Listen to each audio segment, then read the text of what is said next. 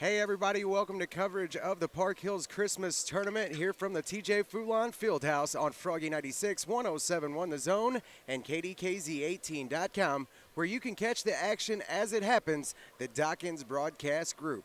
Just about to get underway in our broadcast schedule here for our championship day. Already 3 games done and over with here today from the Bob Sechrest Jr. Christmas Tournament. Earlier on, our early game, the AV Lady Tigers and DeSoto Lady Dragons, and the DeSoto Lady Dragons able to win the consolation championship. Final score in that 53-37.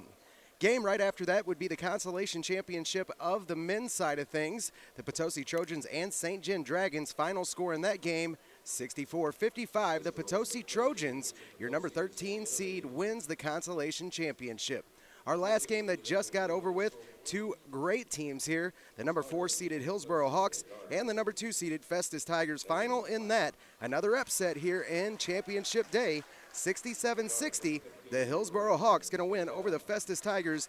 They win your 5th place game here from the Bob Sechrest Jr. Christmas Tournament. Game on tap right now, our first broadcast game here on the Dawkins Broadcast Group features the St. John Lady Hunters and the number 3 seeded Potosi Lady Trojans. And we have a great game, great girls game coming for you right here to start our broadcast day. Starting lineups brought to you here on your PAL Automotive pregame show. Starting for Brooke Hale's squad, the number 3 of Megan Clapp, the 15 of Miranda Chazelle, the 20 of Mackenzie Adams, the number 22 of Allie Golden, and the number 32 of Macy Knott. Starting lineup for the St. John Lady Hunters, Josh Banks squad, the number 3 of Maddie Reynolds, the number 12 of Natalie Engel, the 13 of Darren Brown, the 33 of Riley Meyer, and the number 44 of Courtney Donzie, going to round out your starters here on the PAL Automotive pregame show. This our first broadcast game of the championship rounds. St. John and Potosi girls going to kick off our broadcast schedule. Directly following this, we will see the number 5 seeded Farmington Knights and the number 7 seeded West County Bulldogs, 2 teams that just barely got beat out of the championship bracket last night on the men's side of things. That game going to be a great game. We will follow up that with a championship game, a girls game. The number 1 seeded Central Rebels, the number 2 seeded Fredericktown Lady Black Cats, and finally our last game of the night, the number 1 seeded Central Rebels and the number 6 seeded North County Raiders, a crosstown rivalry that we have not seen in a long time here from the Christmas tournament. Going to end our men's championship tonight. Tip is going to go to Potosi Trojans, and a missed opportunity that time for Miranda Chazelle. Rebound going to go out to Maddie Reynolds. Now a kick to Darren Brown. Long 3, and Darren Brown is going to start out your scoring for the St. John Lady Hunters. Darren Brown now with 3 points on the ball game, a 3-0 lead for St. John. Potosi side of the floor now, Megan Clapp, top of the key, now right-hand side, a dish to Allie Golden. A long shot off the glass is going to go for Allie Golden, and she comes right back down and matches the three-pointer. Now 3 on the game for her, and we're knotted back up at 3 points. Maddie Reynolds now top of the key, spin move here, right-hand side, kicks out to Donzie. Now back up top to Natalie Engel. She's going to bring it top of the key. Nothing doing there, has to give it to Riley Meyer. Now back down to Maddie Reynolds in the corner. Skip pass here across to the other side, Darren Brown now down into the corner. Long 3 from Engel, that went off the back of the rim and no good. Rebound this time, going to go to Allie Golden. Down the floor we go with Potosi, right to the bucket she goes, and the layup that time just off the back of the rim and no good. Jump ball upcoming here. Courtney Donzie pulled it down. She was tied up by Mackenzie Adams and Miranda Chazelle. Jump ball here. We'll give it right back to the St. John Lady Hunters. Maddie Reynolds going to bring it down for them. Now left-hand side, Darren Brown. She picks up her dribble. Now a pass to the high post to Donzie. Back out to Brown for another 3. Long 3 just off the front of the rim and no good. Rebound going to go right back to Donzie. Donzie with the putback, no good. And now back to Natalie Engel, who puts it back up and in. Natalie Engel going to pick up the next 2 for the St. John Lady Hunters, and now a 5-3 lead for St. John. Great offensive rebounding so far on the game for St. John. On the other side of the floor here, a missed opportunity for Macy Knott, and she's going to pick up her, she's going to be fouled. The first foul is going to go on the number 33 of Riley Meyer. Meyer now picks up her first personal and the first team foul on St. John here in the first half. Inbound's going to go up to Jenna Haynes. That shot no good from the middle of the lane. And the rebound goes to Riley Meyer. Down the floor now, Maddie Reynolds, right-hand side. Now a kick back out to Darren Brown. No shot from her. Natalie Engel now. Back down into the post, nothing doing for Riley Meyer. And now back down to Courtney Donzie, and a foul upcoming here, gonna go against Potosi. Just getting underway here in the first quarter, an early lead for the St. John Lady Hunters, 5-3. Just a minimal lead here. Inbound upcoming from Natalie Engel. Up top it goes to Darren Brown. Now down to Maddie Reynolds. Thought about the shot, she's gonna kick it back out. Now back over to her, a feed down low to Donzie. Donzie on the turnaround, shot no good. Gets her own rebound, and that was gonna be pushed off her hand and out of bounds. It'll go back to Potosi. 4 broadcast games here in our schedule for tonight on the Dawkins Broadcast Group. This just number 1. 2 third-place games and 2 championship games starting here at about 6 o'clock tonight. Underneath the goal, a shot that time by Macy Knott, not going to connect. And the rebound goes back to St. John. Maddie Reynolds now on the attack, a dish down low. And before the pass, they're going to say Maddie Reynolds charged. Offensive foul here is going to go against her. That'll be her first personal and the second team foul on St. John. Back down the floor we go now, and a pass across the lane. And the shot this time for Megan Clapp, not going to be good.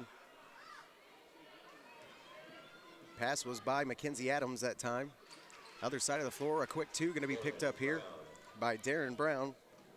Wide open underneath the goal, nobody saw her. She puts one nice and easy up off the backboard and in. Other side of the floor now, Mackenzie Adams, a dish over left-hand side to Allie Golden. Golden now going to drive middle of the lane. The toss-up shot this time, not going to fall. Rebound goes back to Jenna Haynes. And on the putback, she's going to be fouled.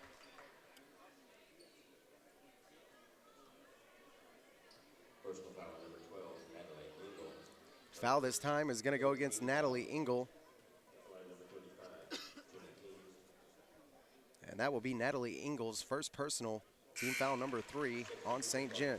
At the line right now, Jenna Haynes, who makes her first. She's now got 1 point on the game, is 1 for 1 from the stripe, a chance for 2 here. Her second free throw going to be up and in as well.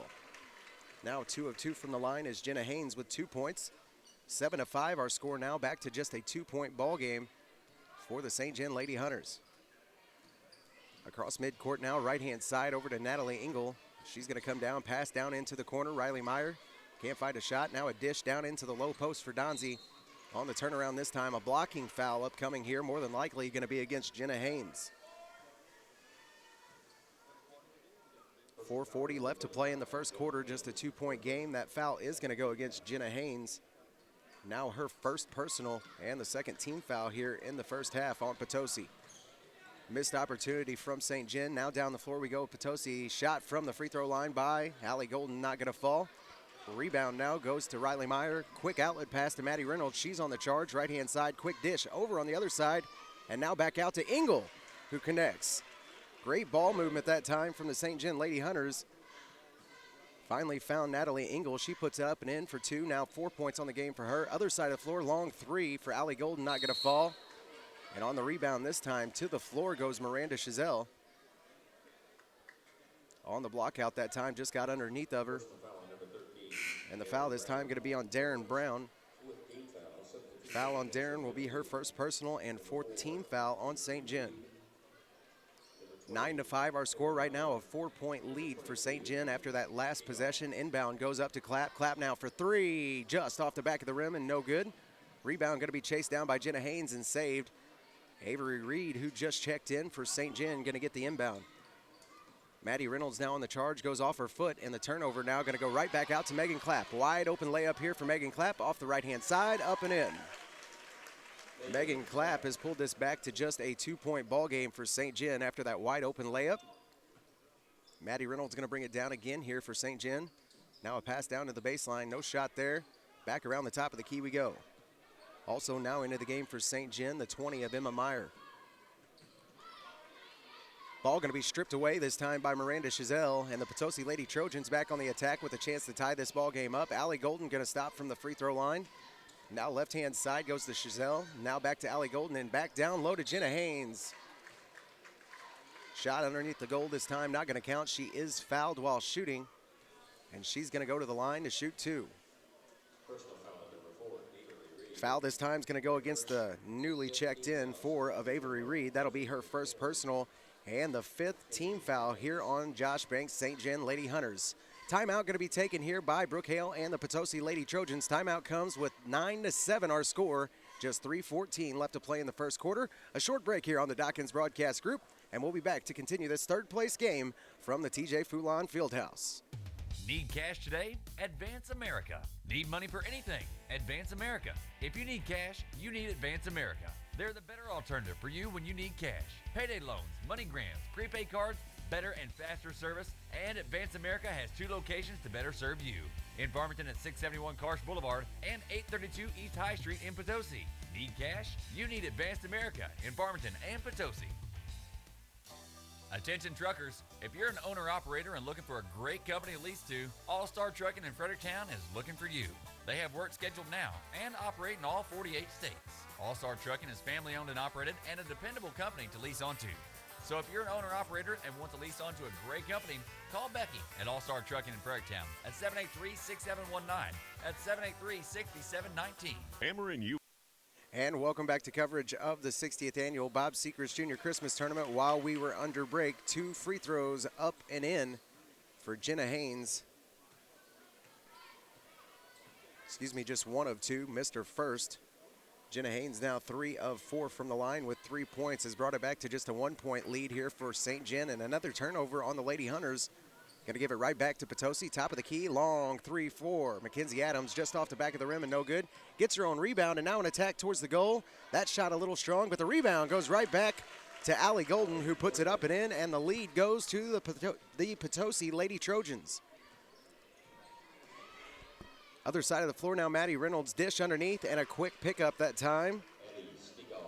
Maddie Stegall, who just checked in, Abby Stegall, excuse me, just got her first 2. Takes the lead back here for St. John, 11-10 our score. Top of the right-hand wing now, a dish down low, goes to Allie Golden, off the glass, up and in. And again, the lead goes back to Potosi. Back and forth this game goes now with just 2:15 left to play in the first quarter, 12-11 our score. A Potosi Trojan lead. And the turnover here by St. John, going to give it right back to him. Miranda Chazelle now back out to Mackenzie Adams. And around the left-hand side, she's going to be fouled.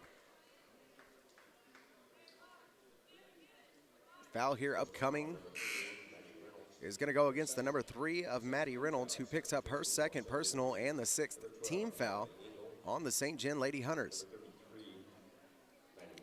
Checking into the game now for St. John will be the 23 of Maddie Helms. Also back into the game will be Natalie Engel. Inbound here goes to Miranda Chazelle. Now back to Allie Golden off the inbound. And the shot going to be no good that time. Goes off the hands of Jenna Haynes. And St. John going to get the ball back here with 1:58 left to play in the first. 12-11 our score. 3 lead changes so far in this ball game. Right now, Potosi Lady Trojans on top by 1. Right-hand side, and this pass going to go off the hand of Maddie Helms and out of bounds. And another turnover on the St. John Lady Hunters. Inbound upcoming here, Miranda Chazelle. She's going to get it in to Megan Clapp now across the midcourt line. We go with Potosi. Down onto the baseline. No shot for Macy Knott. High feed to the post that time for Allie Golden. Her shot off the right-hand side, no good. And on the rebound, an upcoming foul, more than likely going to be against Macy Knott. Macy Knott does pick up the foul. Now her second personal on Macy Knott. And the 3rd team foul on Potosi. Other side of the floor, a drive from the left-hand side for Darren Brown. And on the drive, a foul here upcoming is going to go against the 3 of Megan Clapp. Clapp now picks up her first personal and the 4th team foul on Potosi. Inbound upcoming from Darren Brown. Gets it in. Maddie Helms passes up the shot. Now a kick over on the right-hand side. Goes back to Darren Brown. And this ball going to go off her hand and out of bounds. Another turnover for St. John. Inbound upcoming goes right into Megan Clapp. She's going to bring it down the floor for Potosi. They lead right now by 1, 12-11 our score as we approach the 1-minute mark here in the first quarter. Left-hand side, a drive towards the baseline from Mackenzie Adams. Now a kick back to the free throw line and a traveling violation here by Allie Golden before the shot. Turnover. We'll give it right back to St. John. They trail by 1. Darren Brown going to bring it down the floor for them. Left-hand side now over to Natalie Engel. A feed down low goes to Riley Myers. Shot from the baseline off the front of the rim and no good. Rebound now to Megan Clapp. And she's going to push the ball down the floor for the Lady Trojans. Shot off the right-hand side. Not going to fall. And they're going to say this is a blocking foul. St. John fans disagree. Going to say this time that Maddie Helms didn't have her feet set. And the blocking foul here going to go against Maddie Helms, her first. And the 7th team foul on St. John at the line. Megan Clapp, she extends the lead out with her first free throw. Now 1 of 1 from the line with 3 and makes this a 13-11 game. From the free throw line again, Megan Clapp, she hits both of them.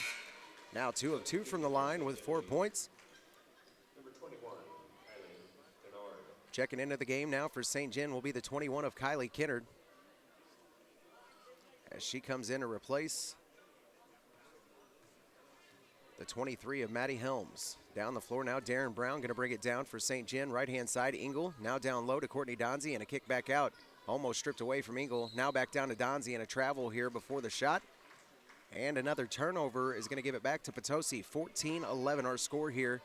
Now under a minute to play in the first quarter, a 3-point lead for the Lady Trojans. Lady Trojans, your number 3 seed. Your St. John Lady Hunters, your number 4 seed. Underneath the goal this time, a missed shot, but is fouled while shooting. And the foul this time going to go against the newly checked in Kylie Kennard, who now picks up her first personal and team foul number 8 on St. John at the line. After the foul is Miranda Chazelle, who hits her first. Now 1 of 1 from the line with her first points of the ball game. Still at the line, Miranda Chazelle's second free throw, does fall. Now 2 of 2 from the line with 2 points is Miranda Chazelle. And now a 5-point lead for Potosi. Right-hand side of the floor now, and a traveling violation on Natalie Engel right off the bat. Going to give it right back to Potosi. So far, the story of the game for the St. John Lady Hunters got to be their turnover ratio. Right now they trail by 5 after leading early in this ball game by up to 6. Left-hand side, Miranda Chazelle now over to Mackenzie Adams. Drive from her and a pass over to Shayla Jennings is going to go. Shayla Jennings with her first points off the night. A great finish underneath the bucket that time for her. And now St. John trying to beat this press, and they're going to throw it right to Allie Golden. Golden now going to attack the bucket, right-hand side, and she's got it. Allie Golden now with 9 points as we go under 5 seconds to play, and that's going to draw to a close our first quarter. Our score right now, 20-11. The Potosi Lady Trojans lead over the St. John Lady Hunters by 9. We're going to take a short break, and we'll be back with more second quarter action here in your girls' third place game. The number 3 seeded Potosi Lady Trojans and the number 4 seeded St. John Lady Hunters. More action coming your way here on the Dawkins Broadcast Group right after this. Ameren UE Tomsock plant in Annapolis is proud to be a part of the Park Hills Central Tournament and wishes all teams the best of luck. It takes hard work and team spirit to make it to this historic tournament. Best of luck in all of your athletic endeavors from everyone at Ameren UE Tomsock in Annapolis. And welcome back to coverage of the 60th annual Bob Sechrest Jr. Christmas Tournament. As we approach the beginning of this second quarter, a 9-point lead right now for the Potosi Lady Trojans over the number 4 seeded St. John Lady Hunters. This, our first game in our broadcast schedule here for today. We will have 3 more games after this one. Coming up next, your men's third place game. A good game that's going to be too. The number 5 seeded Farmington Knights and the number 7 seeded West County Bulldogs. Shortly to follow, the number 1 seeded Central Lady Rebels, your defending 3A state champs, will take on the number 2 seeded Fredericktown Lady Black Cats. And finally, our last game of the night, your men's championship game, the number 1 seeded Central Rebels and the number 6 seeded North County Raiders, a crosstown rivalry for your men's championship. Inbound goes to Allie Golden, who turns around and drains another one here for the Potosi Lady Trojans. Now 11 points on the game for her, and she extends this out to now an 11-point lead for Potosi. Across midcourt we go now. Maddie Reynolds just checked back in for St. John. Almost throws it away that time. Left-hand side goes to Darren Brown. Now over to Riley Meyer. Donzie now back out to Engel and a drive to the baseline. She's going to be fouled here. Blocking foul upcoming here on the Potosi Lady Trojans. Is going to go against the number 10. And that'll be Mackenzie Adams. Mackenzie Adams now picks up her first personal and team foul number 5 on Potosi. At the line, Natalie Engel, her first free throw, no good. She's now 0 of 1 from the line. Still at the line right now, Natalie Engel, and her second free throw going to be up and no good as well, just off the back of the rim. Natalie Engel now 0 for 2 from the free throw line, is going to give it back to St. John. They have an 11-point lead, just getting underway here in the second quarter. Spin move, top of the elbow that time for Mackenzie Adams. Now a pass to Allie Golden. Now a pass across the lane to Shayla Jennings, who gets the bucket and the foul. The Potosi Lady Trojans coming to life here in the second quarter have extended this out to now a 13-point lead. Shayla Jennings going to pick up her 4th points of the ball game, now at the free throw line with a chance for the 3-point play. Could extend this out to a 14-point ball game for the Potosi Lady Trojans. And her free throw is going to go. Now 5 points on the game for Shayla Jennings. She's made it a 14-point lead for Potosi. 25-11 our score. Maddie Reynolds going to drive right to the bucket for St. John. She almost loses it, gives it over to Darren Brown. Shot that time going to be missed on, but the rebound goes back to Riley Meyer. Now from the baseline, a pass over to Avery Reed, who just checked back in for St. John. Down onto the baseline, a long shot here from Engel, and she's got a 3. A great time for her to hit her first 3-point shot here of the game. Now 7 for her. As she brings this back to just an 11-point ball game for Potosi. Right-hand side of the elbow, Mackenzie Adams thought about the shot. Now a pass to Allie Golden, and back out to Adams for 3, just off the back of the rim, and that one going to go over the back of the backboard and out of bounds. It'll go right back to St. John. 6:32 left to play in the half. Right now an 11-point lead for the number 3 seeded Potosi Lady Trojans over the number 4 seeded St. John Lady Hunters. Now down underneath, and a pass to Avery Reed, who puts it up and in. A quick pass underneath the goal that time from Maddie Reynolds. Finds a wide open Avery Reed, who's then fouled while shooting, gets the bucket, and now the chance for the 3-point play for her. Foul that time is going to go against the 22 of Allie Golden, will be her first personal, and team foul number 6 on the Potosi Lady Trojans. A timeout going to be taken here by Brooke Hale and the Potosi Lady Trojans. Timeout comes with 6:24 left to play in the first half. Our score right now, 25-16. The St. John Lady Hunters starting to cut into the lead just a little bit, now at just 9 points for Potosi. More high school basketball coming your way here from the TJ Foulon Fieldhouse on the Dawkins Broadcast Group right after this.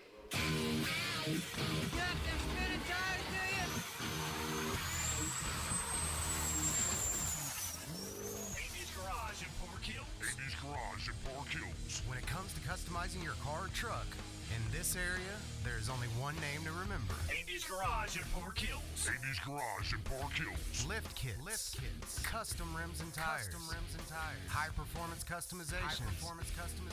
Andy's Garage in Park Hills is the only place you need to stop. And diesels are their specialty. Andy's Garage in Park Hills. Andy's Garage in Park Hills. So what are you waiting for? Call Andy's Garage in Park Hills now to start separating yourself from the pack. Call 431-2626. That's 431-2626. And welcome back to coverage of the 60th annual Bob Sechrest Jr. Christmas Tournament. While we were under break, Avery Reed not able to make hers. She goes 0 for 1 from the line, but on the other side of the floor, a quick shot from Potosi after a quick outlet. And underneath the bucket, Jenna Haynes is going to be fouled. She's at the free throw line right now, makes her first. Foul that time is going to go against Natalie Engel, her second personal, and team foul number 9 on St. John. Second free throw for Jenna Haynes going to go as well. She is now 5 of 6 from the free throw line with 5 total points on the game. Other side of the floor now, Potosi. A blocking foul here upcoming after the drive from the baseline by Natalie Engel. Foul's going to go against Jenna Haynes, now her second personal of the ball game, and the 7th team foul on Potosi. Potosi right now with an 11-point lead after the last 2 free throws made by Jenna Haynes. At the free throw line right now, Natalie Engel, who misses her first. She's now 0 for 3 from the line, and her second going to not fall as well. Is now 0 of 4 from the free throw line. On the attack goes Mackenzie Adams right off the bat, left-hand side. Now a dish over to Macy Knott. Shot not good that time by her, but the rebound is back up and in by Allie Golden. Now 13 on the game for Golden. Now a drive by Maddie Reynolds, right-hand side, takes it all the way through traffic by herself, and Maddie Reynolds going to pick up her first 2 points of the ball game. Still an 11-point lead here for Potosi. Macy Knott on the other side for the Lady Trojans. Now a skip pass over to Allie Golden, and a feed down underneath to Macy Knott. Shot that good, no good. Now a back on the other side of the floor. A quick pass goes underneath to Avery Reed. And nobody around her. She's going to make the bucket. Foul right during the shot is going to send her to the line. And the foul this time going to be Jenna Haynes' second in a row. Now 3 personals on her. 8 total fouls so far on the game for the Potosi Lady Trojans. At the line right now, Avery Reed with a chance to just make this an 8-point lead for Potosi and pick up the 3-point play. Avery Reed's free throw is going to be up and goes off the back of the rim and no good. Rebound this time going to go to Miranda Chazelle. Avery Reed now 0 for 2 from the free throw line. Shot on the other side of the floor by Macy Knott from the 3-point line, no good. Rebound goes to Maddie Reynolds, and now down the floor to Natalie Engel. Shot on the right-hand side. She is stuffed that time by Allie Golden. And right back down the floor come the Lady Trojans. Pass underneath the goal, going to be broken up by Avery Reed. Pass was intended down on the left-hand block to Shayla Jennings. Good hustle to get back and break that one up by Avery Reed. Now just a 9-point lead for the Lady Trojans. Inbound upcoming here is going to be by Miranda Chazelle. 5 minutes left to play in the first half. Inbound goes to Macy Knott. Turnaround this time is going to be up, and she's going to travel with the ball that time before the shot. Turnover will give the ball right back to St. John, and a chance to cut even deeper into this lead. 9-point lead right now for Potosi, 29-20 over the St. John Lady Hunters. Left-hand corner now, Courtney Donzie. A kick back up top. Goes to Maddie Reynolds. Now a drive by her all the way by herself to the rack off the right-hand side, but the layup a little strong. And on the rebound, it's going to go off Potosi. Ball will stay with St. John underneath their own goal. This our first third-place game. Shortly to follow your men's third-place game, Farmington and West County. Long 3-point shot this time by Maddie Reynolds. Not going to fall, and Shayla Jennings is going to be fouled after on the rebound.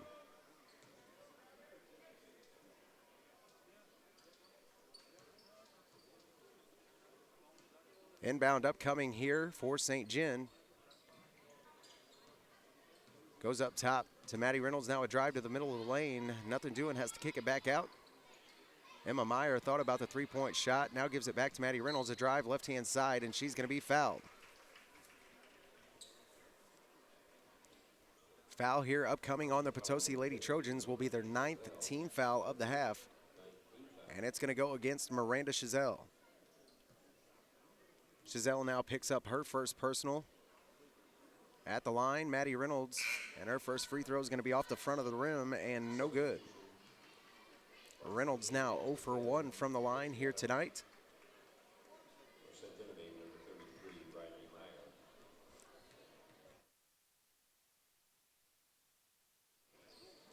And the second free throw for Maddie Reynolds is going to be no good as well. Maddie Reynolds now 0 for 2 from the line, and the rebound going to go back to Potosi. Down the floor we go with the Lady Trojans. Top of the key, Macy Knott. Now a feed down to the baseline for Allie Golden. A drive here, and the shot by Golden going to go. Allie Golden remains very good from the outside shot. 15 total points on the game for her. Left-hand side now for St. John goes to Emma Meyer. Now back up top to Maddie Reynolds. Around the top of the key they go. Now a pass over to Riley Meyer and a feed high post. Courtney Donzie is going to give it back out to Darren Brown. No. And the ball going to be stripped away that time. A foul here upcoming is going to go against the Potosi Lady Trojans. That time, the 20 of Emma Meyer tried to drive off the right-hand side of the lane. Foul here is going to be against, still not sure what Potosi Lady Trojan.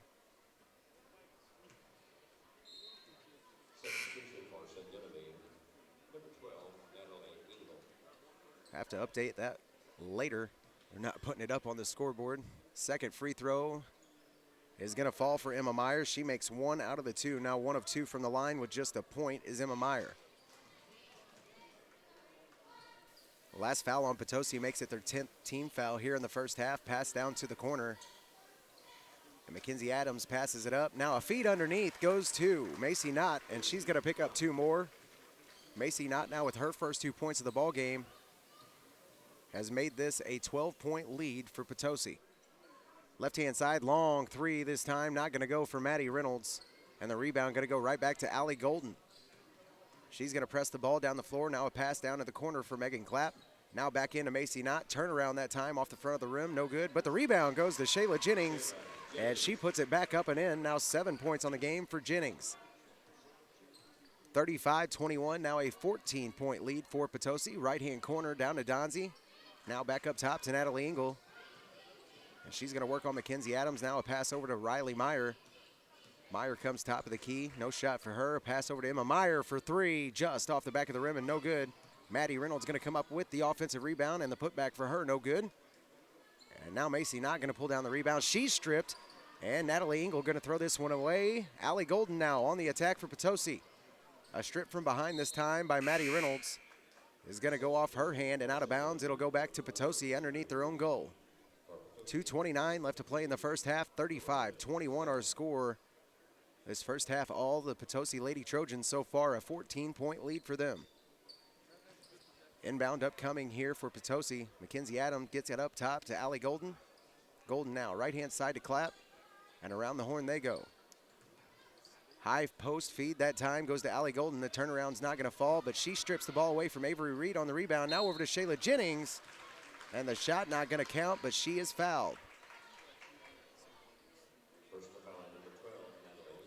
Foul this time is going to go against Natalie Engel. Now her 3rd personal and the 11th team foul on St. John here in the first half. At the line, Shayla Jennings. Jennings' first free throw going to go. She remains perfect from the stripe here today. Now 8 points on the game for her.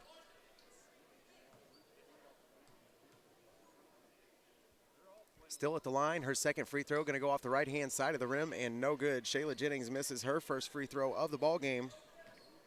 Is now 2 of 3 from the line with 8 points.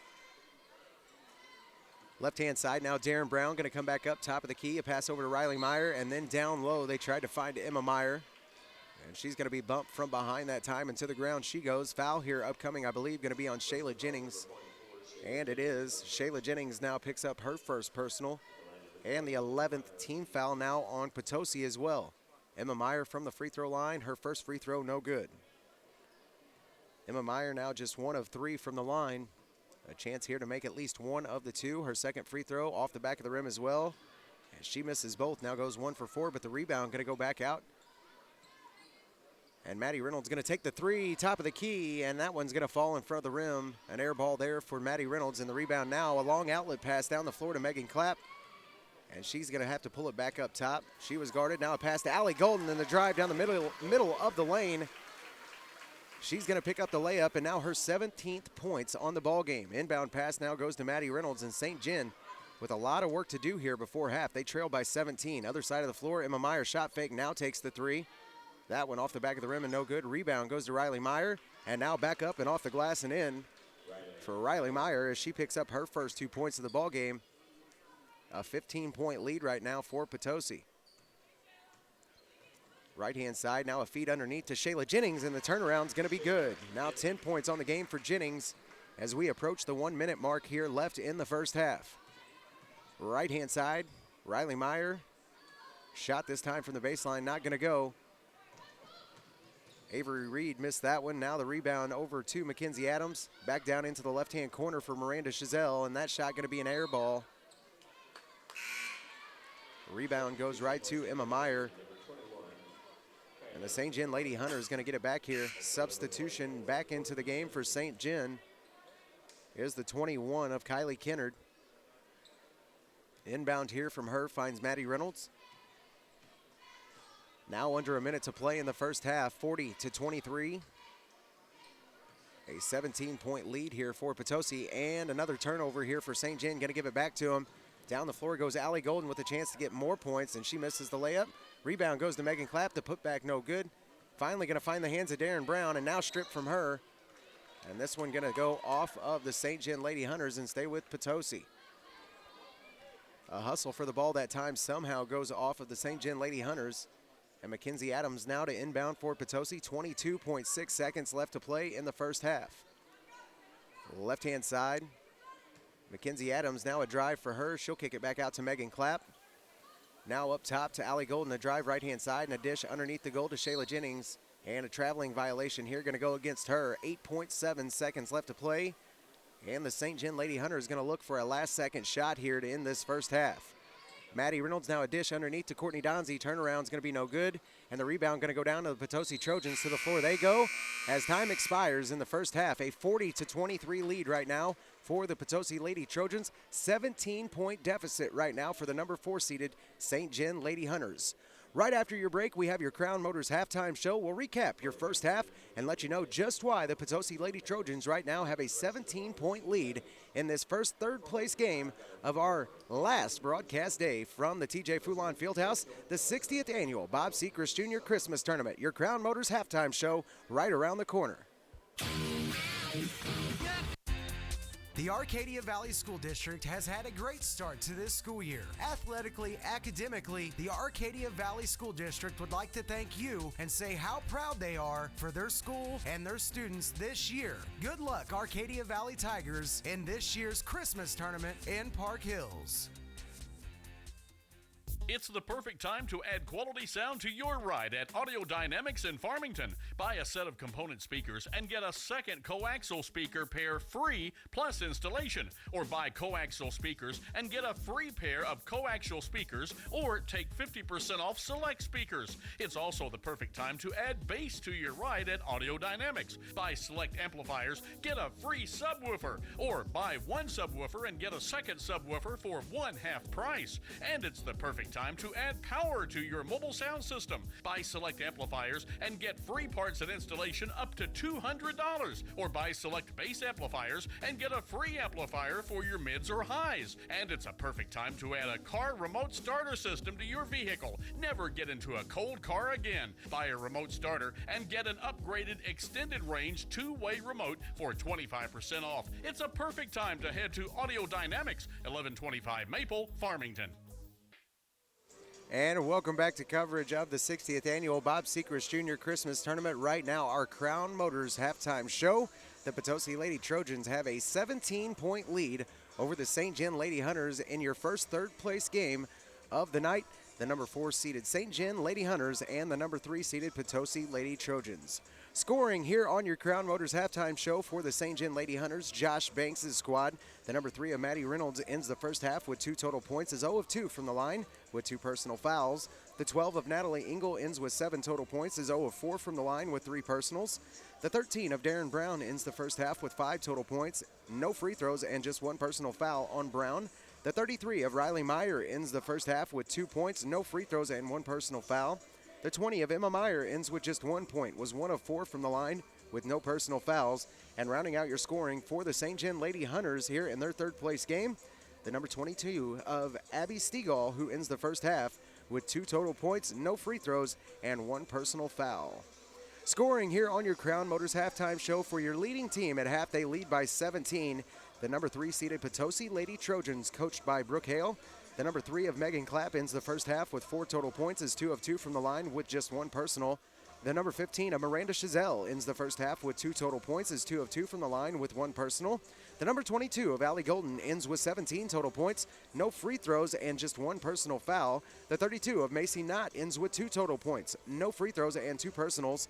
The 35 of Jenna Haynes ends with 5 total points, is 5 of 6 from the free throw line with 3 personal fouls. And rounding out your scoring here in your first half for your leading team, the Potosi Lady Trojans, the 44 of Shayla Jennings, who ends the first half with 10 total points, is 2 of 3 from the line with 1 personal foul. Our score right now on your Crown Motors halftime show, 40-23, a 17-point lead for the number 3 seeded Potosi Lady Trojans over the number 4 seeded St. John Lady Hunters in your third place girls game here from the 60th annual Bob Sechrest Jr. Christmas Tournament.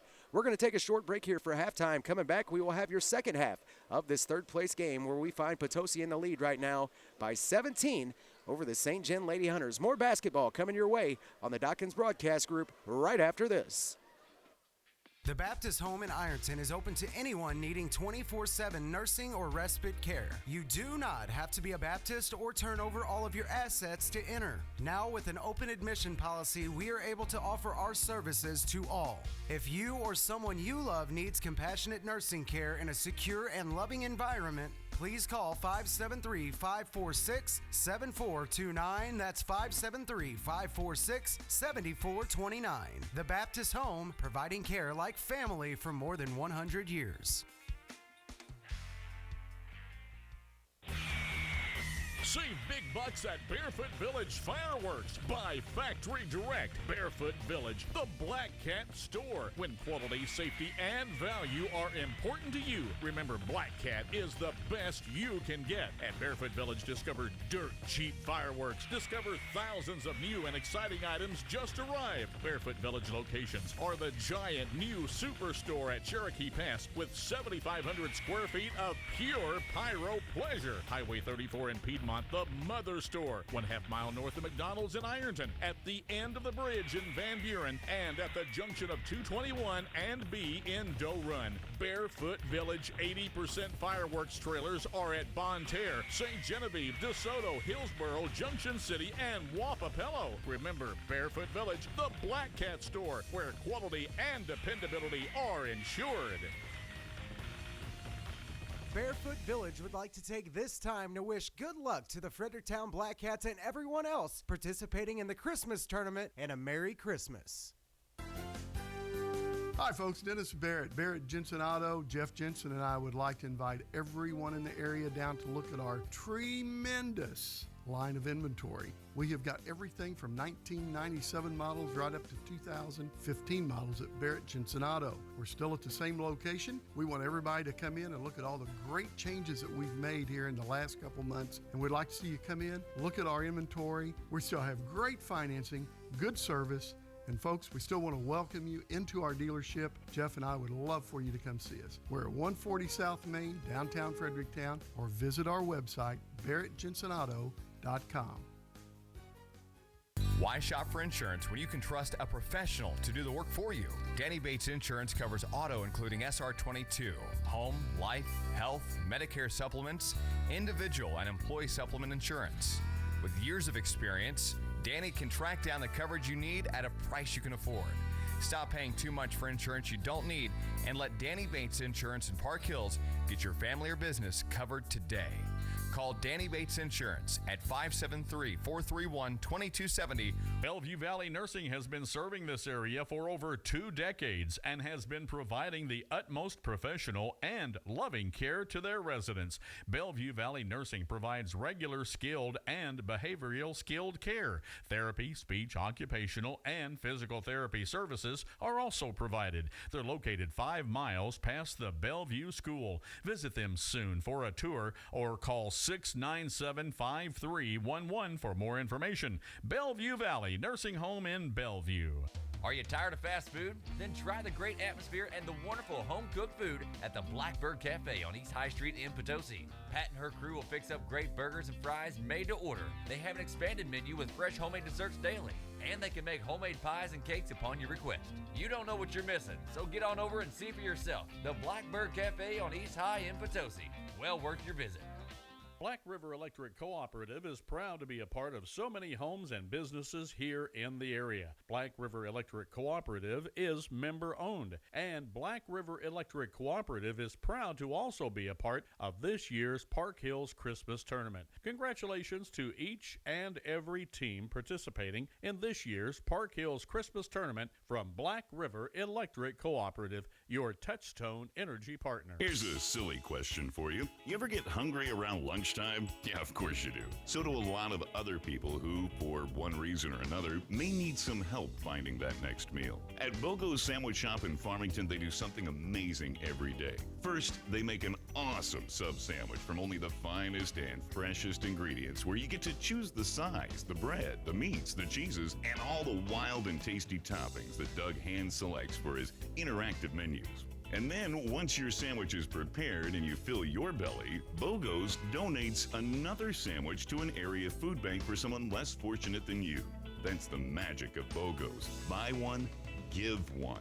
Every sandwich you buy at BOGO's, they will make an additional sandwich that feeds someone in need right here in our community. BOGO's founder, Doug Thomas, followed his heart.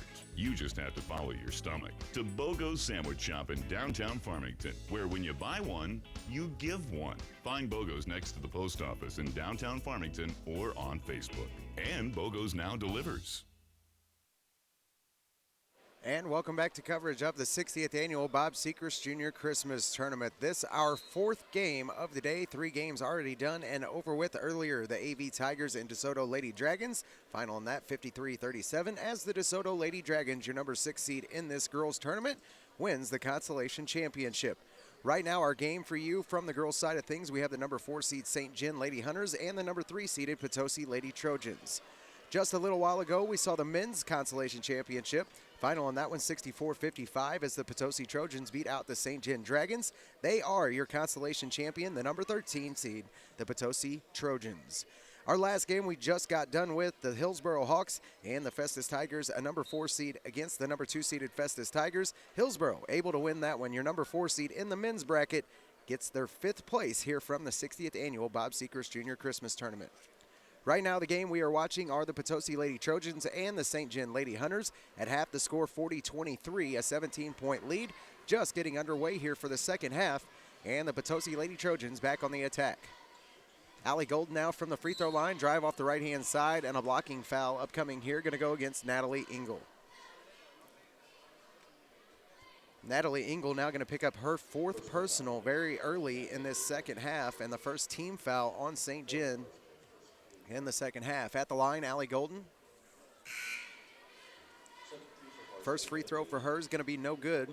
She is now 0 for 1 from the line. Allie does have 17 total points already just in the first half. Allie Golden's second free throw going to go off the back of the rim and no good as well. 0 for 2 from the line, but the follow is going to go up and in for Shayla Jennings. And that young lady, after not starting this ball game, is having herself a heck of a night. Left-hand side now goes over to Darren Brown. Brown now brings it up top of the key, and she's going to go right-hand side. Now a dish out to the corner to Maddie Reynolds. She's going to drive baseline, puts one off the backboard and in. Maddie Reynolds now 4 points total on the game. A 42-25 lead for Potosi. Shot underneath the goal this time for Shayla Jennings, going to be no good. And on the rebound, Maddie Reynolds and Jennings go at it. Jump ball here is going to give it back to St. John. It's still a 17-point lead here for Potosi. St. John with a lot of work to do in this second half, and another turnover here is going to go into the hands of Allie Golden.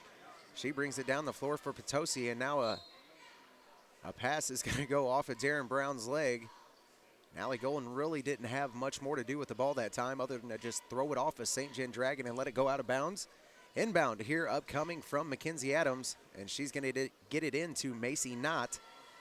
Left-hand side now, Allie Golden. Now a feed down underneath for Macy Knott. Finds Knott underneath the goal, and she goes up and in. Great feed that time to the post, and Macy Knott going to finish. Now 4 points on the game for her. Now up to a 19-point lead here for Potosi. A pass down into the corner for Riley Meyer, and she's going to try to get it into Maddie Reynolds off the cut. Maddie Reynolds not able to hold on to the ball that time, but she's going to be fouled and go to the line here. Shayla Jennings is going to pick up her second personal. And now the first team foul here on Potosi in the second half. And Maddie Reynolds still not able to make a free throw yet today. Is 0 for 3 from the line after that miss.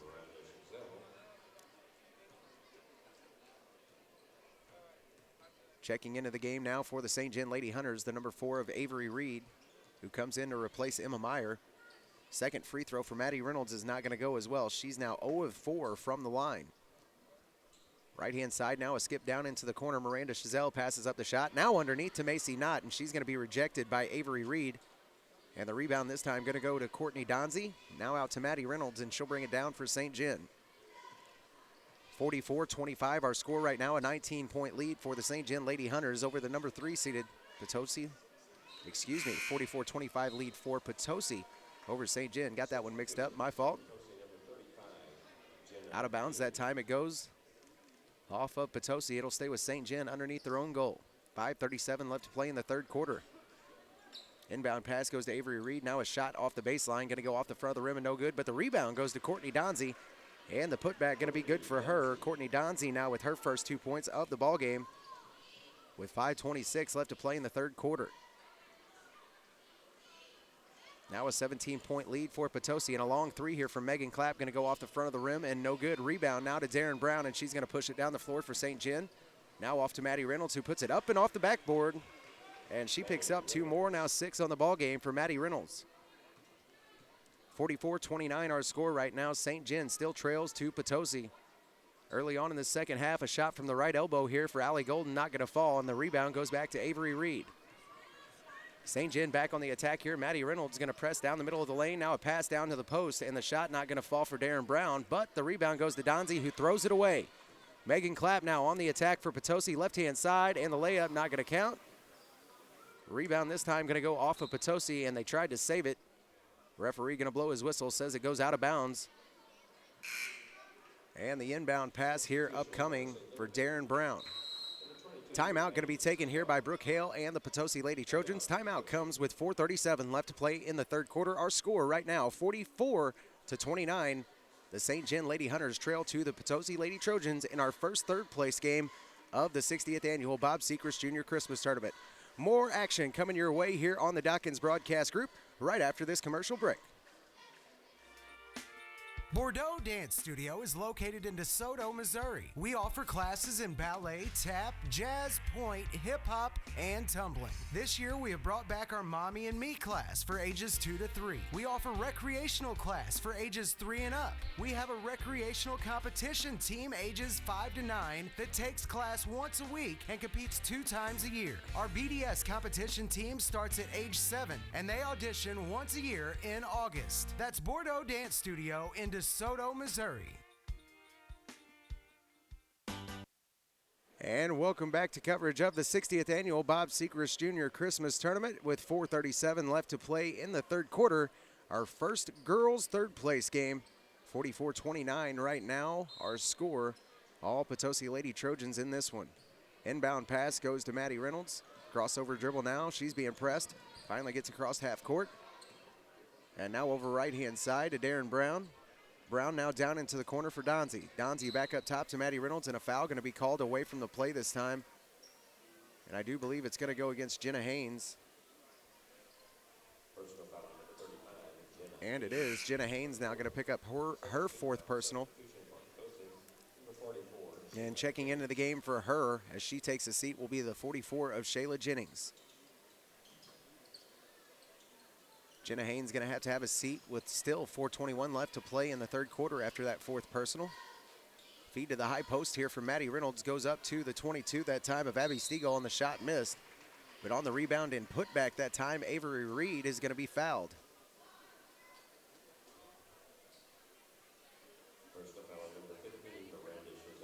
Foul this time is going to go against the number 15 of Miranda Chazelle. Her second personal foul on the ball game is going to give Potosi now their third team foul here in the second half.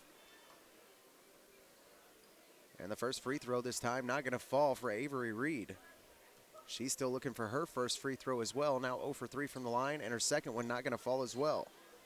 Some poor free throw shooting right now for St. John. 3 players 0 for 4 from the line, and Emma Meyer just 1 of 4 from the line. Pass out to the top of the key now. A long three doesn't go for Mackenzie Adams. And on the rebound, St. John almost loses it. Now a long pass down to Avery Reed, and an easy put up off the back of the glass, up and in that time for Avery Reed, and she's going to pick up her first 2. 44-31 our score now. And a long three here from Megan Clapp, not going to fall. Rebound goes back to Avery Reed. On the attack comes Maddie Reynolds, right-hand side, crossover underneath the bucket and up and in. Now 8 points on the ball game for Maddie Reynolds, and she's brought this to just an 11-point lead now for Potosi, who led it one time by 20. Top of the key now, Allie Golden. She's going to have to get it back over to Mackenzie Adams. Now a feed to Allie Golden. She's going to try to drive down the middle of the baseline and a pass across the lane. And they will say she traveled with the ball beforehand.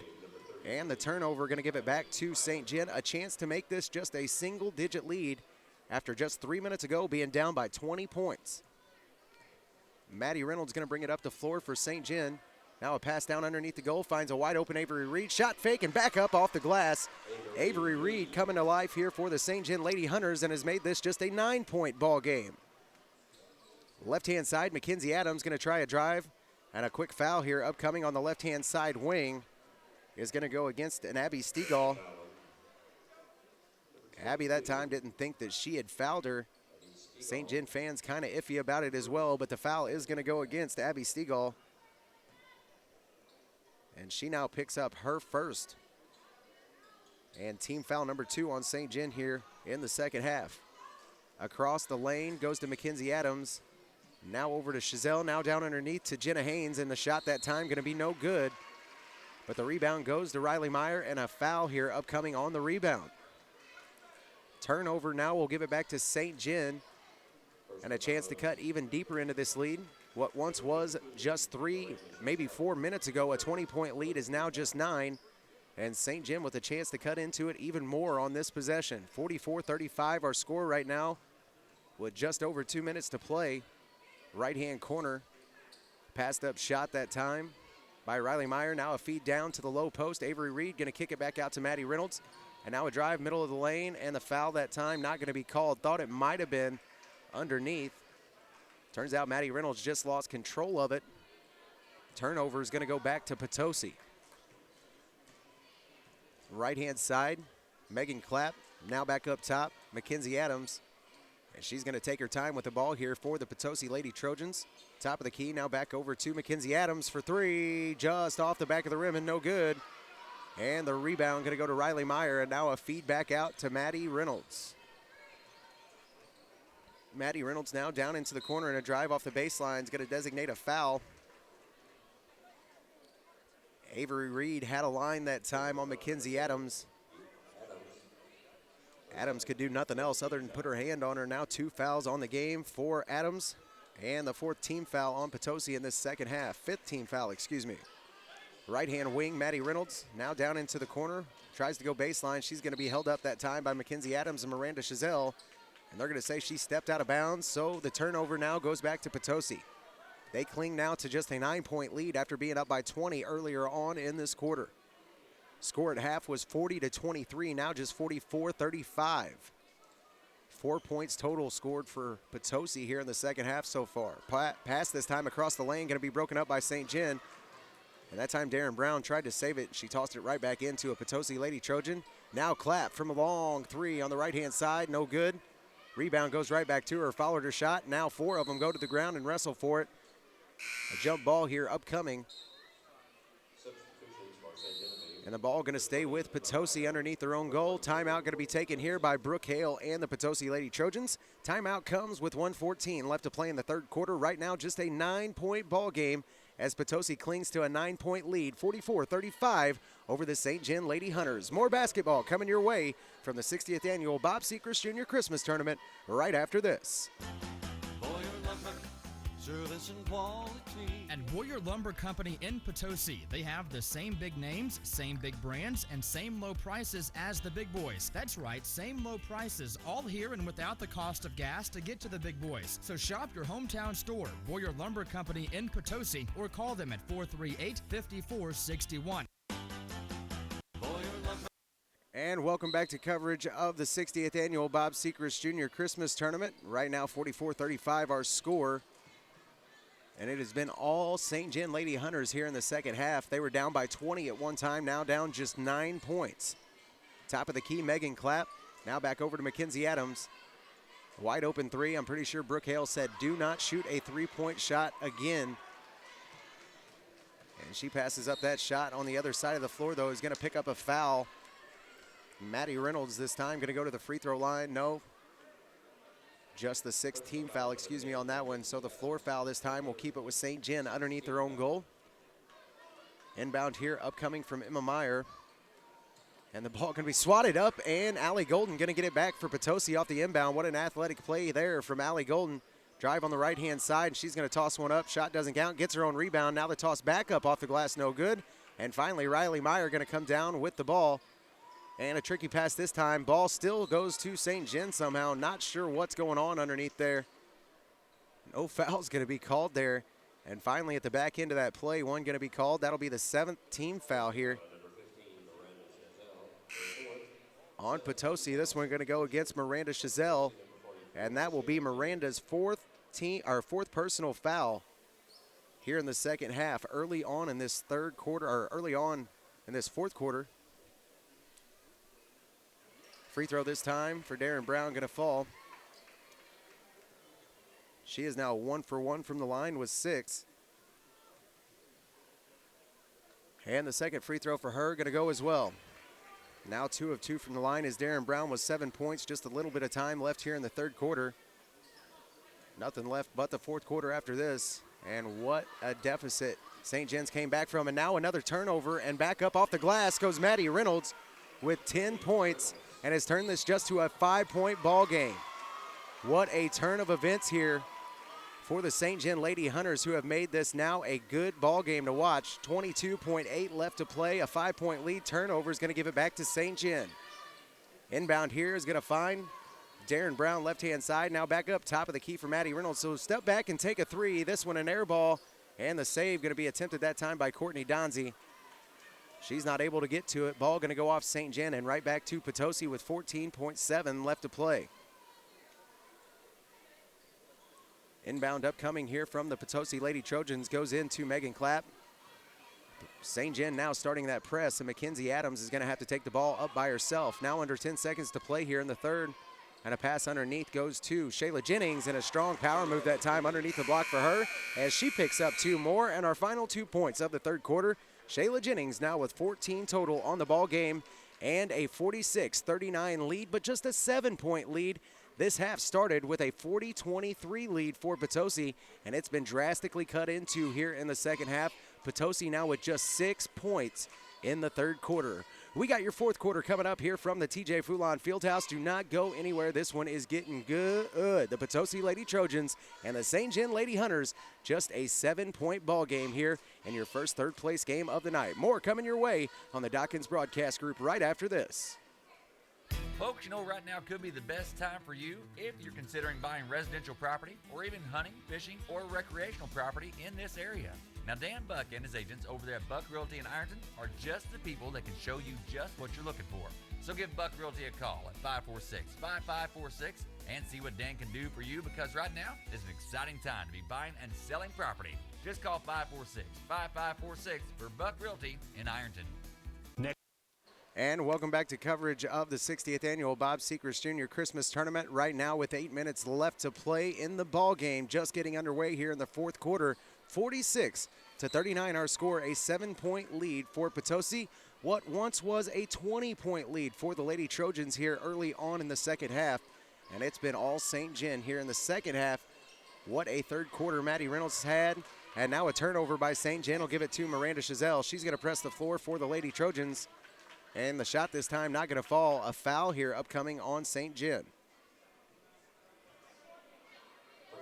Foul this time is going to go against Darren Brown. And Darren Brown will now pick up her second personal of the ball game. And the third team foul here on St. John in the second half. At the free throw line, Miranda Chazelle, her first free throw is going to be just in and out that time. She's now 2 of 3 from the line.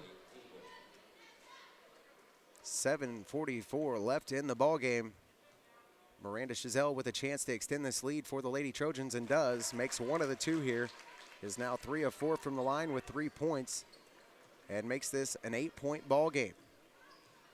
St. John now, Maddie Reynolds going to press middle of the lane. Now a kick out to Riley Meyer. Back up to Darren Brown. Now back down into the corner for Maddie Reynolds. Low post feed this time for Riley Meyer. Turnaround off the glass, going to be no good. And the rebound this time to Courtney Donzie. Donzie now back up top to Darren Brown. Now back to Riley Meyer. And back out to Maddie Reynolds. Top of the key now, back to Darren Brown. Skip around to Natalie Engel. And down into the corner to Riley Meyer. St. John with some good ball movement around the top of the key, and a throwaway this time was intended for Courtney Donzie from Darren Brown. Just led her a little bit too much, and that one falls right into the hands of a Potosi Lady Trojan. And they go back on the attack here with an 8-point lead, 47-39 our score right now.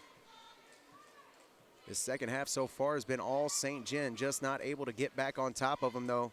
A huge deficit they had there at halftime, 40-23. Down into the corner, now Megan Clapp tries to feed it underneath to Macy Knott. And that pass going to be broken up by Riley Meyer, and a timeout here upcoming here is going to be on Josh Banks and the St. John Lady Hunters. Timeout comes with 6:36 left to play in the ball game. 47-39 our score right now. An 8-point lead for the number 3 seeded Potosi Lady Trojans in this third place game. We have more basketball coming your way here on the Dawkins Broadcast Group. 107.1 The Zone, Froggy 96, and KDKZ18.com, where you can catch the action as it happens. Next time you're shopping for flooring, consider Carpet One Floor and Home. With the buying power of 1,000 Carpet One stores to guarantee great prices, but locally owned to provide you quality service and installation. We sell and professionally install all types of flooring: hardwood, laminate, ceramic, vinyl, and carpet, plus blinds and hardwood sand and finish. For a free measure or estimate, call 756-1999 or visit our friendly showroom, conveniently located between Steak and Shake and Famous Footwear in Farmington. And welcome back to coverage of the 60th annual Bob Sechrest Jr. Christmas Tournament. Right now with 6:36 left to play in the ball game. An 8-point lead for the Potosi Lady Trojans in this third place game. Inbound upcoming here is going to be from Mackenzie Adams, and she gets it into Megan Clapp. Now right-hand side of the wing up top with the ball for Potosi. Crossover dribble for her. She's being guarded well by Darren Brown. And now on the right-hand side, a foul here upcoming. Unintentional, but I do believe it's going to go against Natalie Engel, and if so, it will be her 5th personal, and she will have to leave the ball game. It is going to go against Natalie Engel, so Natalie Engel now picks up her 5th personal, and she's going to have to leave the game with still 6:25 left to play in the fourth quarter. Natalie Engel ends the ball game with 7 total points, 0 for 4 from the line with 5 personal fouls. Inbound here is going to go to Mackenzie Adams. Adams now top of the right-hand wing. Now up top of the key for Allie Golden. She's going to try to drive. Stops at about the right elbow, and the toss-up that time, no good from her. On the rebound, going to go off the foot of Shayla Jennings and out of bounds. And St. John going to get it back here with 6:13 left to play. Inbound goes to Maddie Reynolds. Maddie Reynolds going to bring it up now for St. John. Top of the key. She tries to go right-hand side, and a foul here upcoming going to be on Mackenzie Adams. Mackenzie Adams now going to pick up her 4th personal and the 8th team foul here on Potosi in the second half. And now 2 of the better guards for Potosi going to have a seat. Mackenzie Adams and Miranda Chazelle both with 4 personal fouls. Maddie Reynolds still struggles to find a free throw shot. Is now 0 of 5 from the free throw line with just 10. A left-hand side 3 for Maddie Reynolds. Got it! Maddie Reynolds now with 13 on the ball game has made this just a 5-point lead for Potosi. What a second half Maddie Reynolds has had after only having 2 points in the first half, now with 13. Dish underneath, and Maddie Reynolds going to break this one up. St. John, now she's on the attack. Right-hand side for Reynolds. Layup good. Maddie Reynolds has made this just a 3-point ball game. What a second half for Maddie Reynolds. Inbound pass here. Allie Golden now gives it off to Macy Knott. Now a long throw under the basket, almost a travel that time by Shayla Jennings. Just caught herself. Now the kick back up, right-hand wing for Clapp. Now top of the key and a feedback down to Jennings. She's going to take the power move. Turnaround that time is going to go for Shayla Jennings. A strong gal she is underneath that bucket. Shows it right there and puts this back to a 5-point lead for Potosi.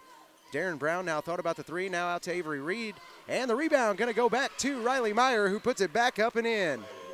Riley Myers brought this to just a 3-point lead for Potosi after that putback. And now a timeout going to be taken by Brooke Hale and the Potosi Lady Trojans. Timeout comes with 4:59 left to play in the ball game. Now just a 3-point lead for the Potosi Lady Trojans, the team that once led by 20 in this second half. We're going to take a short break here on the Dawkins Broadcast Group. Do not go anywhere. We have the conclusion of this fourth quarter coming your way, our first third-place game and our last broadcast day from the TJ Foulon Fieldhouse. The conclusion coming your way right after this. Electric bill is due and I don't get paid for 2 more weeks. What am I going to do? Check on the Spot in Farmington is your answer. They offer payday loans bi-weekly or monthly. Get a payday loan at Check on the Spot and avoid return checks.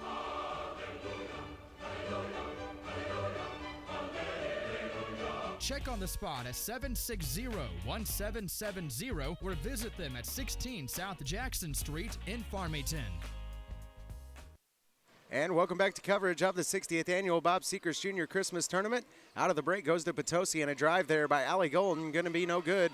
On the floor goes Macy Knott to try to get the rebound, and somehow Maddie Reynolds going to come up with it. Long pass down the floor for a wide open Avery Reed, who gets the bucket. Avery Reed now with 6 total points has made this just a 1-point ball game for Potosi.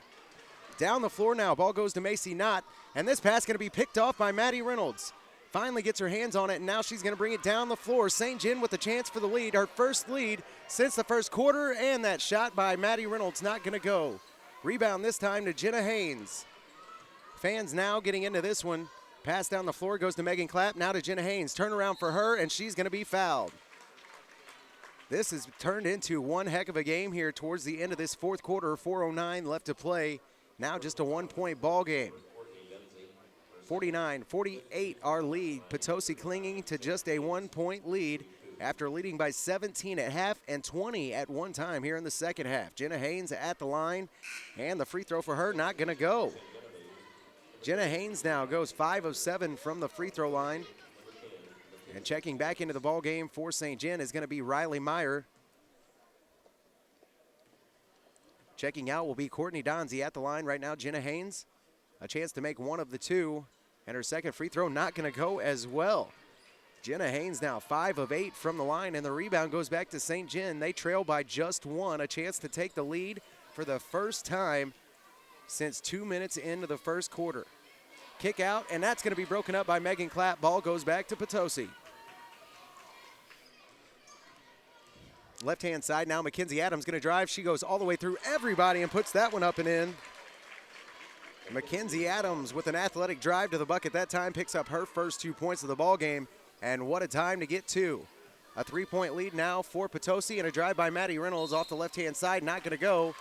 And on the rebound, going to go off her hands and out of bounds, and it'll go back to Potosi. 3:31 left to play in the ball game. 51-48, a 3-point lead for the Lady Trojans. Ball going down the floor now. A long pass goes to Mackenzie Adams. Now over to Allie Golden, and they find Jenna Haynes underneath the bucket by herself. And a wide open layup that time for Jenna Haynes is going to go. Now 7 points on the ball game for her. Inbound pass now. Darren Brown going to get it into Maddie Reynolds. They trail now by 5 again. Left-hand side. Ball goes to Abby Stegall. Now a feed down to the baseline to Riley Meyer. And she's got to kick it back out. Now over to Maddie Reynolds, who drives the bucket. And a foul here upcoming, going to go against Potosi on Maddie Reynolds.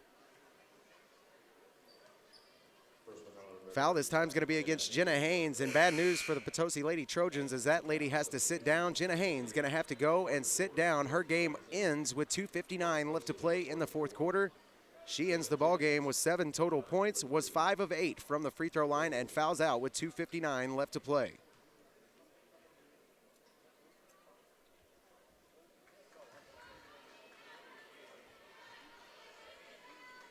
At the line right now, Maddie Reynolds.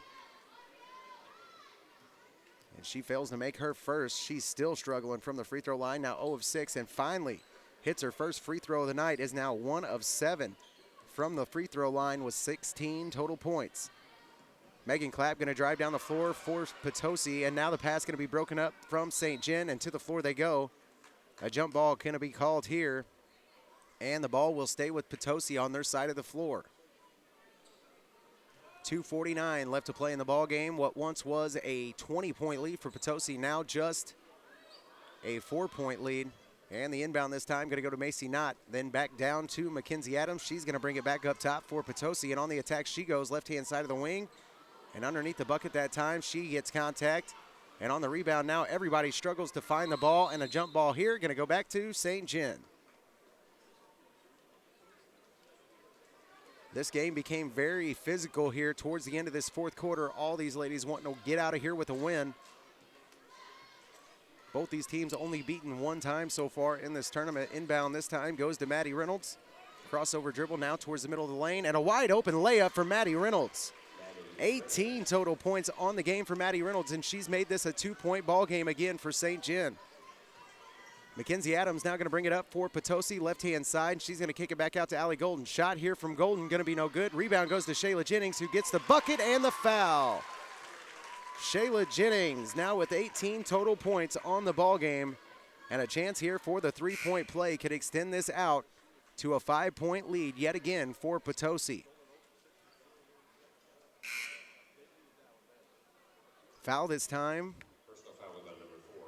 is going to go against Avery Reed.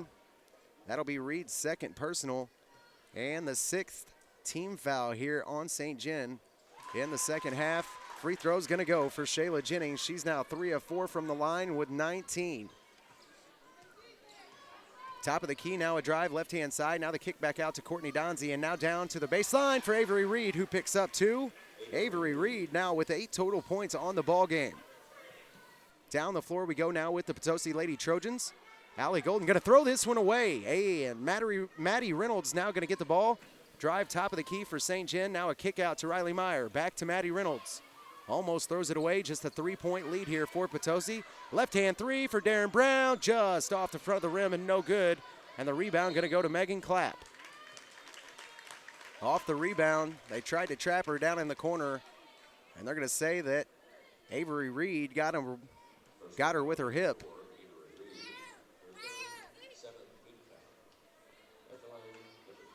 At the line now will be Megan Clapp. After the foul, Avery Reed going to pick up her 3rd personal and the 7th team foul here on St. John in the second half. Free throw is going to go for Megan Clapp. Now 5 points on the game for her. 3 of 3 from the line is Megan Clapp. A huge factor in this game right now has to be the free throw percentage for St. John. Second free throw here for Megan Clapp, not going to go. She's now 3 of 4 from the line, and the rebound goes back to St. John. And a wide open Avery Reed underneath the bucket picks up 2 more. Now 10 points on the game for Avery Reed, and back to just a 2-point ball game here for the St. John Lady Hunters. Timeout going to be taken here by Brooke Hale and the Potosi Trojans. Timeout comes with 1:21 left to play. 57-55, just a 2-point ball game now here in our first third-place game of the Bob Sechrest Junior Christmas Tournament in 2015. Coverage from the TJ Foulon Fieldhouse. More coming your way right here on the Dawkins Broadcast Group right after this. Country Mart of Arcadia is proud to be a broadcast sponsor of this year's Park Hills Christmas Tournament. At Country Mart in Arcadia, you'll find only the freshest meats, produce, and always the lowest prices on groceries in the area. That's why more people love to shop at Country Mart in Arcadia. Locally owned and operated, Country Mart in Arcadia is proud to be a broadcast sponsor of this year's Park Hills Central Christmas Tournament. It's the year-end clearance event at Crown Motors, Highway 67, just north of Farmington at the Fairgrounds exit. All 2015s must go. Crown Motors and Chrysler is offering the best rebates of the year. 2015 Jeep Cherokee, $3,000 rebate. 2015 Chrysler 200, $5,000 rebates. 2015 Dodge Darts, up to $3,000 rebates. Year-end clearance event on all pre-owned cars, trucks, minivans, SUVs, and even motorcycles. Starting at just $59.95. Run, don't walk to Crown Motors, Highway 67, just north of Farmington at the Fairgrounds exit. And welcome back to coverage of the Bob Sechrest Junior Christmas Tournament. Out of the break, Potosi gets it back and a drive down the floor from Mackenzie Adams, and she's going to get fouled. Foul this time going to go against Maddie Reynolds, and she now picks up her 3rd personal and the 8th team foul here on St. John. To the line, Mackenzie Adams, and she's going to miss her free throw. Rebound goes back to Courtney Donzie, and now St. John with a chance to tie this thing up with now just over a minute to play in the ball game. Right-hand side, Darren Brown now down into the corner for Avery Reed. Top of the right-hand side now for Darren Brown, now to the free throw line. Riley Meyer passes up the shot, now back to Maddie Reynolds. And now she's going to go right-hand side, Darren Brown. Back to Reynolds, under a minute to play. A shot from the free throw line. Riley Meyer just misses, and the rebound going to go back to Miranda Chazelle, who is immediately fouled. Foul this time upcoming is going to be on Courtney Donzie.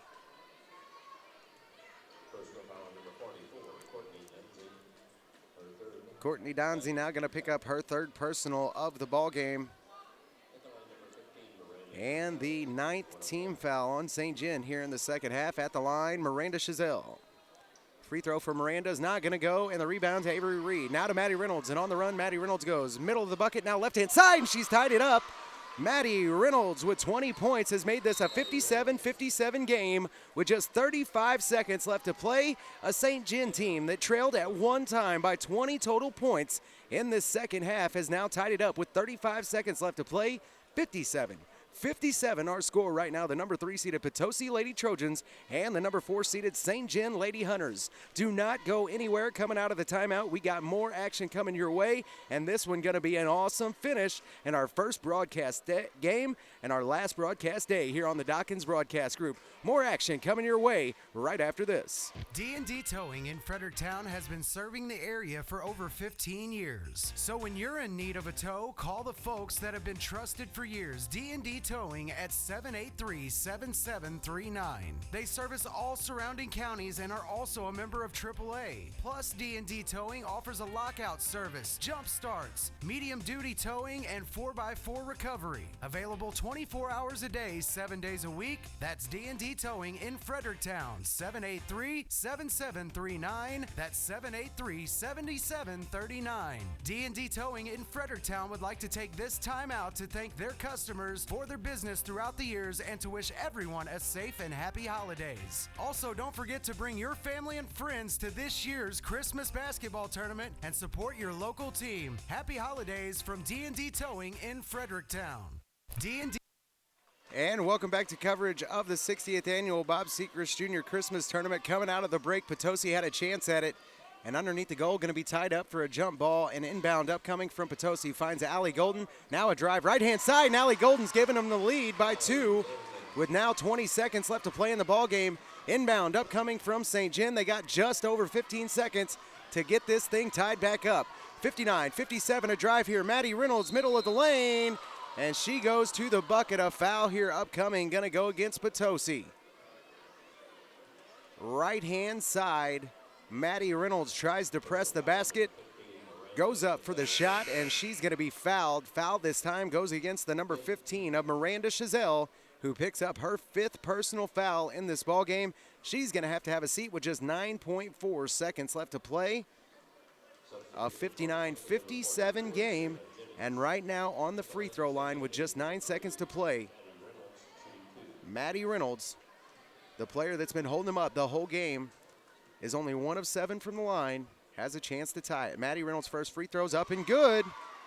What a time to make free throws. She's now 2 of 8 from the line with 21.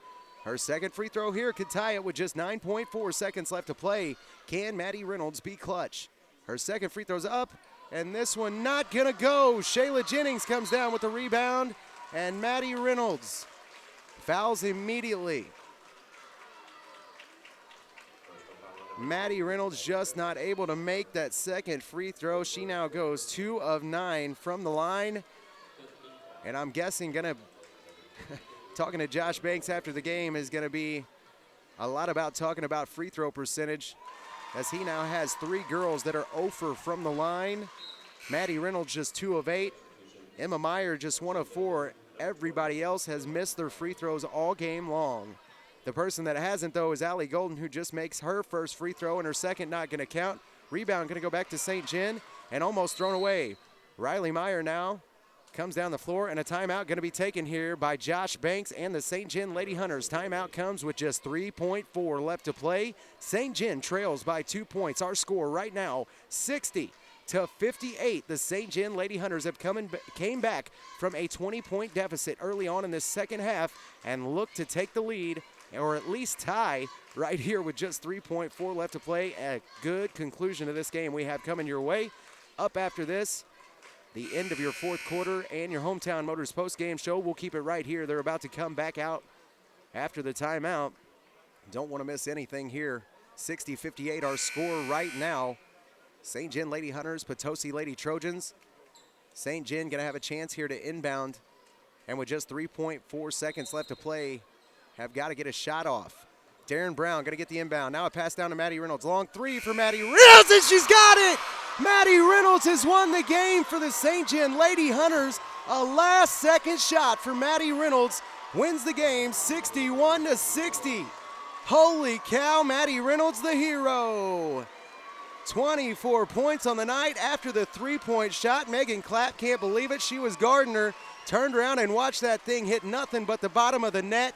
Maddie Reynolds has won the ball game for the St. John Lady Hunters, a team that at one time was down by 20 total points in this second half, came back to win it 61-60. Holy cow, if that is what we have in store for you all night long here, it is going to be a long night, and I'm pretty sure I may not have a voice left after it. Wow, the St. John Lady Hunters able to come back from 20, and they win it 61-60 after a last-second shot by Maddie Reynolds to give her her 24th points of the night, and the St. John Lady Hunters going to win your third-place game here in the women's side of the brackets from the 60th annual Bob Sechrest Jr. Christmas Tournament. And what a shot, what a win that time. Riley Meyer comes out and gets the trophy for the St. John Lady Hunters after that last second shot by Maddie Reynolds. What a game we just saw, and we got more coming your way. Right now, we're going to take a short break, and we'll be back with your Hometown Motors post-game show. We'll name that Mark Bonney Construction Player of the Game, which I'm sure you can probably figure out who that's going to be. That just right after your break here on the Dawkins Broadcast Group.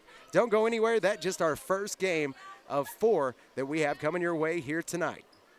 Folks, when you want honest, dependable service on your home improvement project, you want Dalton Home Improvement, LLC. Serving the Mineral area with quality, honest work for over 30 years. No matter what project you're ready to tackle, owner Hank Kinsey is ready to give you the best estimate and pricing around. A featured service provider on Angie's List. Dalton Home Improvement LLC has been recommended time and time again.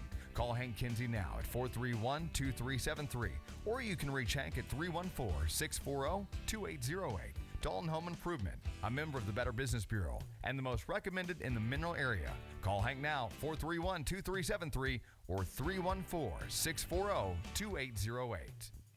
Keep your car or truck properly serviced and running right, and your vehicle will actually be a good investment. Dunlap Automotive Solutions in Park Hills is there to help. Dunlap employees are certified technicians. You'll get straightforward, honest advice and the best repairs from the best people. Don't ignore the check engine light, providing full diagnostic testing, tires, fleet maintenance, and don't forget to get your AC serviced and charged. Get to Dunlap Automotive Solutions at 210 East Main Street in Park Hills, or call Donnie at 431-5100. That's 431-5100. No job too big or too small. We do it all here at Dunlap Automotive Solutions. And welcome back to your Hometown Motors post-game show. Right now, the conclusion of our third place game, our first broadcast game here of our last broadcast day from the 60th annual Bob Sechrest Jr. Christmas Tournament. And what a first game we had for you. The St. John Lady Hunters came back from a 20-point deficit, and after a last-second three-pointer, after being down by 2 with just 3.4 seconds left to play, Maddie Reynolds hits a three from the right-hand side at the very last second of this game to give the St. John Lady Hunters a 1-point lead and the win. They win your third-place game here in the 60th annual Bob Sechrest Jr. Christmas Tournament. Scoring went as such here on your Hometown Motors post-game show. For the Potosi Lady Trojan, Brooke Hale squad, who put up a heck of a fight here the entire game, led at one time by 20. Gave it up just right there at the end. The number 3 of Megan Clapp ends the game with 5 total points, was 3 of 4 from the line with 1 personal foul. The 15 of Miranda Chazelle ends the game with 3 total points, was 3 of 4 from the line. She fouled out with just 9.4 seconds left to play. The number 10 of Mackenzie Adams ends the game with 2 total points, no free throws, and 4 personal fouls for Mackenzie Adams. The 22 of Allie Golden, a heck of a game for her, 17 total points, was 1 of 3 from the line with 1 personal. The number 32 of Macy Knott ends the game with 4 total points, no free throws, and 2 personal fouls. The 35 of Jenna Haynes ends the game with 7 total points, was 5 of 8 from the free throw line, and fouled out with just 2:59 left to play in the ball game. And rounding out your scoring for the Potosi Lady Trojans, 19 total points for the number 44 of Shayla Jennings, 3 of 4 from the line with just 2 personal fouls. Scoring here for the St. John Lady Hunters, your winning team after a last-second shot by Maddie Reynolds. They win 61-60. Josh Banks' squad, what a gritty performance by them. Trailed by 20 at one time, able to come back and win this third-place game against a good Potosi Lady Trojan team. Scoring for Josh Banks' squad, the number 3 of Maddie Reynolds ends the game with 24 total points, a last-second three-pointer to give her 24 and take the lead and the win. For the St. John Lady Hunters, she ends 2 of 9 from the free throw line. Not her best night from the free throw line, and just 3 personal fouls for Maddie Reynolds. The number 12 of Natalie Engel ends with 7 total points, is 0 for 4 from the line, and she fouled out with 6:58 left to play in the ballgame. The number 13 of Darren Brown ends with 7 total points, was 2 of 2 from the line with 2 personal fouls. The 33 of Riley Meyer ends with 4 total points, no free throws, and 1 personal foul. The 44 of Courtney Donzie ends with 2 total points, no free throws, and 3 personal fouls. The number 4 of Avery Reed ends with 10 total points, was 0 of 4 from the line with 3 personal fouls. The 20 of Emma Meyer ends with 1 point, was 1 of 4 from the line with no fouls. And rounding out your scoring for the St. John Lady Hunters, the 22 of Abby Stegall, who ends the game with 2 total points, no free throws, and 1 personal foul. The St. John Lady Hunters win your third place game here after being down by 20 to begin this second half, 61-60 over the Potosi Lady Trojans. Now it's time on our Hometown Motors postgame show to name that magical Mark Bonney Construction player of the game, and we all know who that's going to be. The number 3 of Maddie Reynolds is going to be our first player of the game here tonight. She ends with 24 total points, 2 of 9 from the line, and 3 personal fouls for Maddie Reynolds. She is the recipient of a brand new Froggy 96 Player of the Game shirt and our Mark Bonney Construction Player of the Game here in game number 1 of our 4th broadcast day from the 60th annual Bob Sechrest Jr. Christmas Tournament. Don't go anywhere. Right now on tap, we have another great game coming your way. The Farmington Knights and the West County Bulldogs, your first boys game of our broadcast schedule here today on the Dawkins Broadcast Group. The number 5 seed and the number 7 seed will square off in a slugfest for our third place here in this Christmas tournament. Do not go anywhere. We have your PAL Automotive pregame show just right around the corner with your starting lineups right here on 107.1 The Zone, Froggy 96, and KDKZ18.com, where you can catch the action as it happens, the Dawkins Broadcast Group. Etzel Packing of Perryville are your ham and jerky champs. See Etzel for all your beef, hog, and deer processing at 1702 South Kings Highway in Perryville. Everyone at Etzel Packing is proud and thankful for all their customers they've helped, and they look forward to earning even more business this year, including custom curing and services for bologna produce. When you think meat, think Etzel Packing of Perryville. Just call 547-6815. Etzel's is proud to now be Missouri State Jerky Champions for 4 years running. Open Monday through Saturday. Call 547-6815. That's 547-6815 for Etzel Packing of Perryville, your jerky champs. If your New Year's resolution includes updating your look, getting more sleep, and saving money, Fisher Furniture in Ironton can help. Update your look with great value, high-quality furniture in every room of your home. Get more sleep with a brand new Serta mattress set. We have every comfort level for what you like. It's all here and ready to deliver. And saving money is easy with our top-of-the-line Whirlpool Energy Star appliances. See a decrease in your utilities and make chores easy with new laundry pair, dishwasher, and a new steam clean range with an unheard-of 6.2 cubic foot capacity. We have it all at Fisher Furniture in Ironton. Visit us online or stop in today. Are you looking for a warm, safe-feeling, family-oriented environment to raise your family? Well, quit looking. Located at 601 Wallace Road behind Mineral Area Hospital in Farmington is Fox Ridge Apartments. Now, let me tell you a little bit about Fox Ridge Apartments. They offer 1- and 2-bedroom apartments ranging from the smallest $370 to the largest $532. HUD is accepted and is pet-friendly, too.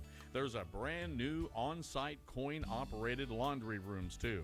On-site maintenance, and we can't forget a playground and picnic area for the kids. There's a basketball and tennis court, too, and an outside 3-foot to 10-foot deep pool for the apartment tenants. Now, the applications are located 24 hours a day, 7 days a week outside the office in the app box. Jennifer shows apartments Monday through Friday from 8 until 5, and appointments only on the weekends. For more information, contact Fox Ridge Apartments at 756-5222.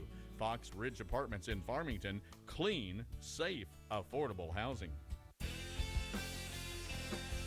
About this time of year, old Gene Finch at Gene's Towing and Recovery in Patterson gets real sentimental. The man just can't get enough of the holidays, so this time of the year, Gene Finch wants to remind all of you out there that he appreciates your patronage and business and wishes you and your family the happiest of holidays. Say howdy ho to Gene Finch next time you see him, and best wishes from Gene and his family at Gene's Towing and Recovery in Patterson. Call 856-4536. That's 856-4536. They don't charge an arm and a leg, they just want your tow.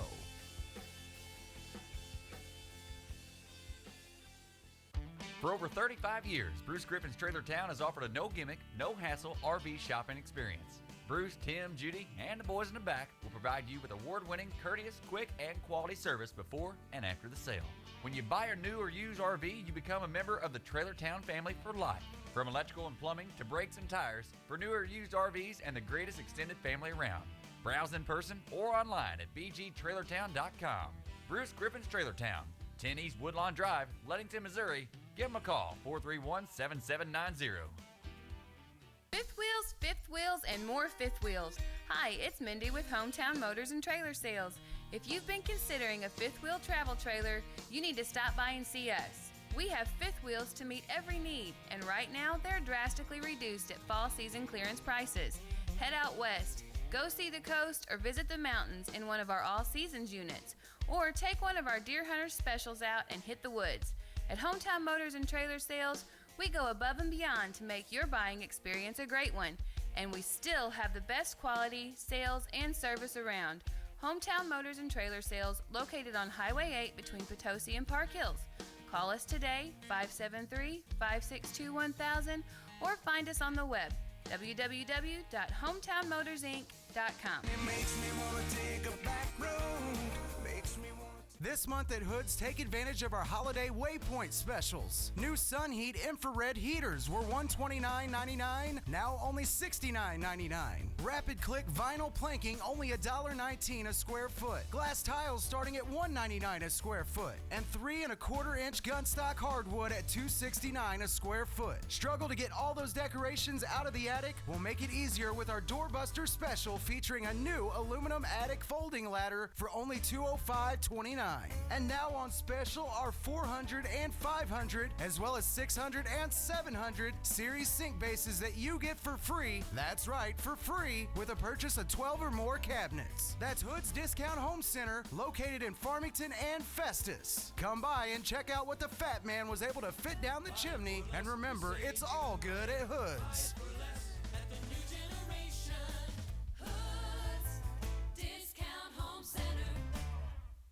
Who doesn't want the freshest of fresh? Have you visited the meat market in town? Set up like an old-time general store, stop into the Hungry Gardener and let Kelly tell you about everything they carry, like dry goods, treats, dairy, and most importantly, fresh meat.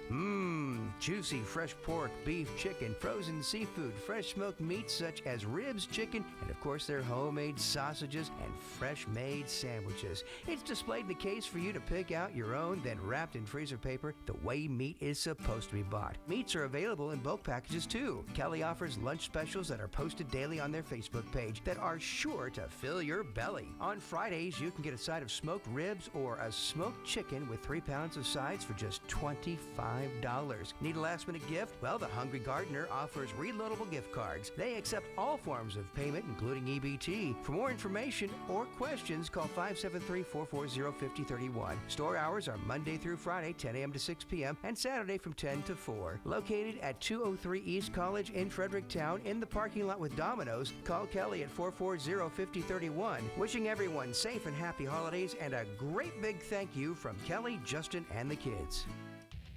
Nobody wants to pay more for tires than they should, right? Then look no further than Impressive Auto Service. They will not, repeat, will not be undersold anywhere in St. Francis County on tires, from passenger to light truck to farm and trailer tires. They also have custom wheels, suspension lift kits, And they do alignments, routine maintenance with their full-line auto repair shop, and much more. Plus, they do state inspections, too. And if you're crunched for time, no problem. Don't forget Impressive Auto Service has a shuttle service to provide you transportation with 2 convenient locations. Visit them in Farmington at 1249 East Karsh Boulevard. Call 756-0011. And in Bonne Terre at 112 South Division Street. Give them a call in Bonne Terre now at 358-5800.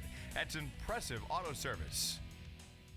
For 4 years, Jade Home Care Services in Bellevue has been providing the utmost professional, loving care to their clients. Jade Home Care Services provides in-home services for the elderly and disabled with services like personal care, advanced care, homemaker chore, respite care, and authorized nurse visits. Jade Home Care is located at 2370 Highway 21 in Bellevue. Visit them soon for a tour or call them at 697-1190 for more information. That's Jade Home Care Service in Bellevue.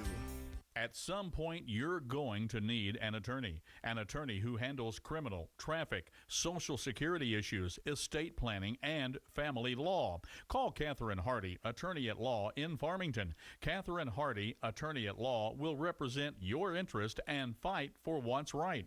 You're in good hands when you're represented by Catherine Hardy, attorney at law in Farmington. For criminal, traffic, Social Security, estate planning, and family law, contact Catherine Hardy, attorney at law, 756-7039, 756-7039, located at 312 Washington Street in Farmington. Free consultation on the phone or walk-ins are welcome. Remember, hiring an attorney should not be based solely on advertisement.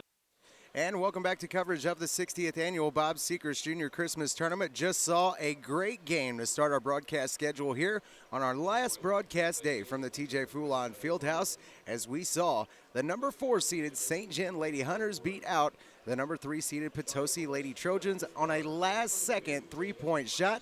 They were down by 2 with just 3.4 seconds left to play, and Maddie Reynolds, the point guard and your Mark Bonney Construction player of the game, steps up and hits her 24th point on a three-point shot that gives St. John the lead by 1 with no time left on the clock, and their first lead since the first quarter after being down by 20 early on in the second half. What a game. The St. John Lady Hunters, your third-place winners here on the girls' side of things from the TJ Foulon Fieldhouse, the 60th annual Bob Sechrest Jr. Christmas Tournament. Right now on your PAL Automotive pregame show, we got another great game on tap. The number 5 seeded Farmington Knights, coached by Justin Callahan, and the number 7 seeded West County Bulldogs, coached by Chris LeBrier. Starting lineups for the West County Bulldogs, the number 3 of Roger Vance going to get the start. The number 22 of Jacob Miners-Hagen. The number 24 of Parker Forshee, the number 45 of Blake Barlow, and the number 52 of Jared Jones. Starting lineup for Justin Callahan's squad, the Farmington Knights, the number 4 of Alex England, the 20 of Tyson Gray, the number 22 of Grant Waddell, the 23 of Brendan Hardy, and rounding out your starters, the 24 of John Bader. Just about to get underway here, your PAL Automotive pregame show, just under wraps, and tip-off of our second game and our last broadcast day here from the TJ Foulon Fieldhouse about to go down. John Bader, Parker Forshee on the line, and the tip this time, a little bit premature that time for Parker Forshee. And now we're going to get underway, and the tip this time going to go right to the Farmington Knights. Alex England now top of the key over to Grant Waddell, then back up to England. Now over right-hand side for Grant Waddell, and he's going to bring it up top of the key, now over to Hardy. And down to Alex England. Farmington last night just beat out by the Central Rebels, a 53-50 score in that one. Some fireworks towards the end of that one. That one tied up with just 20 seconds left, 50-50. And a desperation win for the Central Rebels, your number 1 seed. The closest game they've had in this tournament. They play in your championship later tonight against the North County Raiders. Inbound here, upcoming for Brendan Hardy. He's going to toss this one up and over Jared Barnett in Alex England. An attack towards the basket this time by John Bader, and the shot going to be blocked. And now Miners-Hagen on the attack for West County, and he's got the first 2 for them. Jacob Miners-Hagen now with 2 points on the ball game has given an early lead to the West County Bulldogs, 2-0. Farmington on their side of the floor now, a skip around the top of the key, now down to Hardy, and a shot fake that time. Now a pass almost goes to the West County Bulldogs after going in between the legs of John Bader. And now a traveling Traveling violation going to be called on Tyson Gray, and it'll go right back to West County. 7:02 left to play in the first quarter, a 2-0 lead right now for the West County Bulldogs. Parker Forshey going to bring it down now for West County after the turnover by the Farmington Knights. Tyson Gray, right-hand side now, Blake Barlow being guarded by Brendan Hardy. Now back up top to Miners Hagen. Miners Hagen going to take a step back, let that offense get set up. Now a crossover dribble, drives middle of the lane, and this one going to be ripped away from him by Grant Waddell. Now out to Tyson Gray. He comes on the attack, right-hand side of the wing. And a foul here upcoming on, I do believe, Roger Vance. Roger Vance is going to pick up the foul here for West County. That'll be his first personal and the first team foul here on West County. Inbound here, upcoming from Hardy, gets it in over to Tyson Gray, now around the top of the key, all the way back down to Brendan Hardy on the baseline. This pass going to be ripped away from John Bader. And Blake Barlow on the attack, going to pull up from right inside the three-point line. That shot no good, and the rebound this time going to go to Brendan Hardy. 2-0 still our score here. The only 2 points scored by Jacob Minershagen a minute ago. And now as we approach the 6-minute mark, two teams that score a lot of points, still just 2-0. Down into the quarter, Brendan Hardy now back up to England and around the key to Grant Waddell for three. Got it. Grant Waddell's got his first points of the ball game. Comes from the three-point line, and he gives the lead right back to the Farmington Knights, 3-2. Our score right now. Down on the other side, Blake Barlow now left-hand side of the wing, gives it off to Parker Forshey. Forshey now top key, and a quick kick out to Jacob Minershagen for three. Shot no good. Rebound by Barnett, and the putback not going to fall. Brendan Hardy gets the rebound. Now a kick out to Alex England, and down the floor Farmington goes. Waddell now into Tyson Gray in the low post. Power move here by him, and the floater just in and out that time for Tyson Gray. Rebound goes to Barnett, now out to Minershagen, and they're going to press the floor quickly. Now an attack towards the basket by Minershagen. That ball going to be knocked out of his hands by Tyson Gray and Brendan Hardy. And it'll stay with West County underneath their own goal. Game tonight brought to you by many sponsors, including Powell Automotive, your pregame show sponsor, Crown Motors, your halftime show sponsor, Hometown Motors, your postgame show sponsor, Mark Bonney Construction, your player of the game sponsor, and Signs Etc., our live stream scoreboard. In case you don't know what that's about, KDKZ18.com is all you have to type in on your smartphone, smart TV, tablet, laptop, or computer, and you can watch the action as it happens right now from the TJ Foulon Fieldhouse. Parker Forshey going to pick up his first two, and the lead goes back to West County now by 1, 4-3. Down in the corner now, Brendan Hardy, a skip pass over to Alex England. He'll pass up the shot, now back around the key. Hardy for three, just off the back of the rim and no good. Rebound going to go to Tyson Gray, and a forced pass here going to be broken up by Parker Forshey. Pass down the floor now to Blake Barlow. He's going to attack. This ball ripped out of his hands. Finds Minershagen, though. And now Minershagen's attack towards the middle of the lane. He's going to draw a foul here. Foul upcoming on Farmington. Will be against, I do believe, John Bader, and is. John Bader now going to pick up his first personal and the first team foul here on Farmington. Bader going to have a seat, checking in for him, Gunnar LeBrot. Inbound pass here goes to Minershagen, a pull-up from about 10 foot. That shot going to go off the back of the rim and no good. Rebound to Alex England, now down to Brendan Hardy, who attacks the bucket, and the shot just going to go in and out that time. He does pick up the foul, though. To the line is going to go Brendan Hardy. And the foul here going to be on Blake Barlow. Barlow picks up his first personal and the second team foul here on the Bulldogs. At the line right now, Brendan Hardy with a chance to pick up his first points of the ball game, and does. He's now 1 for 1 from the line. Still at the free throw line, Brendan Hardy with a chance to give the lead back to the Farmington Knights. And he is not going to. That one in and out for Brendan Hardy. He is 1 of 2 from the line with just one and ties this thing back up at 4. A drive to the bucket on the other side by Minershagen, who wastes no time. Picks up his 4th points of the ball game, and the lead back to West County by 2. Top of the key, Alex England. Now over to Waddell. Thought about the three. Passed it up. Now back around the top of the key. Over to Alex England, right-hand side. Feed down in the low post for Tyson Gray. Now kicks it back out. Waddell for three. Just off the front of the rim and no good. Rebound going to go to Barnett and the West County Bulldogs. Down the floor now, and Jacob Minershagen from the right-hand wing moved his feet before the dribble that time. And the traveling violation going to give it right back to Farmington.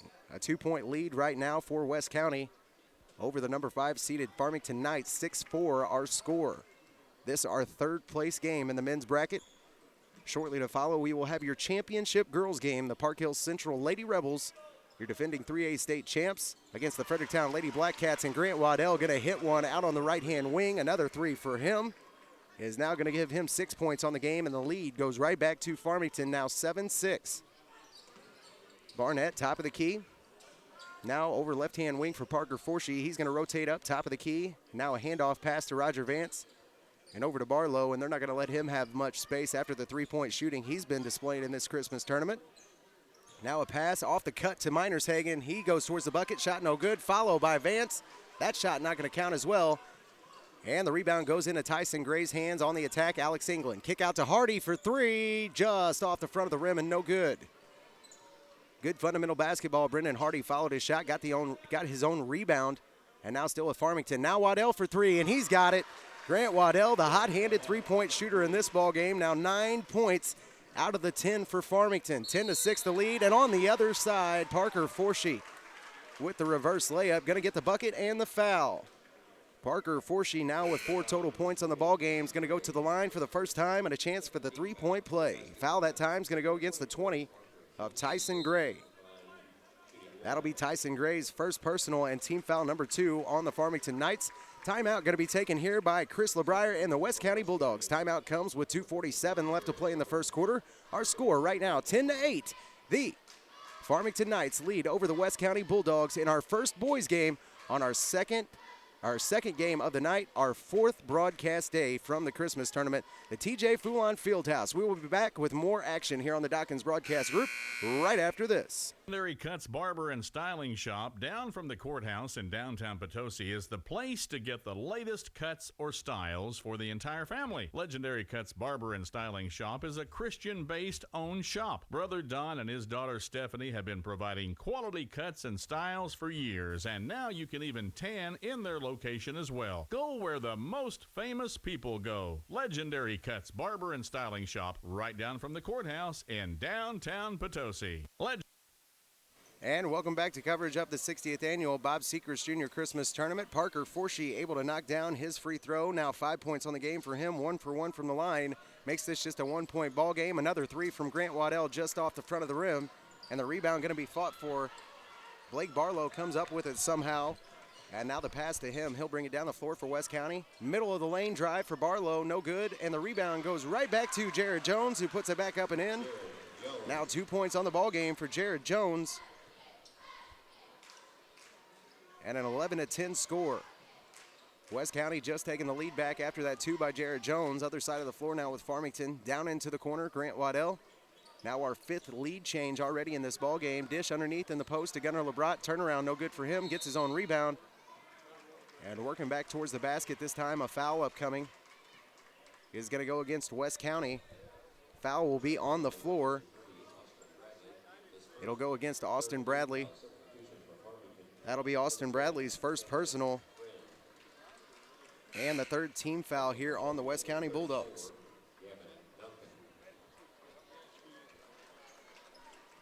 Substitution into the game for Farmington as Alex England and Tyson Gray take a seat.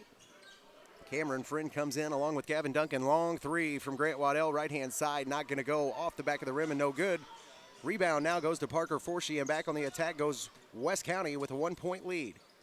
Matt Momot now in the game for the West County Bulldogs, as well as Austin Bradley and Jared Jones. Top of the key now for Momot. Now left-hand side, Blake Barlow. And around the top of the key, the West County Bulldogs go. Jared Jones, other side. Zone defense here for the Farmington Knights, a 2-3. And now left-hand side, Brendan Hardy has to go out and guard Parker Forshee. Kick back up to Blake Barlow for 3, and he got it. Blake Barlow now picks up his first points of the ball game and gives this lead to the West County Bulldogs by 4. What a heck of a Christmas tournament we have seen so far. Last night's semifinal night. Every one of the semifinalists in your 573 area code: Farmington, West County, North County, and Central. And now we see another night with a lot of games similar to that. Down on the block this time, a feed to Gunnar LeBrat, almost going to be broken up by Jared Jones. Ball goes off Jared Jones and out of bounds on West County. Will stay with Farmington underneath their own goal. Inbound pass upcoming from Brendan Hardy. He's going to get it in way up top to Cameron Friend.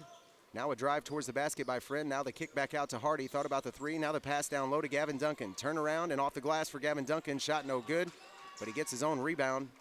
Now up top, Hardy for three. Got it. Brendan Hardy pulls this back to just a 1-point lead after that three. Hardy now with his first three-pointer on the ball game with 4 total points.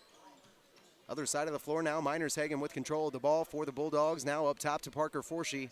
Under 20 seconds to play here in the first quarter. Just a 1-point lead for the Bulldogs. Number 7 seed beating the number 5 seed right now in this tournament. A drive on the baseline by Minershagen. Now the kick back out to Matt Momot. Pulls inside the three-point line. That shot just a little bit strong and off the backboard. Rebound back to Duncan, and a long shot from the half-court line by Waddell, and just off the front of the rim and no good. We are going to end our first quarter right now with just a 1-point lead for the West County Bulldogs, who trailed to the Farmington Knights at one time by 5 points. Right now, our score 14-13. Your number 7 seed over the number 5 seed right now in this men's third-place game. More action coming your way here from the TJ Foulon Fieldhouse on the Dawkins Broadcast Group, 1071 The Zone, Froggy 96, and KDKZ18.com, where you can catch the action as it happens. Loaner's Concrete Construction of Caledonia are the ones to call for driveways, patios, sidewalks, and all foundation work. Need a tall or short wall? Loaner's Concrete Construction can do it all. For commercial residential concrete estimates, call Bill at Loaner's Concrete Construction at 747-6266. That's 747-6266. Loaner's Concrete Construction in Caledonia. Providing dependable quality work from start to finish. Call Loaner's Concrete at 631-0703 and visit loanersconcrete.com. And welcome to coverage of the 60th annual Bob Sechrest Jr. Christmas Tournament. Right now, about to get underway in our second quarter of this tournament, or of this third place game, 14-13 our score right now. West County with just a minimal lead over the number 5 seeded Farmington Knights. Both of these teams with heartbreaking losses last night. West County lost out to North County 63-61, and West County lost to Central 53-50. Down the floor we go now with Parker Forshee. West County going to get it out of the break. Now back over to Barlow, and a skip pass back to Parker Forshee. Now down into the corner for Roger Vance, now out to Barlow, and down into the corner, Minershagen. Shot fake this time, dribbles right inside the three-point line, and the pull-up from 10 foot going to fall for Jacob Minershagen. Good jumper that time, going to pick up his 6th points of the night. And now a 3-point lead here for West County. Right-hand side now, Alex England. Passes up the shot, now a skip pass to Tyson Gray. Now down into the corner, Cameron Friend for 3. That one a little bit strong, goes over the back of the rim. And the rebound goes to Barnett. Long outlet pass goes to Vance. And that play going to be broken up that time by Alex England. What a hustle that time by the Farmington Knight, Alex England, to get down and break up that wide open layup for Roger Vance up. 3-point lead right now for the West County Bulldogs. Inbound goes to Blake Barlow, then back to Jacob Minershagen. And around the top of the key, Parker Forshee now on the drive, and the dish back down low to Barnett. What a pass that time by Parker Forshee. Jared Barnett going to pick up the 2 after the great assist that time from Parker Forshee. Now the Farmington Knights trail by 5. Left-hand side, Alex England stands on the left-hand key.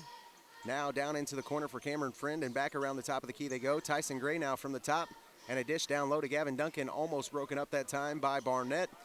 Finds the hands of Cameron Friend, and he's going to bring it back up top of the key to Tyson Gray. Right-hand side now to Friend, and around the top over to Alex England. Gavin Duncan now, back and forth they play catch. And a pass down low to John Bader and back up top. And on the approach that time by Gavin Duncan, a foul here upcoming on West County. Parker Forshee going to pick up his first personal and the 4th team foul here on West County in the first half. 18-13 our score right now, 6:28 left to play in the half. Inbound goes to Cameron Friend. Now around to the top of the key goes Alex England. And now back over to Tyson Gray. He drives, and a kick back out to Friend for 3, just off the back of the rim and no good. Rebound's going to stay with Gavin Duncan in the Farmington Knights. Good offensive rebounding here in the second quarter by Farmington. Now a drive to the baseline, and the shot from Tyson Gray not going to fall. Roger Vance on the rebound. Now a quick pass up top to Parker Forshee. And right off the dribble, a foul upcoming, going to be on Cameron Friend. Personal foul on number 10, Alex England, his first, 3rd. Number 10 of Cameron Friend that time going to pick up a personal foul. And that'll be team foul number 3 on Farmington here in the second half. Inbound goes to Barlow, now out right-hand side to Forshee for 3, just off the back of the rim and no good. Rebound to Gavin Duncan, then broken up by Vance. And what a save that time to keep it from going back court. Parker Forshee now over to Barlow, down into the corner. Shot fake for Minershagen. He's going to drive baseline. Now the kick back out to Barlow for 3, just off the back of the rim and no good. And he almost gets his own rebound. That one just in and out of the hands that time of Blake Barlow.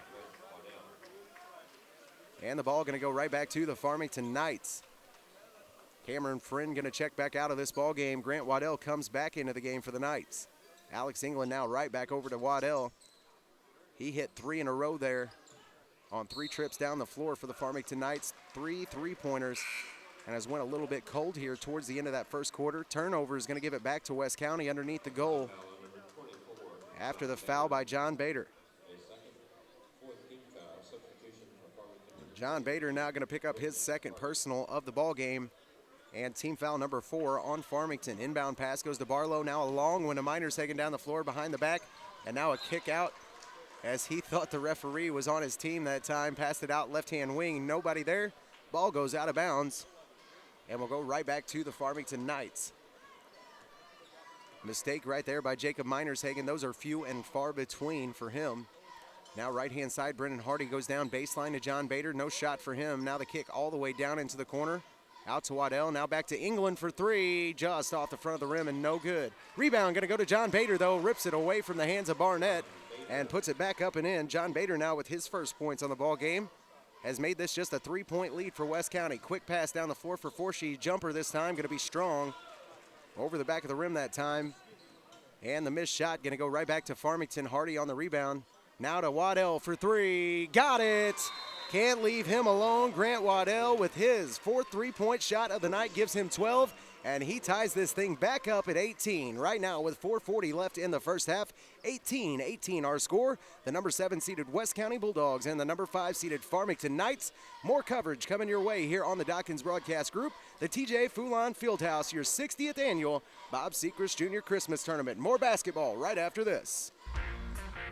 Mark Bonney Construction is who you should call for your next construction need. Mark Bonney Construction boasts a level surpassed by no one with nearly 25 years of experience. Custom framing for some of the new premier structures in the area. New home building with beauty and precision shown by perfectionists. That's Mark Bonney Construction. You can reach them today at 573-760-2033. That's 760-2033. Mark Bonney Construction, quality and honesty is what you receive.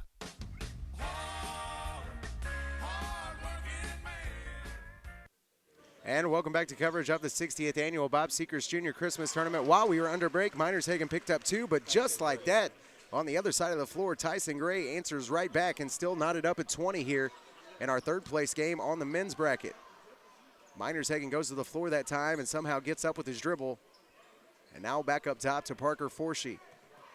Over to Barlow now. He's got the dribble for the Bulldogs, left-hand side. Down into the corner. Minershagen a feed underneath to Barnett. The turnaround for Barnett goes. And Jared Barnett now with 4 points on the game has given the lead back to the Bulldogs by 2. Left-hand side, Waddell for 3. Just in and out that time for Grant Waddell. And the rebound going to go back to Barnett. Barnett now out to Blake Barlow, and Barlow on the attack for West County. Now out to Minershagen for 3. Just off the front of the rim. And no good. John Bader going to get the rebound. Both teams quickly down the floor, usually high-scoring teams now with just 20 points apiece here in this second half, just over 3 minutes to play.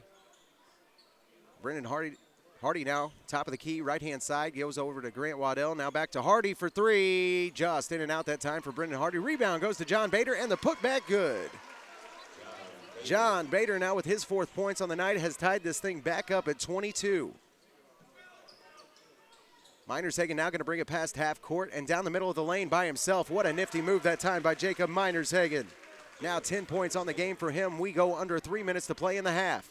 Brendan Hardy on the attack on the other side had a wide open look off the left, and he's going to miss it. Rebound goes to Barnett. Now back up the floor. Parker Forshee from the top of the key. He's blocked off. Has to come back out top of the key. Now over to Minershagen. Right-hand wing. West County with a 2-point lead, 24-22. And the jumper this time off the baseline for Roger Vance, not going to fall. Rebound goes back to Tyson Gray, now out to Alex England, and for Brendan Hardy, a three. This one just in and out for Brendan Hardy. He's still not able to hit the three like he's used to hitting it. And on the rebound this time, a foul upcoming is going to go against Jared Barnett. Barnett going to pick up his first personal and the 5th team foul on West County.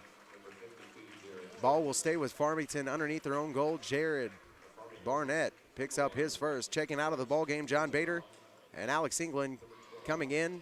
Bryce Sansagraw and Gunnar LeBrot. Inbound pass this time, and Gunnar LeBrot and Bryce Sansagraw, who just checked in, welcome to the game. They collide right underneath the goal. And somehow Jared Jones is going to pick up the foul out of that. It'll be his first and the 6th team foul on West County. Inbound still upcoming here from Farmington. Brendan Hardy looking for somebody. Has to throw it way up top to Bryce Sansagraw. And he's going to bring it up top of the key. And now him and Parker Forshey go at it. Stripped by Parker Forshey. Now the attack by Minershagen and the easy layup for him. Now 12 points on the game for Minershagen has given this lead to 4 by West County. A long three from Brendan Hardy and just about gets 3 of them back. That one just in and out. Now on the rebound. This ball being thrown around everywhere and somehow stays with Farmington. 2:02 left to play in the first half, 26-22. Our score right now, a 4-point lead for West County. 12 total points on the game right now for Jacob Minershagen. 12 total points right now for Grant Waddell. Those two, your points leaders on both the Farmington Knights and West County Bulldogs. Waddell now, his side, passes up the 3. And a skip pass to Bryce Sansagraw. Now back around the key we go to Grant Waddell. Was looking for a post pass that time for Gunnar LeBrot. Now back out to Waddell. And back up to Bryce Sansagraw. The left-hand side, Brendan Hardy. Looking for something to do with the ball here. Has to take his dribble. And now back up top to Grant Waddell. Farmington trails right now by 4 to the number 7 seeded West County Bulldogs. Bryce Sansagraw with the ball still on top of the key. Now around they go and somehow find Tyson Gray on the cut towards the middle of the lane. And on the floor, West County goes. Blake Barlow gets the ball back, and a timeout going to be taken by Chris LeBrier as soon as he gets possession. Ball will go back to West County out of the timeout. Timeout taken by Chris LeBrier, and the West County Bulldogs with 1:15 left to play in the first half. They lead by 4, 26-22 over the number 5 seeded Farmington Knights. More basketball coming your way from the 60th annual Bob Sechrest Jr. Christmas Tournament right after this.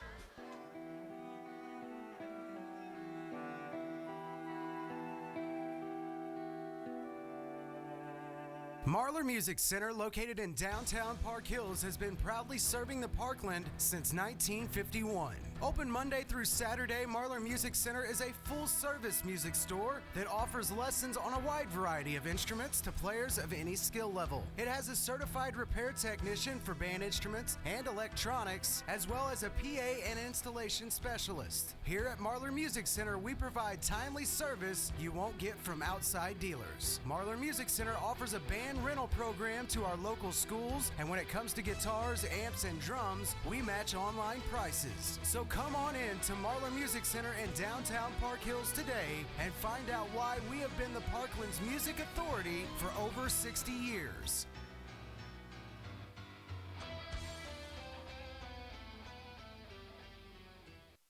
And welcome back to coverage of the Christmas tournament. Out of the break, West County with the ball right now. They have a 4-point lead. And into the middle of the lane, Jacob Minershagen with the turnaround, and he's going to get 2 more. Jacob Minershagen now with 14 total in the first half, a 28-22 lead with now under 25 seconds to play in the first half. Jacob Minershagen holding up that West County offense here in this first half. A heck of a half he has had with 14. Right behind him, Grant Waddell on the Farmington side with 12. Farmington going to look for that last shot here of the first half, and a long one from Gavin Duncan doesn't go. On the rebound now, West County, and a long 3 from Grant Waddell just off the left-hand side of the rim at the end of the half. We'll go into half right now. West County leads over the number 5 seeded Farmington Knights, 28-22. Keep it tuned right here to the Dawkins Broadcast Group. We have your Crown Motors halftime show coming up here in just a minute. We'll recap our first half and let you know just why the West County Bulldogs right now have a 6-point lead over the number 5 seeded Farmington Knights. That coming up on your Crown Motors halftime show right after this. Are you facing foreclosure, considering abandoning your home, moving and need a quick sale, or just needing fast cash for your home? Call McWilliams Investments at 636-209-7933. If you are faced with circumstances and need an option, call McWilliams Investments. Don't allow your home to be foreclosed on or abandoned before exploring your options. We pay cash for homes and in most cases close the deal in 30 days or less. Call today for free consultation on your home at 636-209-7933. That's 636-209-7933. And welcome back to coverage of the 60th Annual Bob Sechrest Jr. Christmas Tournament. Right now at half, a 28-22 lead for the West County Bulldogs. Your number 7 seed on top of the number 5 seeded Farmington Knights right now by 6 at half. Scoring here on your Crown Motors halftime show for the Farmington Knights, Justin Callahan squad in the first half. The number 20 of Tyson Gray ends the first half with 2 total points, no free throws, and 1 personal foul. The 22 of Grant Waddell, the hot-handed three-point shooter right now for Farmington, ends with 12 total points, is 4 of 6 from the three-point line, no free throws, and no personal fouls on Waddell. The 23 of Brendan Hardy ends the first half with 4 points, was 1 of 2 from the line with no personals. The 24 of John Bader going to round out your scoring for the Farmington Knights here in the first half. No free throws and 2 personal fouls with 4 points is John Bader after the first half. Scoring here on your Crown Motors halftime show for your number 7 seeded West County Bulldogs, who have the lead right now at half, 28-22 by 6. Chris LeBrier's squad playing pretty well so far here against the number 5 seeded Farmington Knights. Scoring for them in the first half right now, leading your scoring in the game period. The 22 of Jacob Minershagen with 14 total points, no free throws, and no personal fouls on Minershagen. The 24 of Parker Forshee ends the first half with 5 points, was 1 of 1 from the line with 1 personal foul. The 45 of Blake Barlow ends with 3 total points, no free throws, and 1 personal foul. The 52 of Jared Jones ends with 2 total points, no free throws, and 1 personal foul. And rounding out your scoring for the West County Bulldogs in the first half, Jared Barnett, the number 44, with 4 total points, no free throws, and just 1 personal foul. Our score right now on your Crown Motors halftime show, 28-22. The number 7 seeded West County Bulldogs on top of the number 5 seeded Farmington Knights in our third place game here from championship night at the 60th Annual Bob Sechrest Jr. Christmas Tournament. Coverage from the TJ Foulon Fieldhouse of your second half coming up very shortly in about 6 minutes right here on the Dawkins Broadcast Group, 107.1 The Zone, Froggy 96, and KDKZ18.com, where you can catch the action as it happens from the Christmas Tournament. All of that coming your way in your second half right after this.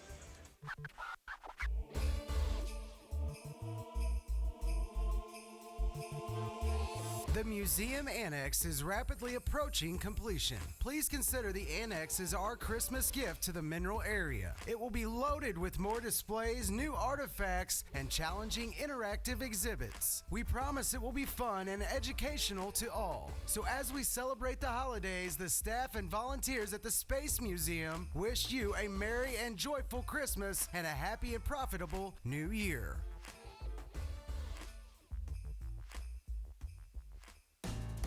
The Mustard Seed Mercantile in Fredericktown features well-crafted women's clothing, must-have accessories to make every outfit new, and gifts for all budgets.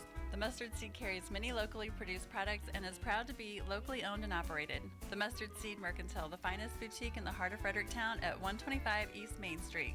For a unique shopping experience, check out the Mustard Seed Mercantile in Fredericktown and mention this ad for $5 off your December purchase. Hello, this is State Representative Paul Fitzwater. I would like to take a moment to wish all of the teams in the Park Hills Central Christmas Basketball Tournament the best of luck. I would also like to wish all of you a very Merry Christmas and a prosperous New Year in 2016. Polite Ready Mix is proud to serve the Southeast Missouri region with quality concrete and fast service. When you need concrete, Polite Ready Mix is there when promised. Polite Ready Mix in Potosi has been serving the area for decades, and they look forward to providing the area with the best service for years to come. That's Polite Ready Mix in Potosi. Everybody knows that Jamie Powell at Powell Automotive is always pushing the envelope, striving to better serve his customers. Powell Automotive is proud to announce a full-service transmission tech at Powell Automotive. With 20-plus years of experience with transmission work and full-service transmission work, and offering a 12 and 12 warranty. 12 months or 12,000 miles. It's Powell Automotive in Park Hills. Call 431-2204. Are you saying Powell? What are you saying? Powell Automotive in Park Hills. Hello everyone, this is Dave Parmley with Prairie Farms Dairy. I'd like to introduce 2 new milk flavors for this holiday season, Peppermint Mocha and Speculous Cookie, both made with our reduced fat milk. These new flavors complement our original line of holiday flavored milk, which are chocolate mint, pumpkin spice, holiday custard, and our traditional eggnog. They're available at your local grocery and supermarket stores. Look us up on the web at prairiefarms.com or like us on Facebook. We at Prairie Farms are proud to be farmer-owned and have been serving our customers for over 77 years. We're also proud to be a helping organization of the community. Ronnie Gibbs with American Family Insurance has been your local insurance agent for 15 years in the Arcadia Valley area. People trust Ronnie. He works hard, providing the best coverage at the best prices. After all, that's what you want from your local American Family Insurance agent, right?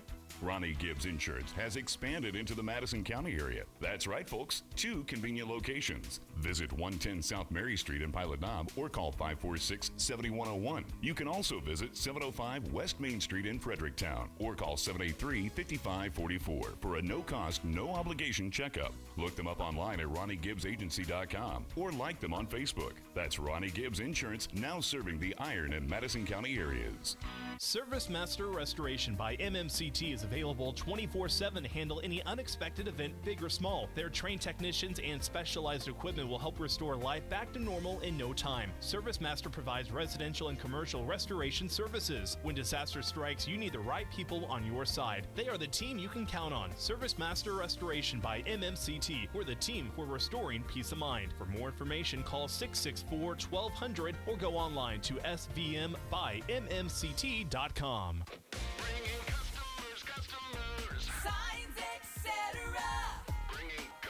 Hi, this is Kevin Harrington with Signs Etc. in our all-new location on Karsh Boulevard at the junction of Highway 32 and 00 in Farmington. A new location means better service and more products for our customers. What it doesn't mean is higher prices. Signs Etc. has been serving the Southeast Missouri area for over 23 years with the same great service, the same competitive prices, and the same family-owned and operated values. And we're looking forward to sending our customers for years to come. Stop in and see our new facility and see how Signs Etc. continues to bring our customers.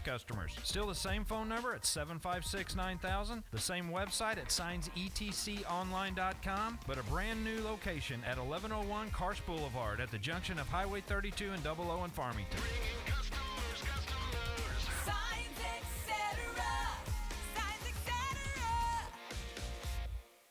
The Women's, Infants, and Children program, referred to as WIC, is a supplemental nutrition program that offers nutrition education, breastfeeding support, and community referrals to Missouri families with children under the age of 5 years old, new mothers and infants, and/or a woman that has been pregnant within the last 6 months. Income and nutritional eligibility requirements apply. The St. Francis County Health Center WIC office is open Monday through Friday from 8 a.m. until 4 p.m., with appointments during the lunch hour and twice monthly open until 6 p.m. for the working families. For more information to see if you qualify for WIC services, please call 573-431-1947. The St. Francis County Health Center and USDA is an equal opportunity provider. What happened to that beautiful tan you had this summer? Well, folks that go to Sun Rays Tanning and Hair Salon in DeSoto still have that beautiful tan. During December, Sun Rays Tanning in DeSoto is offering a stand-up bed special with unlimited tanning for only $80. Super 40-month unlimited tanning for only $65, and facial bed 2 and 3 with 20 tans only $60, and extreme beds bed 5 and 6 with 20 tans only $50. Cheryl Owens is also offering haircuts for only $10 too. That's Sun Rays Tanning and Hair Salon, 610 South Main in DeSoto, or call 636-337-4990. It's the holiday season. And welcome back to coverage of the 60th annual Bob Sechrest Jr. Christmas Tournament. Right now, going right into our second half, a 6-point lead for the West County Bulldogs over the Farmington Knights. And Tyson Gray going to pick up 2 immediately. Tyson Gray now with 4 total points on the ball game, and now just a 4-point lead, for the Farmington Knights, or for the West County Bulldogs.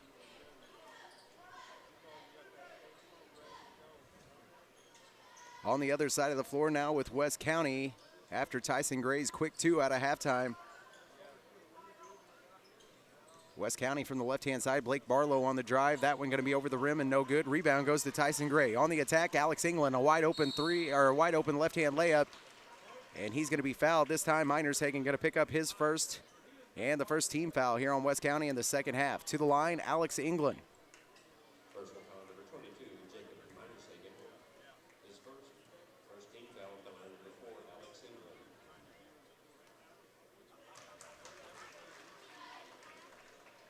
At the free throw line right now, Alex England, who makes his first trip at the line here tonight, picks up his first points. Now 1 on the game for Alex England, and he's going to hit his second as well.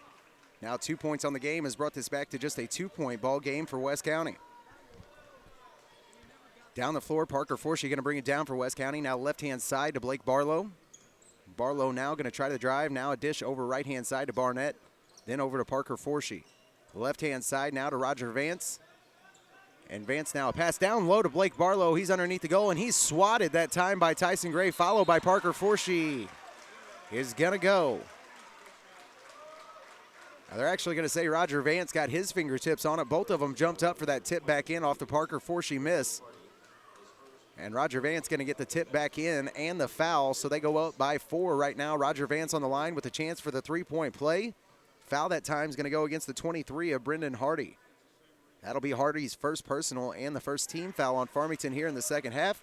And Roger Vance picks up the 3-point play, now 1 for 1 from the line with 3. A 5-point lead now for the West County Bulldogs over the number 5 seed Farmington Knights. Up top, Tyson Gray, and around the top of the key to Alex England. Alex England, long 3 off the front of the rim and no good. On the rebound and the putback, though, is John Bader. He's going to pick up the bucket and the foul. Now 2 points and a chance for 3.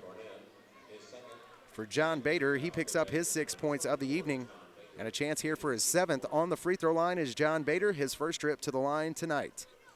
Free throw by Bader is going to be up and good. 1 of 1 from the line. Really good free throw shooting so far here tonight by Farmington. John Bader now with 7.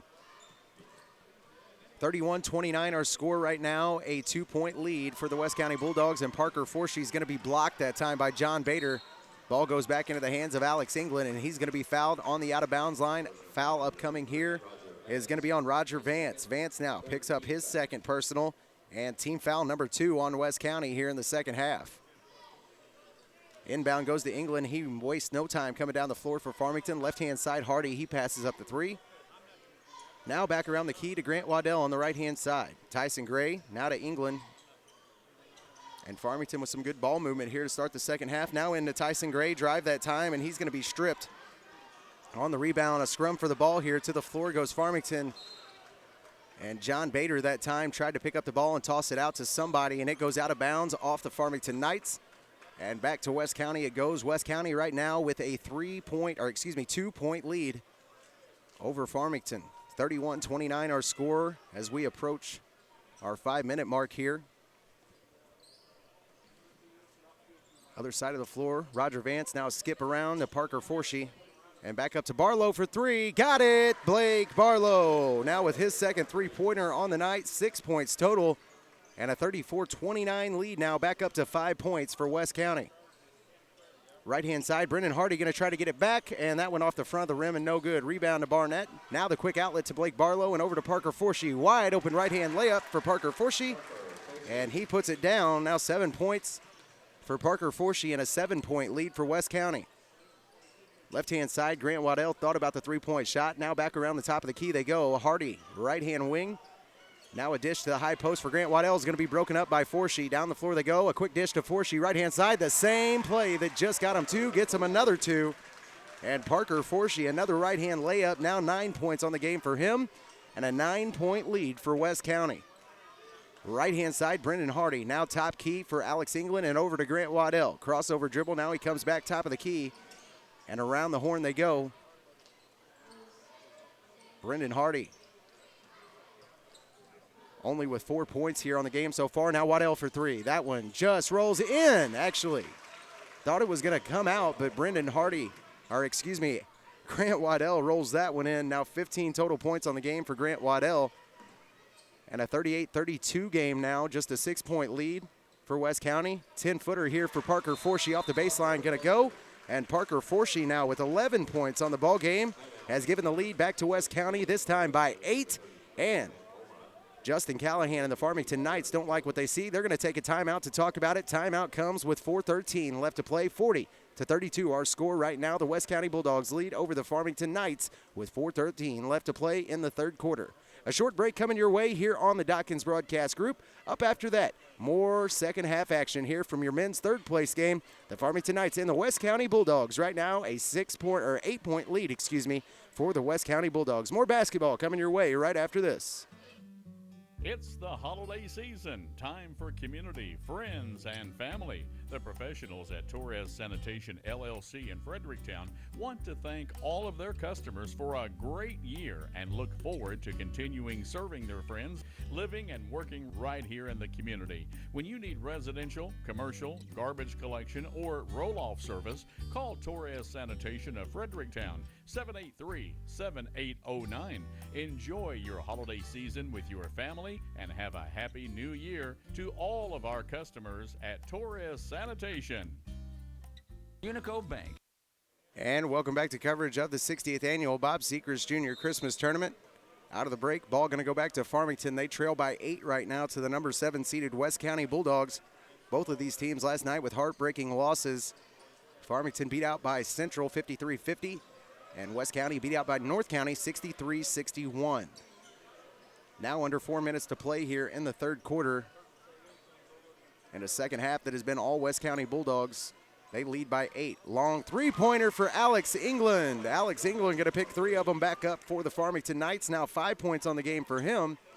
And now just a 5-point lead, 40-35. A turnover here by West County is going to go back to Farmington.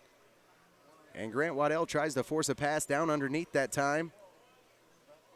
And it's going to go off the foot of a West County Bulldog and out of bounds. Ball will stay with Farmington underneath their own goal. Inbound pass upcoming, finds Alex England. Now down to Hardy for 3. Just in and out that time for Brendan Hardy. And on the rebound, Tyson Gray's going to get it. Tyson Gray going to put it back up and in for the Farmington Knights. Now 6 points on the game for him. Full court press now for Farmington, and West County goes right through it. And down on the other side of the floor, the pass down to Barnett, and they're going to say he stepped out of bounds. Turnover. We'll give it back to Farmington.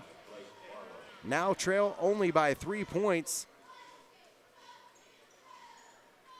What a game we are seeing right now for our third place game here. In the men's side of things, our first men's game of the night. Down into the corner now, Brendan Hardy up top to England and around to Waddell. Waddell with a chance to tie it. Just off the back of the rim and no good.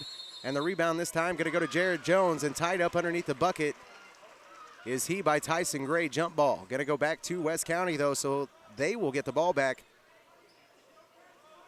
Inbound here goes to Blake Barlow. Now up to Miners Hagen. He's on the run. Dish underneath that time goes off the head of Tyson Gray and out of bounds. It'll stay with West County underneath their own goal. A 3-point lead for them, 40-37.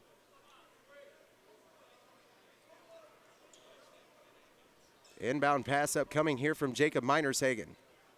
Minershagen has to push it all the way up top. And then a forced pass that time from Matt Momot down to Barlow's, broken up by Grant Waddell, shoved out of bounds. It'll stay with West County. 40-37 our score right now in this men's third place game, our first men's game of the night here, our last broadcast day from the TJ Foulon Fieldhouse in the Christmas tournament. Another pass broken up this time by Alex England.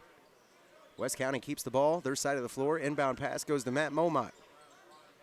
Momot now into Roger Vance, now back out to Blake Barlow, and back out to Momot around the top of the horn. West County goes. Good ball movement here on this possession for West County. Left-hand side, Barlow had a wide open 3. Right out to him quickly was Grant Waddell. Now over to Minershagen, and the feed down low to Roger Vance. Going to go off of John Bader's hand and out of bounds. West County with another inbound upcoming here from underneath their own goal. They lead by 3, 40-37 with just 2:37 left to play in the third. Inbound goes up to Roger Vance. Now over to Blake Barlow. He's going to take a step backwards and let this offense get set up before he gets going. Over to Matt Momot now. And back and forth, those two play catch at the top of the key. Now high post feed to Roger Vance. Shot fake that time. Now a drive right-hand side for West County's Roger Vance as he picks up the bucket and the foul. Roger Vance with an athletic move that time towards the right-hand side of the glass. Picks up the bucket. The foul this time is going to go against John Bader.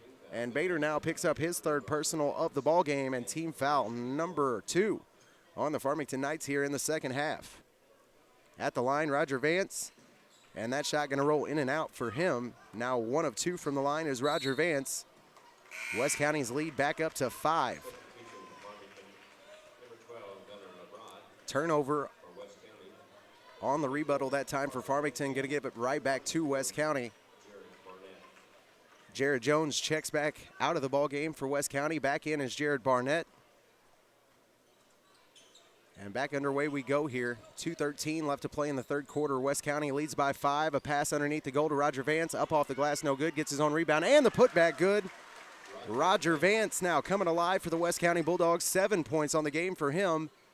And now a 44-37 lead at 7 points now for the West County Bulldogs. Farmington had pulled it back down to just a 1-point ball game, and now West County starting to run away again. Right-hand side, Alex England. Now back up to Waddell and around the horn to Brendan Hardy. Pass other side of the floor for Alex England. He's going to try to drive, and a dish down low is going to be broken up by Blake Barlow, and West County back on the attack. Long pass down the floor that time for Parker Forshee. He's going to be swatted out of bounds by Grant Waddell, and the ball will stay with West County on their side of the floor. Timeout going to be taken here by Justin Callahan and the Farmington Knights. Timeout comes with 1:37 left to play in the third quarter. They are down right now by 7 to the number 7 seeded West County Bulldogs in our men's third place game here from the TJ Foulon Fieldhouse at the 60th annual Bob Sechrest Jr. Christmas Tournament. Our score right now, 44-37, and a timeout taken by Farmington with 1:37 left to play in the third. A short break coming your way here on the Dawkins Broadcast Group, and more basketball from the Christmas Tournament right after this.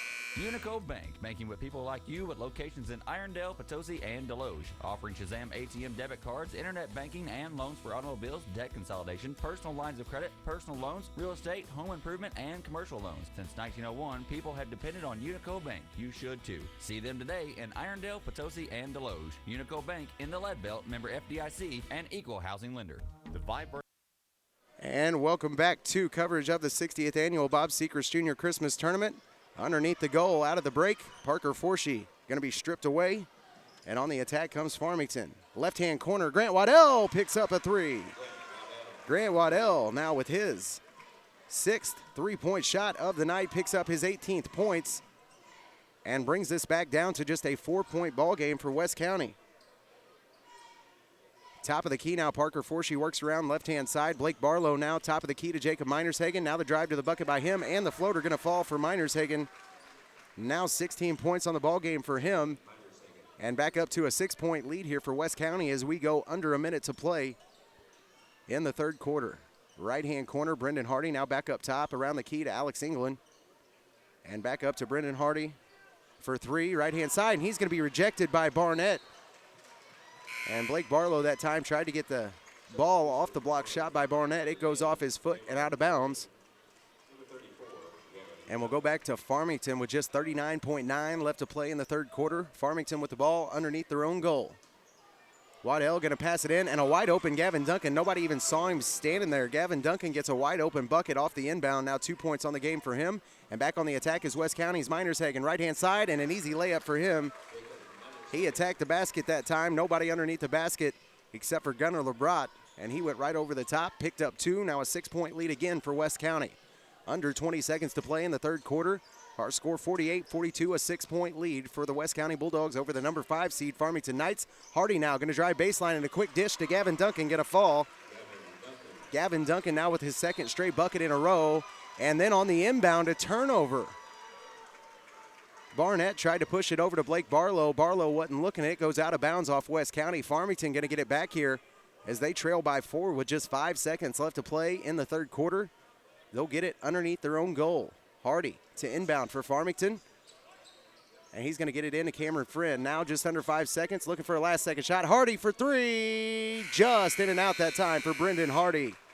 So at the end of three, a 4-point lead for the West County Bulldogs over the Farmington Knights. Our score right now, 48-44 from our men's third-place game here at the TJ Foulon Fieldhouse. Do not go anywhere. We have your fourth and final quarter of this third-place game. Shortly to follow, your girls' championship from the TJ Foulon Fieldhouse. More basketball coming your way on Froggy 96, 107.1 The Zone, and KDKZ18.com, where you can catch the action as it happens from this year's Christmas tournament. The Dawkins Broadcast Group. The Viburnum School District is proud to support their student athletes participating in the annual Park Hill Central Christmas Tournament. The staff and faculty of the Iron County C4 School District thank you for your encouragement and involvement with students, and go Blue Jays from everybody of the Viburnum Schools, Iron County C4. Sports is a big part of the Mineral area, and your Walmart Supercenter in Farmington is proud of all the area schools and their sports programs. Working hard as a team makes for a successful sports program, just as the associates at your Walmart Supercenter in Farmington all work together to make sure you have what you need when you visit your Farmington Walmart Supercenter. Good luck everyone in your sports programs from your Walmart Supercenter in Farmington. And welcome back to coverage of the 60th Annual Bob Sechrest Jr. Christmas Tournament. Out of the break, Farmington going to get it back. They trail by 4 right now as we just get underway here in the fourth quarter. A game that has seen 7 total lead changes now, with a big lead here for West County by 4. And Brendan Hardy cuts it down to just 1 with a 3-point shot. His second one of the night, now 7 points on the game for him. And now just a 48-47 lead for West County. On the other side, though, Big Barnett going to hit the hook shot. Jared Barnett that time with a sky hook. It falls. Now 6 points on the game for him, and back out to a 3-point lead for West County.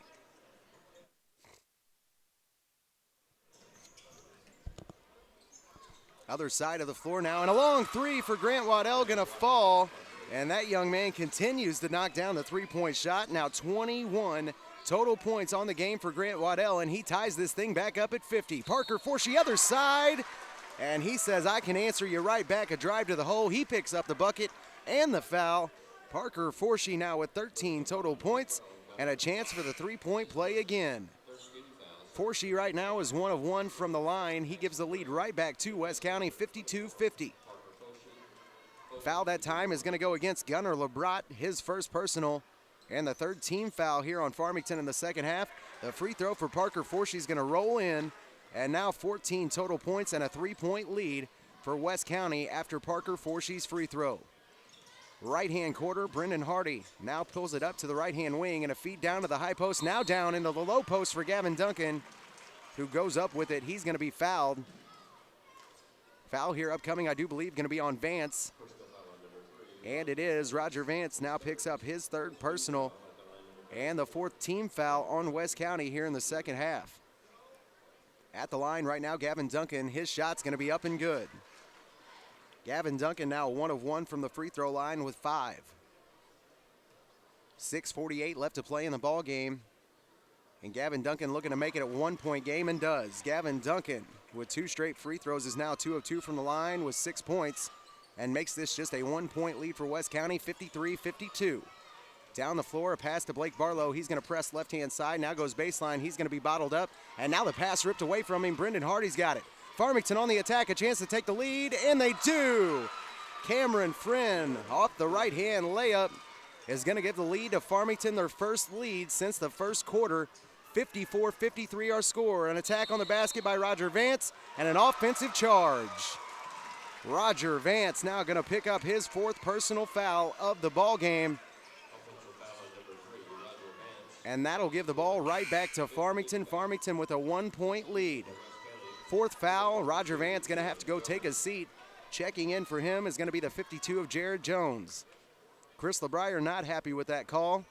Not a lot he can do about it now. Done and gone, and Farmington on the attack. Left-hand corner, Brendan Hardy passes up the shot.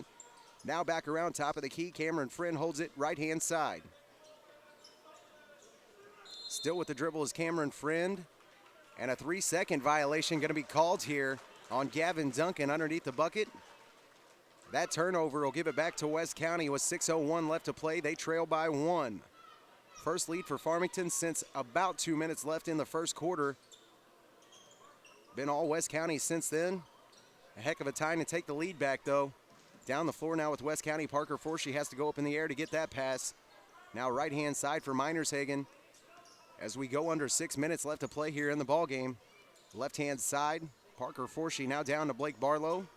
Out to guard him is Brendan Hardy, and back around the horn they go. West County now, Parker's Forshee. And down low to Jones, turnaround now off the glass, and what an athletic move that time by Jared Jones. Now 4 points on the ball game for him as he gives the lead back to West County. Now the 9th lead change in this ball game. Top of the key, now right-hand side, Cameron Friend back to Waddell. And those two play catch with it on top of the key.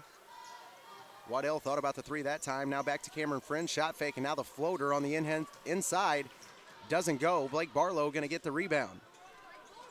On the attack comes West County. Now a handoff to Parker Forshee, and he's going to control the ball here for West County. Left-hand side to Blake Barlow. Now back up top to Jared Jones, and over to Parker Forshee again. Minershagen going to step up. He'll take the dribble now. Now right-hand side to Barlow. West County looking for a nice, easy open shot, and they find a nice cut towards the middle of the lane, and an offensive charge here upcoming is going to be on Jared Jones. Jared Jones now going to pick up his second personal of the ball game, and team foul number 6 on the West County Bulldogs. Another offensive charge here is going to give it back to Farmington. They go on the attack, trailing by 1 to the number 7 seed of West County Bulldogs. Brendan Hardy for 3, just off the mark, and the rebound going to go back to Barnett. Now over 15 rebounds on the game for Jared Barnett. Pass going to go to Parker Forshee, then down to Blake Barlow. Barlow now off the left-hand side, nothing doing for him. He throws it and almost goes back court, and now stripped is Jared Jones. Grant Waddell on the attack, and he gets the bucket. Grant Waddell took advantage, stripped the ball away from Jared Jones. Now 23 points on the game for Grant Waddell, and the lead goes back to Farmington by 1, 56-55, and now our 10th lead change. High post now pass to Jones, then back out to Minershagen. He's going to hold on to it, let this offense get reset. West County taking their time offensively this time. Left-hand side, Barlow, crossover dribble, goes to work on Cameron Friend. And now a foul going to be called here on Farmington's Cameron Friend off the left-hand wing. Barlow tried to press him that time. He draws the foul. Cameron Friend's second personal here. Going to give Farmington their 4th team foul of the second half. Inbound here, upcoming from Minershagen underneath his own goal. Minershagen still looking for somebody, finally has to throw away up top to Parker Forshee, who goes back in the air again to get the pass. Now left-hand side, down into the corner for Minershagen.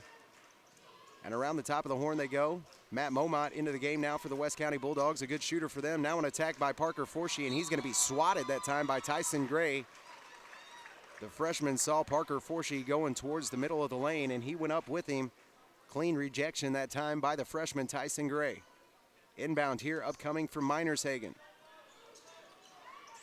Pass this time on the inbound, going to be swatted again by Tyson Gray. Freshman does not play like a freshman, I'll tell you that. I cannot believe that kid was playing 8th grade basketball this time last year. Long inbound pass here, finds Parker Forshee, now over to Matt Momot. And back up top to Forshee. Under 4 minutes to play here in the ball game. A 1-point lead for the Farmington Knights, your number 5 seed over the number 7 seeded West County Bulldogs. And another turnover here for West County. Going to give it back to Farmington.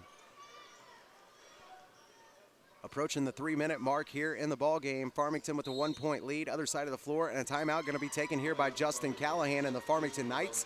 Timeout going to be taken with 3:03 left to play in the ball game. A 56-55 lead, a 1-point lead for the Farmington Knights in a game that has seen 10 different lead changes. Farmington just now able to get back on top here in the fourth quarter, the first time since the first quarter. 56-55 our score right now. The Farmington Knights lead over the West County Bulldogs with just 3:03 left to play in the ball game. Do not go anywhere. A great conclusion to this game, I'm sure, just right around the corner here on the Dawkins Broadcast Group. More basketball coming your way from the TJ Foulon Fieldhouse right after this.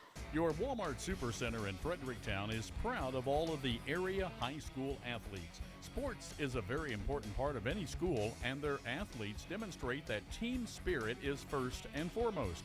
Do your best in school and on the field, and always practice sportsmanship.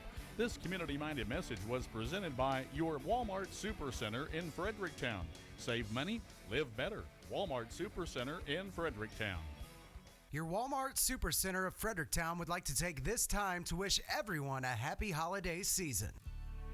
At the law offices of Williams & And welcome back to coverage of the 60th annual Bob Sechrest Jr. Christmas Tournament. Right now, coming out of a timeout called by Justin Callahan and the Farmington Knights.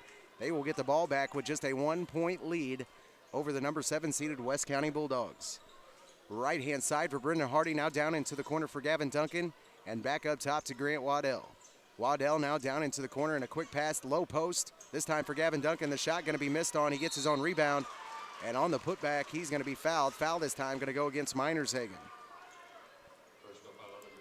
Jacob Minershagen now going to pick up his second personal of the ball game, and the 7th team foul here on West County. That will send to the line the 34 of Gavin Duncan. Duncan so far here today from the free throw line is 2 of 2. His first free throw this trip is going to be good as well. Now 3 of 3 from the line is Gavin Duncan with 7.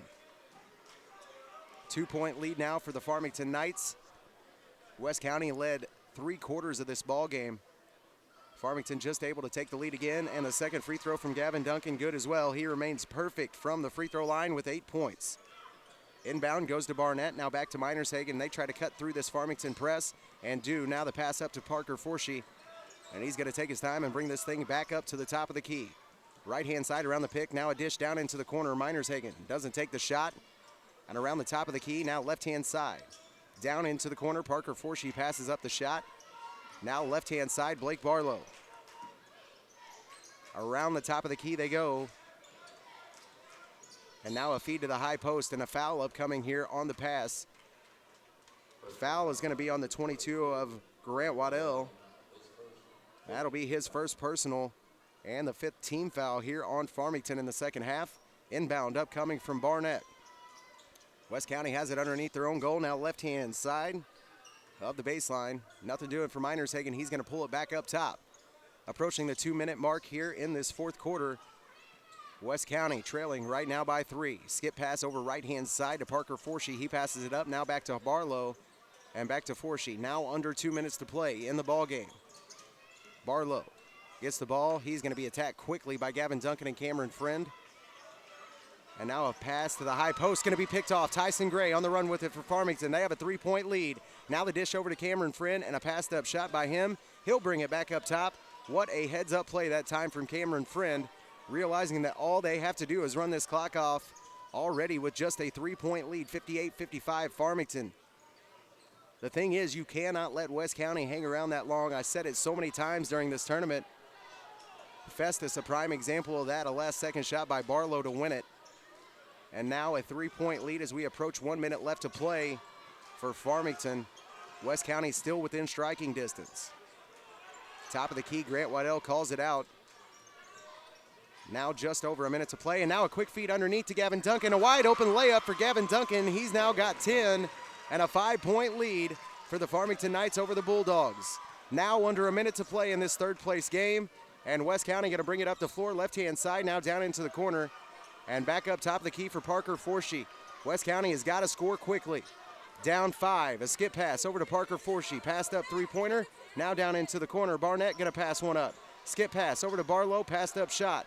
Minershagen now down into the corner. 35 to play. Inside the 3-point line, a shot by Minershagen, no good. Rebound goes to Barnett and back out to Barlow. That 3-pointer no good, but goes off the hand of Tyson Gray, and it's going to stay with West County. 2 missed opportunities that time from the West County Bulldogs. And the ball going to go off of Tyson Gray out of bounds. Timeout going to be called here by Chris LeBrier and the West County Bulldogs. He wants to talk about it. His team trails right now, 27.5 seconds left to go by 5, 60-55. The Farmington Knights lead right now on the West County Bulldogs. More basketball coming your way here on the Dawkins Broadcast Group right after this. At the law offices of Williams & Sechrest, they provide every client with commitment and experience along with care and concern. The law offices of Williams & Sechrest has over 40 years combined experience in civil litigation, bankruptcy, estate planning, personal injury, criminal defense, and family law. They strive to be readily available to their clients and to have competent staff to assist you with your case. They will discuss your case with you in an honest and straightforward way so you can make the decisions that are best for you. So if you are in need of a trustworthy and dedicated attorney, contact the law offices of Williams & Sechrest at 431-5592. That's 431-5592. Or stop by 105 Science Street in Park Hills by the Central High School. The choice of attorney is an important one and should not be based solely upon advertisement. And welcome back to coverage of the 60th annual Bob Sechrest Jr. Christmas Tournament. Coming out of the timeout called by Chris LeBrier, the West County Bulldogs will have the ball underneath their own goal. They trail by 5 right now to Farmington with just 27.5 seconds left to play. Barlow now a long inbound pass goes up to Minershagen. He's on the attack now for West County. Stops right inside the three-point line. Shot's going to be no good. Rebound to Tyson Gray, and that just may do it here for the West County Bulldogs. Parker Forshee going to run out quickly that time to foul. And Forshee now going to pick up his second personal of the ball game, and team foul number 8 on West County. 17.7 seconds left in the ball game. Our third place men's game right now. Coming up after this, we have your first championship game. The number 1 seeded Park Hills Central Rebels and the number 2 seeded Fredericktown Lady Black Cats. At the line, Brendan Hardy with a chance to extend this lead, and he does. Brendan Hardy now 2 of 3 from the free throw line with 8 total points. Has made this a 61-55 game, a 6-point lead, and the biggest lead here for the Farmington Knights, and a perfect time for it with just 17 seconds left to play. Brendan Hardy still stands with the ball on top of the free throw line. His second free throw going to be good as well, and that one's probably going to put it way out of reach here for West County. Now 3 of 4 from the line is Hardy with 9 and a 7-point lead for Farmington. A long three-point shot this time by Minershagen, an air ball, and out of bounds. Inbound pass upcoming for the Farmington Knights. Substitution in the game now for West County is going to be Barnett, and Roger Vance will check out. Inbound pass upcoming from Tyson Gray goes into Grant Waddell, and Parker Forshee going to foul immediately. 3 personal fouls now on Parker Forshee, and the 9th team foul on West County.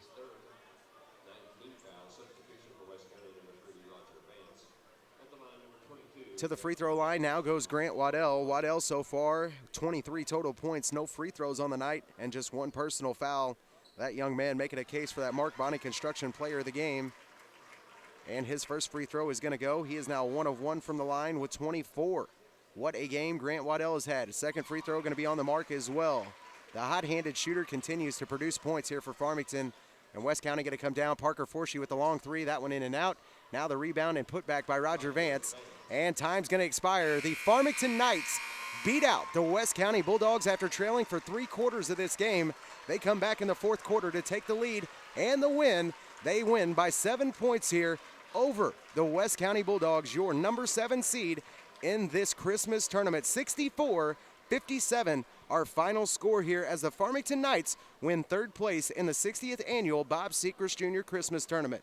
We have your Hometown Motors postgame show just right around the corner, along with your Mark Bonney Construction Player of the Game. Keep it tuned right here to Froggy 96, 107.1 The Zone, and KDKZ18.com, where you can catch the action as it happens. The Dawkins Broadcast Group, your Hometown Motors postgame show right around the corner.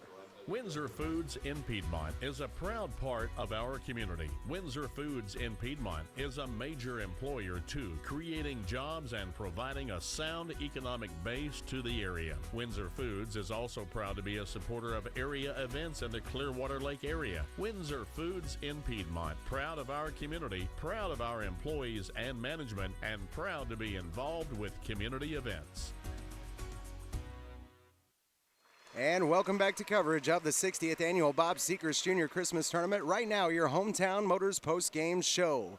Final score here in our men's 3rd place game, 64-57. The Farmington Knights, the number 5 seed, beat out the number 7 seeded West County Bulldogs. Final once again, 64-57, a 7-point win for the Farmington Knights. Here on your Hometown Motors post-game show, scoring for the West County Bulldogs, Chris LeBrier's squad that put up a heck of a fight, led 3 quarters of this ball game. The number 3 of Roger Vance ends the game with 7 total points, was 1 of 2 from the line with 4 fouls. The 22 of Jacob Minershagen ends the game with 18 total points, no free throws, and 2 personal fouls. The 24 of Parker Forshee ends with 14 total points, was 2 of 2 from the line with 3 fouls. The 45 of Blake Barlow ends the game with 6 total points, no free throws, and 1 personal foul. The number 52 of Jared Jones ends the game with 4 total points, no free throws, and 2 personal fouls. And rounding out your scoring for the West County Bulldogs, who lose this third-place game to the Farmington Knights, the 44 of Jared Barnett, who ends the game with 6 total points, no free throws, and 1 personal foul. Scoring, on the other hand, here on your Hometown Motors postgame show for your winning team, the Farmington Knights, your number 5 seed in this tournament. They win 64-57, a 7-point win for them over the West County Bulldogs. Scoring for the Farmington Knights, Justin Callahan's squad, who hung around all game long and finally were able to take the lead and win. The number 4 of Alex England ends the game with 5 total points, was 2 of 2 from the line with no fouls. The 20 of Tyson Gray ends the game with 6 total points, no free throws, and 1 foul. The 23 of Brendan Hardy ends with 9 total points, was 3 of 4 from the line with 1 personal foul. The 24 of John Bader ends the game with 7 total points, was 1 of 1 from the line with 3 personal fouls. The 34 of Gavin Duncan ends with 10 points, was 4 of 4 from the free throw line with no personals.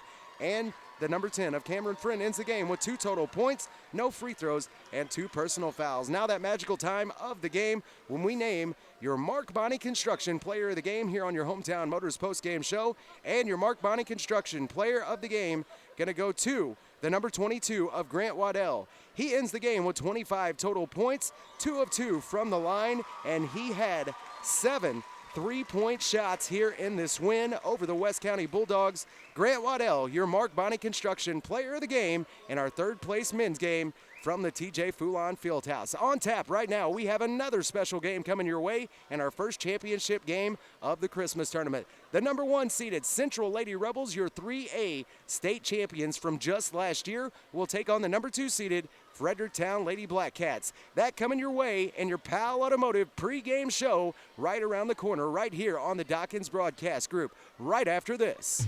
Need cash today? Advance America. Need money for anything? Advance America. If you need cash, you need Advance America. They're the better alternative for you when you need cash. Payday loans, money grants, prepaid cards, better and faster service, and Advance America has 2 locations to better serve you. In Farmington at 671 Karsh Boulevard and 832 East High Street in Potosi. Need cash? You need Advanced America in Farmington and Potosi. Attention truckers, if you're an owner-operator and looking for a great company to lease to, All-Star Trucking in Fredericktown is looking for you. They have work scheduled now and operate in all 48 states. All-Star Trucking is family-owned and operated and a dependable company to lease onto.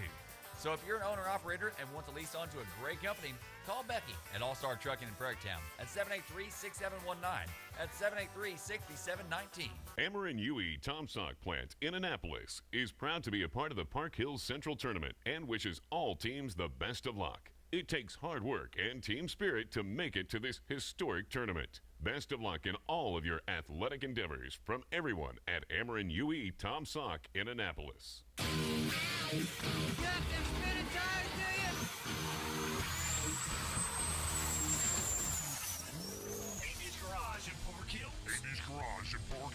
When it comes to customizing your car or truck, in this area, there's only one name to remember. Andy's Garage in Park Hills. Andy's Garage in Park Hills. Lift kits. Custom rims and tires. High performance customizations. Andy's Garage in Park Hills is the only place you need to stop. And diesels are their specialty. Andy's Garage in Park Hills. Andy's Garage in Park Hills. So what are you waiting for? Call Andy's Garage in Park Hills now to start separating yourself from the pack. Call 431-2626. That's 431-2626.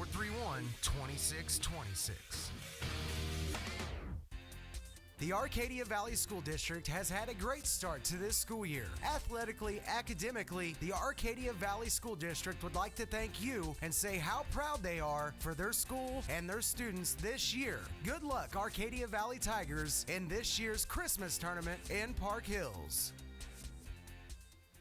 It's the perfect time to add quality sound to your ride at Audio Dynamics in Farmington. Buy a set of component speakers and get a second coaxial speaker pair free plus installation. Or buy coaxial speakers and get a free pair of coaxial speakers, or take 50% off select speakers. It's also the perfect time to add bass to your ride at Audio Dynamics. Buy select amplifiers, get a free subwoofer. Or buy one subwoofer and get a second subwoofer for one-half price. And it's the perfect time to add power to your mobile sound system. Buy select amplifiers and get free parts and installation up to $200. Or buy select bass amplifiers and get a free amplifier for your mids or highs. And it's a perfect time to add a car remote starter system to your vehicle. Never get into a cold car again. Buy a remote starter and get an upgraded extended range two-way remote for 25% off. It's a perfect time to head to Audio Dynamics, 1125 Maple, Farmington. The Baptist Home in Ironton is open to anyone needing 24/7 nursing or respite care. You do not have to be a Baptist or turn over all of your assets to enter. Now, with an open admission policy, we are able to offer our services to all. If you or someone you love needs compassionate nursing care in a secure and loving environment, please call 573-546-7429. That's 573-546-7429. The Baptist Home, providing care like family for more than 100 years. Save big bucks at Barefoot Village Fireworks. Buy factory direct. Barefoot Village, the Black Cat store. When quality, safety, and value are important to you, remember Black Cat is the best you can get. At Barefoot Village, discover dirt cheap fireworks. Discover thousands of new and exciting items just arrived. Barefoot Village locations are the giant new superstore at Cherokee Pass with 7,500 square feet of pure pyro pleasure. Highway 34 in Piedmont, the Mother Store, 1/2 mile north of McDonald's in Ironton, at the end of the bridge in Van Buren, and at the junction of 221 and B in Doe Run. Barefoot Village 80% fireworks trailers are at Bonne Terre, St. Genevieve, DeSoto, Hillsboro, Junction City, and Wapapello. Remember Barefoot Village, the Black Cat store, where quality and dependability are ensured. Barefoot Village would like to take this time to wish good luck to the Fredericktown Black Cats and everyone else participating in the Christmas tournament, and a Merry Christmas. Hi folks, Dennis Barrett, Barrett Jensen Auto. Jeff Jensen and I would like to invite everyone in the area down to look at our tremendous line of inventory. We have got everything from 1997 models right up to 2015 models at Barrett Jensen Auto. We're still at the same location. We want everybody to come in and look at all the great changes that we've made here in the last couple months, and we'd like to see you come in, look at our inventory. We still have great financing, good service, and folks, we still want to welcome you into our dealership. Jeff and I would love for you to come see us. We're at 140 South Main, downtown Fredericktown, or visit our website, barrettjensenauto.com. Why shop for insurance when you can trust a professional to do the work for you? Danny Bates Insurance covers auto including SR22, home, life, health, Medicare supplements, individual and employee supplement insurance. With years of experience, Danny can track down the coverage you need at a price you can afford.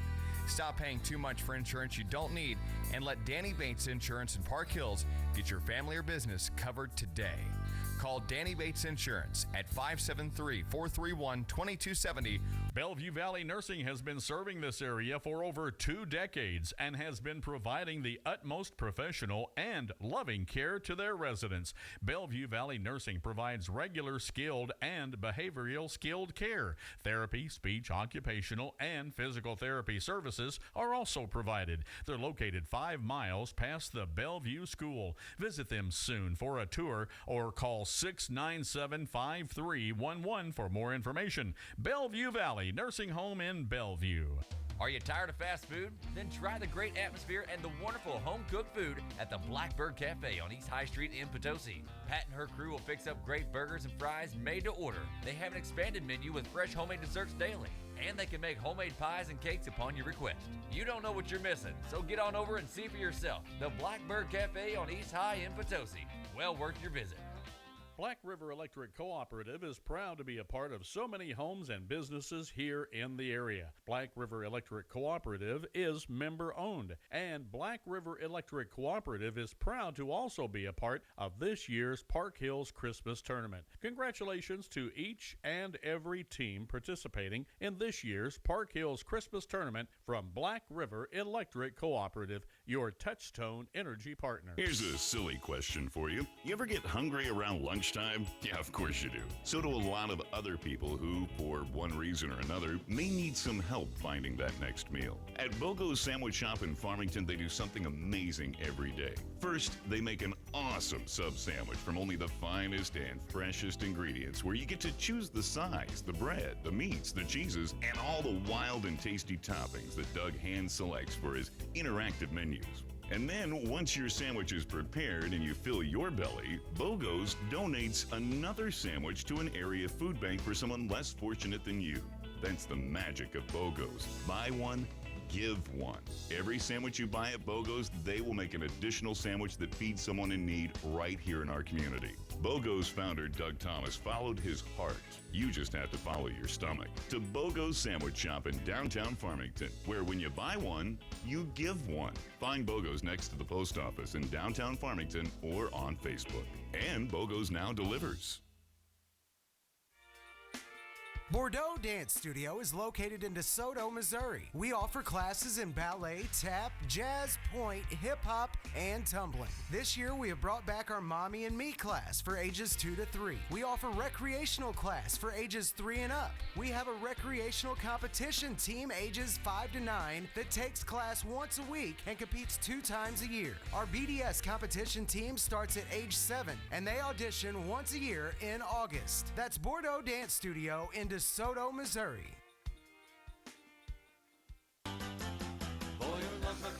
Service and quality. And Boyer Lumber Company in Potosi. They have the same big names, same big brands, and same low prices as the big boys. That's right, same low prices, all here and without the cost of gas to get to the big boys. So shop your hometown store, Boyer Lumber Company in Potosi, or call them at 438-5461. Folks, you know right now could be the best time for you if you're considering buying residential property or even hunting, fishing, or recreational property in this area. Now, Dan Buck and his agents over there at Buck Realty in Ironton are just the people that can show you just what you're looking for. So give Buck Realty a call at 546-5546 and see what Dan can do for you, because right now is an exciting time to be buying and selling property. Just call 546-5546 for Buck Realty in Ironton. Next time you're shopping for flooring, consider Carpet One Floor and Home. With the buying power of 1,000 Carpet One stores to guarantee great prices, but locally owned to provide you quality service and installation. We sell and professionally install all types of flooring: hardwood, laminate, ceramic, vinyl, and carpet, plus blinds and hardwood sand and finish. For a free measure or estimate, call 756-1999 or visit our friendly showroom, conveniently located between Steak and Shake and Famous Footwear in Farmington. My electric bill.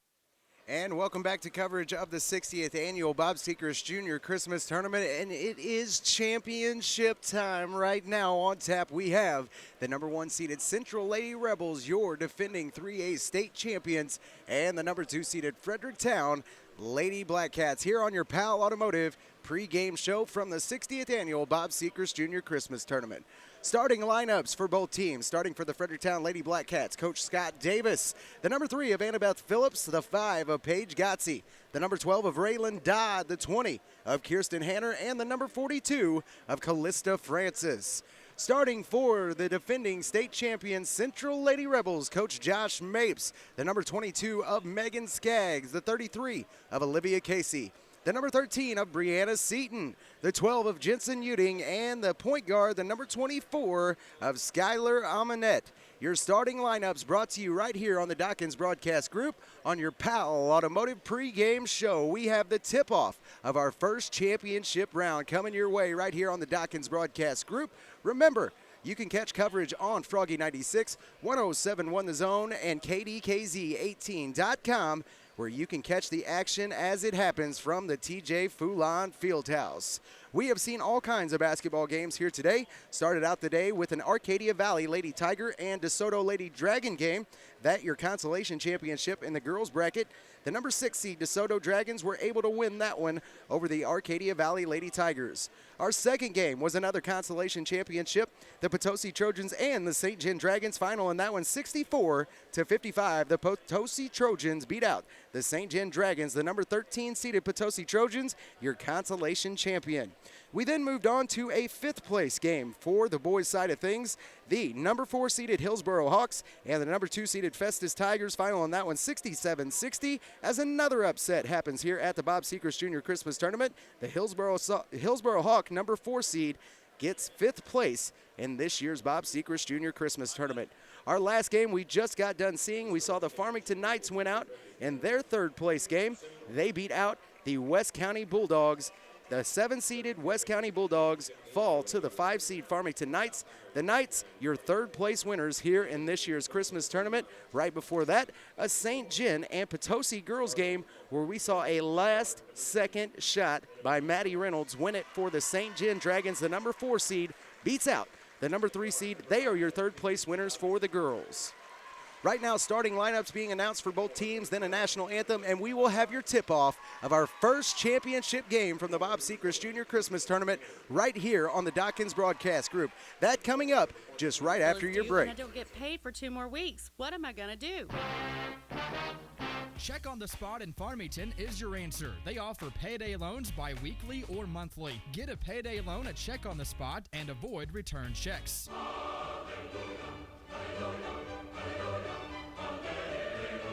Check on the Spot at 760-1770 or visit them at 16 South Jackson Street in Farmington. My electric bill is due and I don't get paid for 2 more weeks. What am I going to do? Country Mart of Arcadia is proud to be a broadcast sponsor of this year's Park Hills Christmas Tournament. At Country Mart in Arcadia, you'll find only the freshest meats, produce, and always the lowest prices on groceries in the area. That's why more people love to shop at Country Mart in Arcadia. Locally owned and operated, Country Mart in Arcadia is proud to be a broadcast sponsor of this year's Park Hills Central Christmas Tournament. It's the year-end clearance event at Crown Motors, Highway 67, just north of Farmington at the Fairgrounds exit. All 2015s must go. Crown Motors and Chrysler is offering the best rebates of the year. 2015 Jeep Cherokee, $3,000 rebate. 2015 Chrysler 200, $5,000 rebates. 2015 Dodge Darts, up to $3,000 rebates. Year-end clearance event on all pre-owned cars, trucks, minivans, SUVs, and even motorcycles. Starting at just $59.95. Run, don't walk to Crown Motors, Highway 67, just north of Farmington at the Fairgrounds exit. And welcome back to coverage of the 60th annual Bob Sechrest Jr. Christmas Tournament. The tip-off goes off of a Fredericktown Lady Black Cat and out of bounds, so the Central Lady Rebels going to get the ball to start things off here in our girls' championship round. Jensen Uding with the ball, top of the key, now over right-hand side, a long 3 for Olivia Casey, just off the back of the rim and no good. And the rebound this time going to go to Annabeth Phillips. On the attack comes Fredericktown. Paige Gotze now back up to Phillips. Now left-hand side for Gotze. And she's going to bring the ball back up top of the key for Fredericktown. Left-hand side, now a dish underneath for Callista Francis. The ball up and in that time. Callista Francis going to pick up the first points of the ball game. And she'll pick up the foul as well. A chance to go to the line for the 3-point play. Foul that time is going to go against the 33 of Olivia Casey. That'll be her first personal and team foul number 1 on Central. At the line, Callista Francis can't make her free throw. She's now 0 for 1 and a 2-point lead here for Fredericktown over your defending state champion Central Lady Rebels. Skip pass right-hand side to Skaggs, now back up to Casey and around to Jensen Uding. She'll attack middle, now back out to Casey for 3 again. This one's going to go. Can't let Olivia Casey have too many shots from out there. She will make you pay. And right there, she drains her first one. Now 1 of 2 from the 3-point line as Olivia Casey and the Central Lady Rebels take the lead quickly here by 1, 3-2. Top of the key now, around the top of the key to Annabeth Phillips. Now back to Paige Gotze. And Gotze going to take her time coming back up to the top of the key. Now over to Raylan Dodd. She'll come up to the top of the key. And around the horn we go now back to Annabeth Phillips. She pulls right inside the 3-point line, and the shot this time going to be an air ball. And it'll go out of bounds. Ball will go back to the Central Lady Rebels. 3-2, they lead, a 1-point lead for Central. Inbound pass here going to go to Megan Skaggs. Down the floor, and now a kick out to Uding for three. Jensen Uding, a strong shot that time, goes over the back of the rim. Skylar Amonette tries to save that one. She pushes it back in, and it goes right to a Fredericktown Lady Black Cat. Other side of the floor now, Annabeth Phillips, a long skip pass. Paige Gotze for three. That one off the back of the rim and no good. Rebound to Skaggs. Now a long pass down to Skylar Amonette. She attacks left-hand side, and she's got it. Skylar Amonette with some great dribble work that time. Comes right back on the inside of two defensive players and puts one up and in off the left-hand side. Down the floor now with Fredericktown. They finally get it past this press, and to the floor goes Skylar Amonette, and she's going to come up with the ball past to Skaggs. Skaggs now down the floor, and a pass down into the block to Jensen Uding. Just out of her reach that time. Goes off Uding and out of bounds, and it'll go back to Fredericktown. 5-2 our score right now with just 5:57 left to play in the first quarter. The Central Lady Rebels with a 3-point lead. Right-hand side of the floor now, Kirsten Hanner gives it back to Gotze. Now over to Annabeth Phillips. She's got to come past the half-court line, and she's going to be stripped by Brianna Seaton to the floor. Brianna Seaton and Raylan Dodd go. And the jump ball this time going to stay with Fredericktown on their side of the floor. Great hustle that time by Brianna Seaton to get down there on the floor and tie that ball up with Raylan Dodd. Possession arrow will now go back over to Central. Inbound to Fredericktown, goes to Phillips. Annabeth Phillips now going to come up back to the top of the half-court circle. And now comes over to Paige Gotze. Those two talk about something. Now back underway, Fredericktown goes. A pass out to Raylan Dodd, going to be broke up. Skaggs now on the rebuttal. Other side of the floor, and a great crossover right before the layup. Megan Skaggs picks up her first 2 points of the ball game, and now a 5-point lead for Central. Kirsten Hanner now with the ball in the backcourt, now up to Annabeth Phillips and down to Raylan Dodd. Back out to Phillips, and she's going to take the dribble back up to the top of the key. She's being guarded by Jensen Uding. A 2-3 zone here by the Central Rebels. Annabeth Phillips now over to Gotze, back to Phillips down on the right-hand side. Around the top of the key, back to Gotze. Those two play catch with it. Now down in to Raylan Dodd and over to Callista Francis. Turnaround for her, no good. And the rebound going to go to Skaggs. Skaggs now with a long outlet pass to Skylar Amonette. 2 steps and the layup. Those two right on the same page here tonight. Skylar Amonette picks up now her 4th points of the ball game, and the Central Lady Rebels have taken a quick lead here, 9-2, a 7-point lead for your defending state champions. Central right now 9-2 over the Fredericktown Lady Black Cats. More coming your way here from the TJ Foulon Fieldhouse and the Bob Sechrest Junior Christmas Tournament right after this. D&D Towing in Fredericktown has been serving the area for over 15 years. So when you're in need of a tow, call the folks that have been trusted for years. D&D Towing at 783-7739. They service all surrounding counties and are also a member of AAA. Plus, D&D Towing offers a lockout service, jump starts, medium duty towing, and 4x4 recovery. Available 24 hours a day, 7 days a week. That's D&D Towing in Fredericktown, 783-7739. That's 783-7739. D&D Towing in Fredericktown would like to take this time out to thank their customers for their business throughout the years and to wish everyone a safe and happy holidays. Also, don't forget to bring your family and friends to this year's Christmas basketball tournament and support your local team. Happy holidays from D&D Towing in Fredericktown. And welcome back to coverage of the 60th annual Bob Sechrest Junior Christmas Tournament. Out of the break, on the other side of the floor, a foul here upcoming is going to go against Kirsten Hanner. And Hanner going to pick up her first personal and the first team foul on Fredericktown. And Caitlin Holmes, who just checked into the game, is going to pick up her first 2 for Central. 2 points by Caitlin Holmes now extends this out to a 9-point lead for Central. And a great zone here being played on the defensive side by Central. Now a pass down to the corner. Kirsten Hanner, long 3, no good. On the rebound, Raylan Dodd, and the putback going to be good. Raylan Dodd with a great offensive rebound and putback that time. Other side of the floor now, and Olivia Casey wide open for 3, just off the front of the rim and no good. On the rebound this time, a foul here upcoming, I do believe, going to be on Skaggs.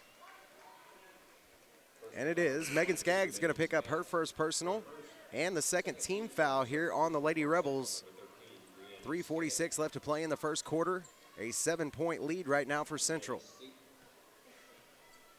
Inbound here is going to go into Annabeth Phillips. She'll bring it down for Fredericktown. Now over to Gotze. And this ball going to be stripped away, almost picked off by Carissa Belfield, who is now in the game for the Park Hills Central Lady Rebels. Right-hand side now, Annabeth Phillips over to Gotze. Gotze back to Phillips. And now down into the corner for Hanner. Hanner going to pass up that three-point shot, and around the top of the key they go again. Paige Gotze thought about driving, now back out to Phillips. Phillips, the long three, that one no good. Rebound goes to Callista Francis. Back around the top, and another three by Annabeth Phillips. This one off the back of the rim and no good.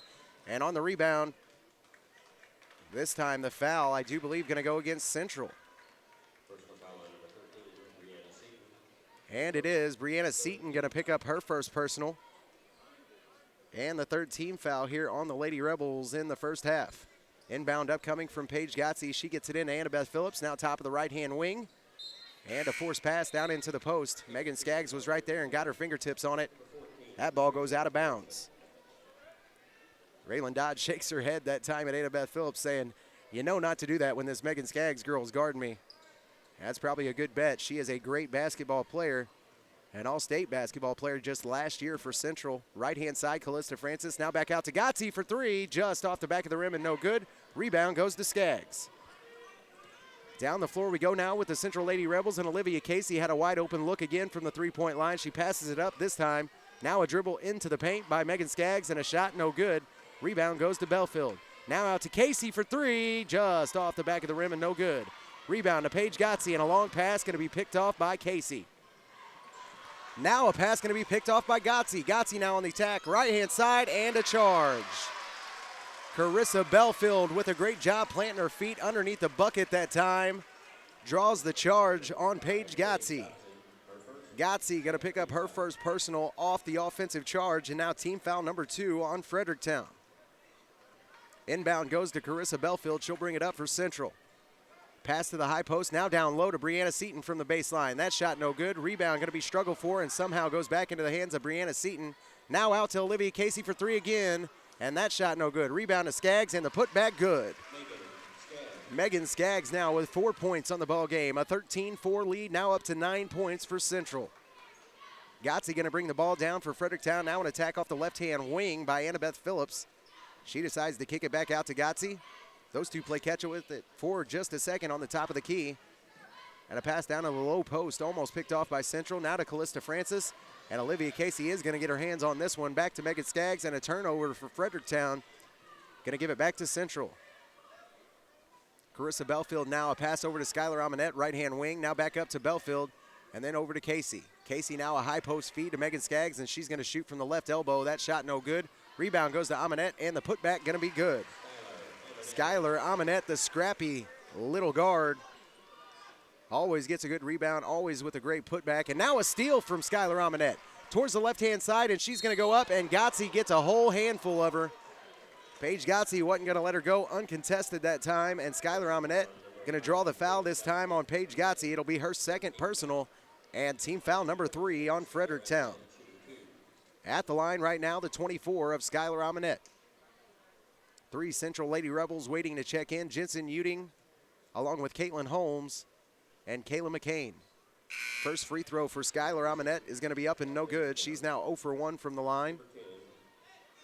Checking out for Central is going to be Olivia Casey, Brianna Seaton, and more than likely Skylar Amonette, as Jensen Uding still sits there waiting to replace her after the free throws. Checking in, Kayla McCain and Caitlin Holmes. At the line, Skylar Amonette's second free throw is up and good. Skylar Amonette now 1 of 2 from the line, and she will go have a seat on the bench with 7 total points. As Jensen Uding comes back in to take her spot, along with Jensen Uding is going to come Chloe Green, who replaces Carissa Belfield. The only remaining starter in the game right now for Central, the 22 of Megan Skaggs. Inbound this time going to go to the 14 of Rachel Hamilton, and now a pass picked off by Kayla McCain. Over to Uding, and now another pass going to be thrown away by Central this time. Left-hand side, and a nice easy layup that time for Fredericktown. And Maddie Whitworth now on the board for the first time here for Fredericktown. Her first 2 points of the ball game. And now a 16-6 lead up to 10 points for Central. And on the rebound this time, going to be stripped away by Caitlin Holmes and back up and in. Now 12-point lead for Central. Now under a minute to play here in the first quarter. That has been all Central Lady Rebels. Pass to the middle of the floor this time by Central is going to be broken up by Caitlin Holmes. And battling for the ball down on the floor is Chloe Green. And she's going to get swatted in the nose. Her eyes start to water. She's going to have to come out of the game, replacing her, Carissa Belfield. Chloe Green going to pick up her first personal of the ball game and team foul number 4 on Central. Inbound upcoming here from Rachel Hamilton. Hamilton going to get it in, back in the backcourt to Maddie Whitworth, who goes to work on Jensen Uding. And she forces her over on the right-hand out-of-bounds line. And they're going to call a foul here on Jensen Uding, a body foul that time, as she was trying to push her over and out of bounds on the right-hand side. Gets her with the body, and that'll be Jensen Uding's first personal. Team foul number 5 on Central here in the first half. Inbound is going to go into Annabeth Phillips, now back up top. Kirsten Hanner, and back to Phillips. Those two play catch with it on the right-hand wing for a minute. Now a feed down low to Raylan Dodd, and she's going to step out of bounds with the ball, and a turnover here. We'll give it back to Central with 18.6 seconds left to play in the first quarter. Checking back in here is going to be Megan Skaggs and Olivia Casey. They will come in to replace Jensen Uding and Brianna Seaton. A constant rotation of players here by Josh Mapes, as he has some great depth on that bench, trying to keep all his players fresh. Carissa Belfield going to bring it down now for Central. Under 10 seconds to play here in the first quarter. Caitlin Holmes now off the pass. The shot no good. And the rebound going to be hustled for. And Annabeth Phillips and Caitlin Holmes go at it. Carissa Belfield on the right-hand side. Ball's going to go out of bounds off Fredericktown and will stay with Central. They have 4.1 seconds to get a shot off here before the end of the first quarter. Good idea to have Carissa Belfield come inbound instead of Olivia Casey. Their shooter, definitely Olivia Casey. Other side now, spin move from Olivia Casey, long three. Got it right before the end of the first quarter. Olivia Casey knocks down another three from way out deep. Her second three of the ball game has extended this lead out now to a 15-point lead for the Central Lady Rebels, 21-6. Our score right now from your girls' championship game at the TJ Foulon Fieldhouse. Do not go anywhere. We have your second quarter coming up. The Fredericktown Lady Black Cats and the Park Hills Central Lady Rebels.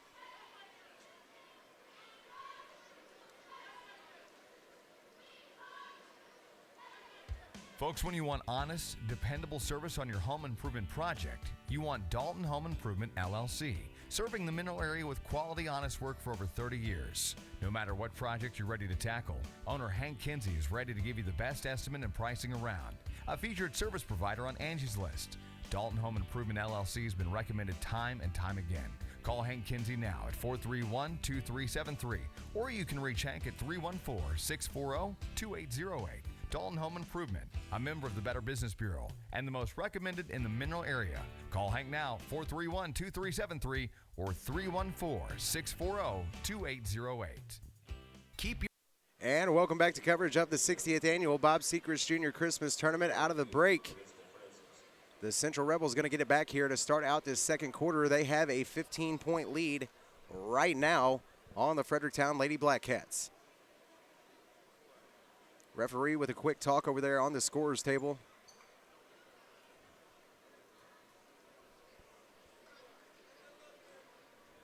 And we are about to get underway here in the second quarter. A big thank you to all of our sponsors who have sponsored this 2015 Bob Sechrest Jr. Christmas Tournament. Andy's Garage, Hood's Home Discount Center, Ameren UE out of Tomsauk, Country Mart in Arcadia, Arcadia Valley Schools, Bellevue Valley Nursing, Jade Home Care, and the Space Museum in Bonne Terre, among many more. Turnover by the Central Rebels on the inbound, going to give it back to Fredericktown. And now a strip from Jensen Uding on Callista Francis. Long pass down to Aminette, who's on the run and misses the layup. But right there to follow her up is Megan Skaggs. 6 points total on the game now for Megan Skaggs. And a 23-6 lead now for the Central Lady Rebels. It's getting out of hand now for Fredericktown. Pass this time going to be swatted away, and they're going to say it's a foul.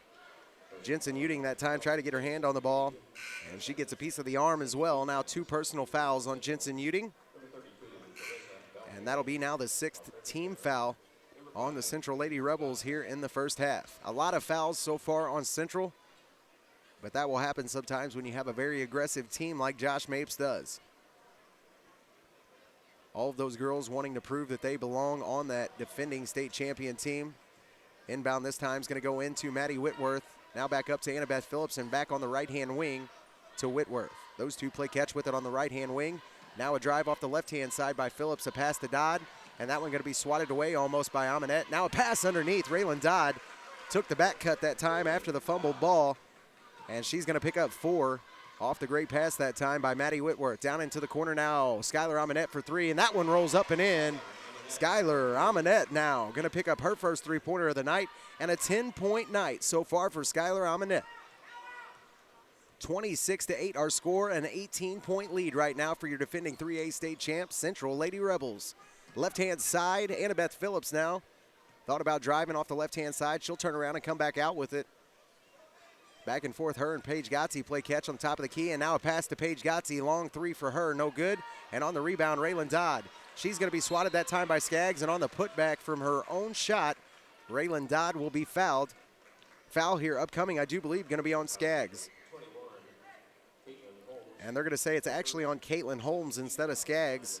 So Caitlin Holmes now going to pick up her first personal of the ball game, and team foul number 7 on Central. At the line, Raylan Dodd. Dodd's first free throw is going to be up and good. 1 for 1 from the line is Dodd with 5. 6:21 left to play in the first half. All Central Lady Rebels so far. This our first championship game. Shortly to follow after that, we will have the number 1 seeded Central boys and the number 6 seeded North County boys. From the free throw line, Raylan Dodd going to make her second free throw. Now 2 of 2 from the line with 6.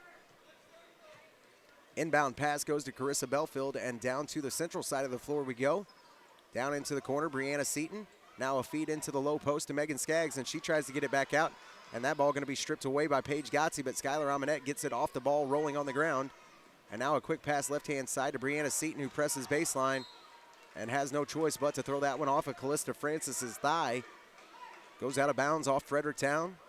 And the inbound upcoming here for Megan Skaggs underneath her own goal. Pass inbounds go to Brianna Seaton, now to Carissa Belfield, and a feed down to the low post for Megan Skaggs. And a blocking foul here upcoming, going to go against Maddie Whitworth, I do believe. And it will. Maddie Whitworth now gets her first personal. And the 4th team foul here on Fredericktown. Inbound upcoming from Olivia Casey, finds Megan Skaggs up on top of the key. She'll now dribble down to the middle of the lane, and a shot there from right in front of the free throw line, not going to fall. Rebound goes to Gotzi, now down onto the other side of the floor, and a quick pull-up by Paige Gotzi, not going to go. Rebound this time to Megan Skaggs.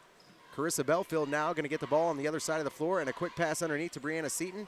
Layup that time no good for her, and on the rebound to the floor goes Maddie Whitworth, and a turnover back to Central. Skylar Amonette with a wild layup that time, going to fall. This one of those nights where just about anything's going to fall for Skylar Amonette, it seems. Now 12 points on the night for her, and a 28-10 lead, still at 18 points for the Park Hills Central Lady Rebels. 5:23 left to play here in the first half, and a big lead for your defending state champions Central Lady Rebels over the number 2 seeded Fredericktown Lady Black Cats. More basketball coming your way here on the Dawkins Broadcast Group right after our break. Keep your car or truck properly serviced and running right, and your vehicle will actually be a good investment. Dunlap Automotive Solutions in Park Hills is there to help.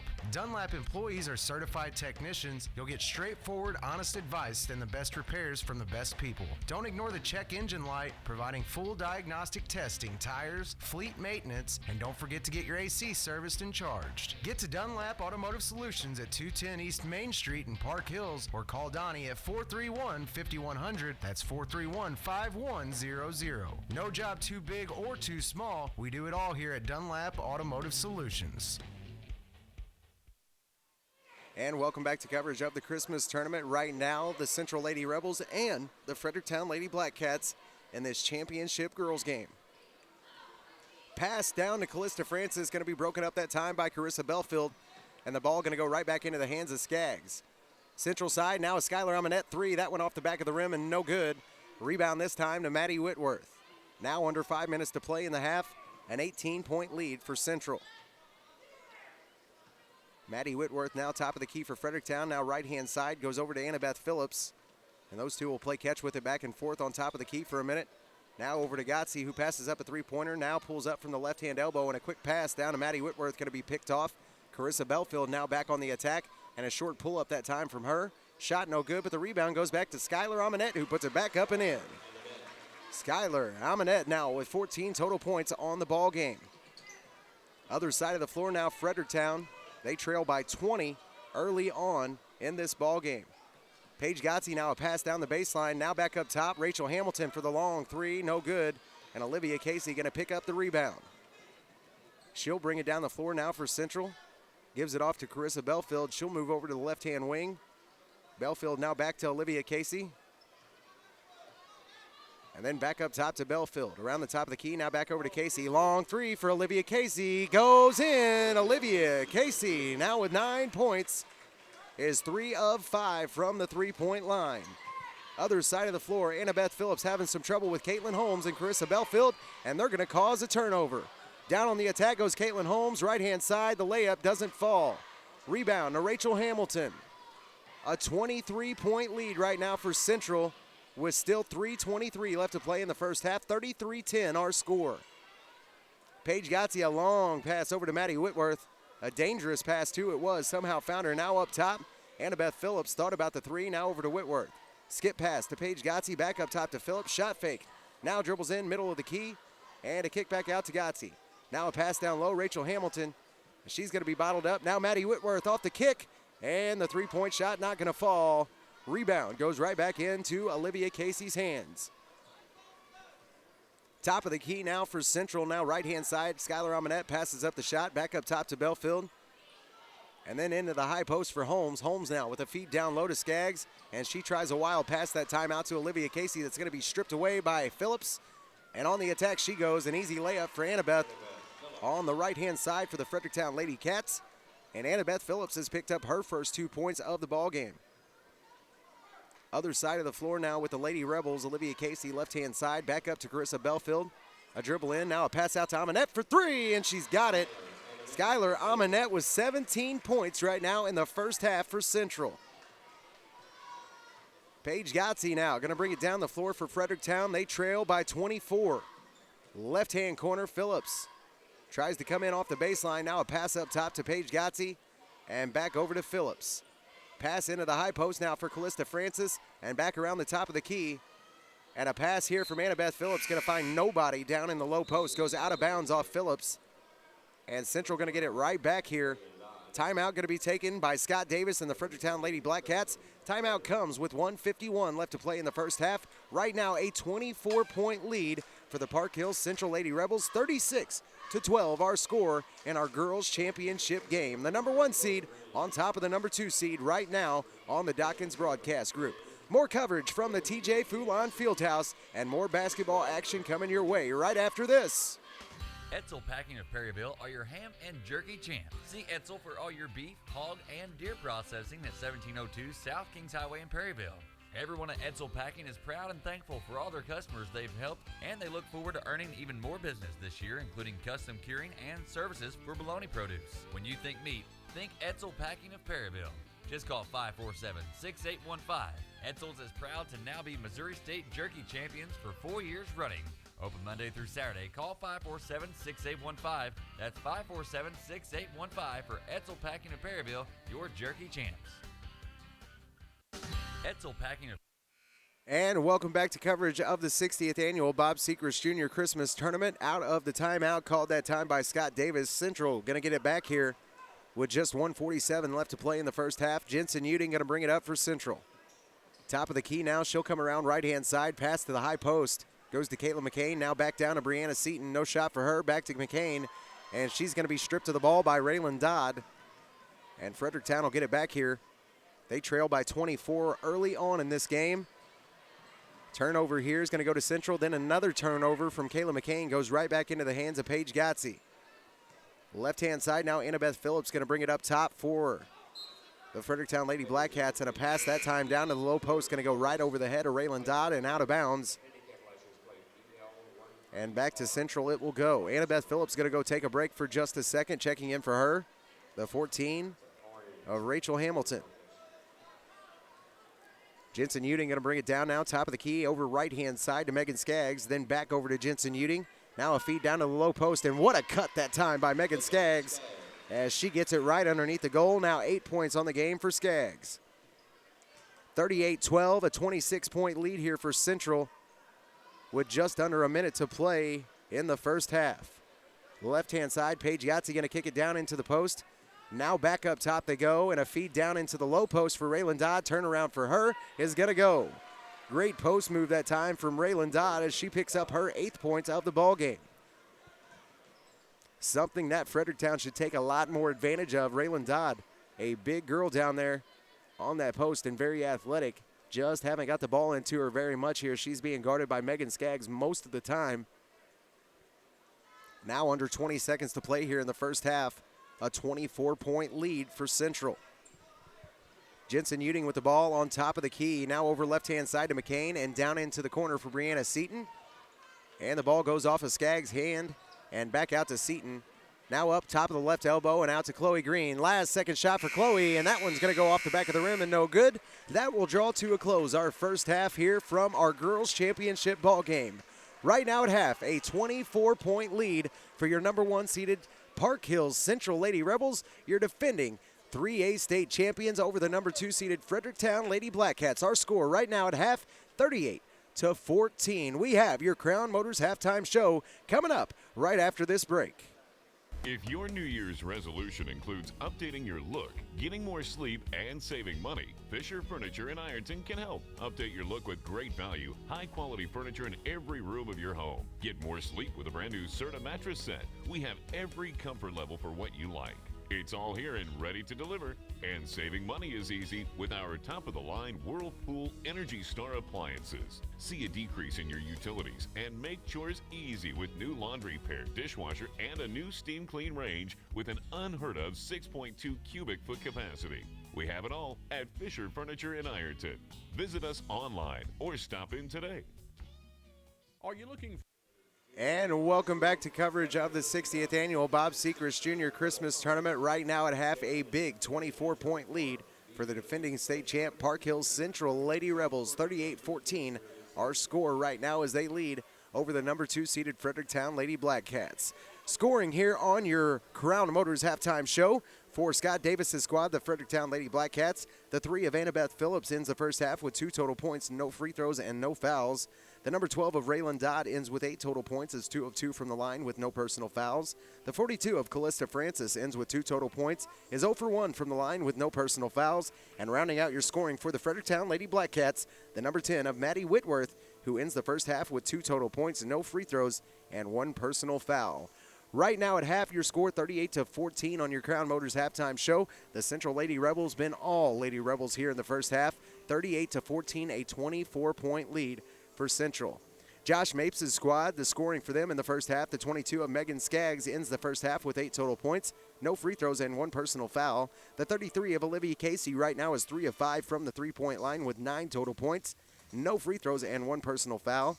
And rounding out your scoring for the Park Hills Central Lady Rebels, the 24 of Skylar Amonette, who is impressing everybody here tonight. She ends the first half with 17 total points, is 1 of 2 from the free throw line with no personal fouls. Caitlin Holmes also going to take part in the scoring in the first half. She ends with 2 total points, no free throws, and 1 personal foul.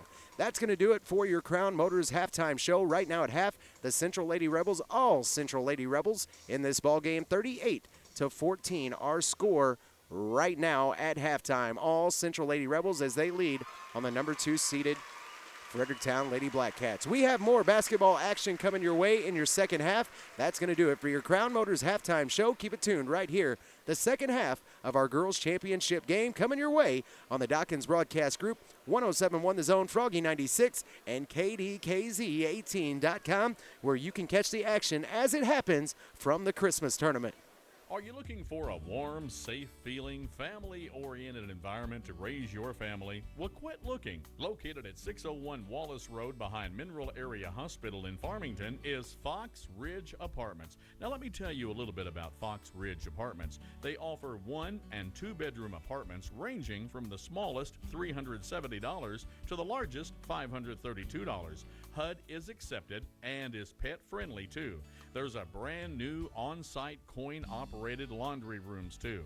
On-site maintenance, and we can't forget a playground and picnic area for the kids. There's a basketball and tennis court, too, and an outside 3-foot to 10-foot deep pool for the apartment tenants. Now, the applications are located 24 hours a day, 7 days a week outside the office in the app box. Jennifer shows apartments Monday through Friday from 8 until 5 and appointments only on the weekends. For more information, contact Fox Ridge Apartments at 756-5222. Fox Ridge Apartments in Farmington. Clean, safe, affordable housing. About this time of year, old Gene Finch at Gene's Towing and Recovery in Patterson gets real sentimental. The man just can't get enough of the holidays, so this time of the year, Gene Finch wants to remind all of you out there that he appreciates your patronage and business and wishes you and your family the happiest of holidays. Say howdy ho to Gene Finch next time you see him, and best wishes from Gene and his family at Gene's Towing and Recovery in Patterson. Call 856-4536. That's 856-4536. They don't charge an arm and a leg, they just want your tow.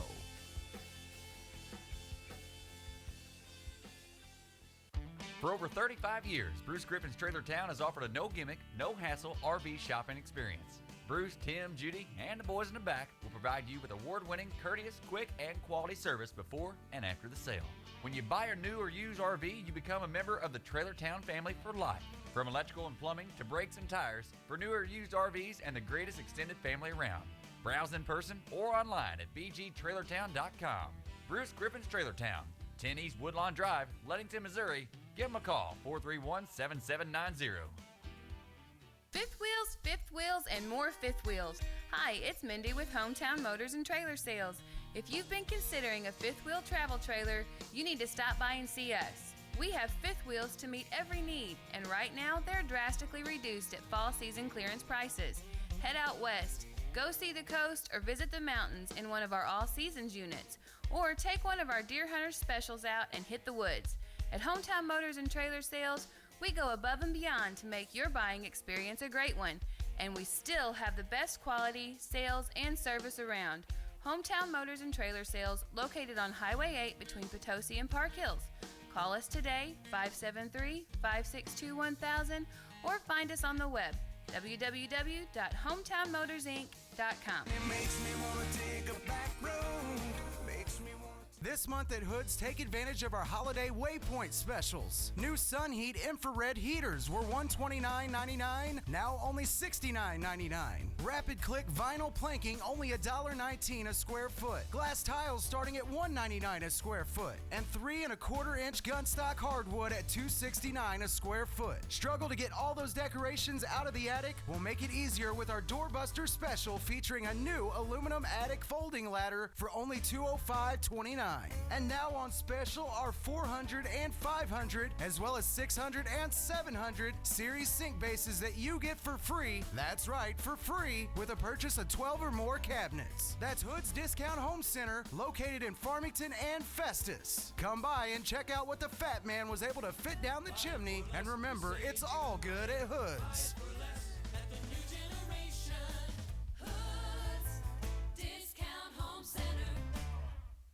Who doesn't want the freshest of fresh? Have you visited the meat market in town? Set up like an old-time general store, stop into the Hungry Gardener and let Kelly tell you about everything they carry, like dry goods, treats, dairy, and most importantly, fresh meat.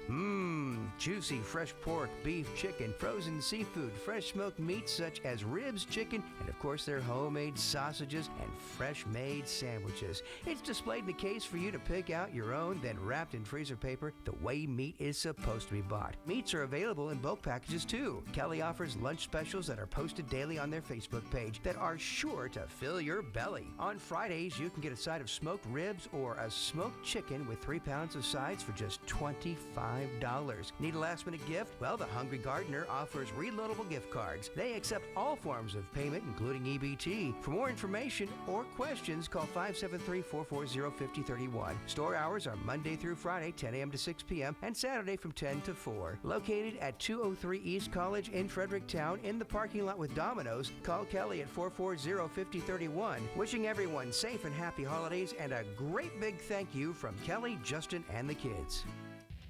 Nobody wants to pay more for tires than they should, right? Then look no further than Impressive Auto Service. They will not, repeat, will not be undersold anywhere in St. Francis County on tires, from passenger to light truck to farm and trailer tires. They also have custom wheels, suspension lift kits, and they do alignments, routine maintenance with their full-line auto repair shop, and much more. Plus, they do state inspections, too. And if you're crunched for time, no problem. Don't forget Impressive Auto Service has a shuttle service to provide you transportation with 2 convenient locations. Visit them in Farmington at 1249 East Karsh Boulevard. Call 756-0011. And in Bonne Terre at 112 South Division Street. Give them a call in Bonne Terre now at 358-5800. That's Impressive Auto Service. For 4 years, Jade Home Care Services in Bellevue. And welcome back to coverage of the 60th annual Bob Sechrest Jr. Christmas Tournament. Right now coming out of half, a big lead for your defending state champions, Central Lady Rebels. They lead by 24 right now on your number 2 seed in this tournament, the Fredericktown Lady Black Cats. A heck of a first half we have seen, kind of a surprising half for Central. We're used to hearing that Megan Skaggs has the most points out of those Central Lady Rebels, but right now holding up that offense, a very surprising number 24 of Skylar Amonette, who has 17 total points as we just get ready to start this second half.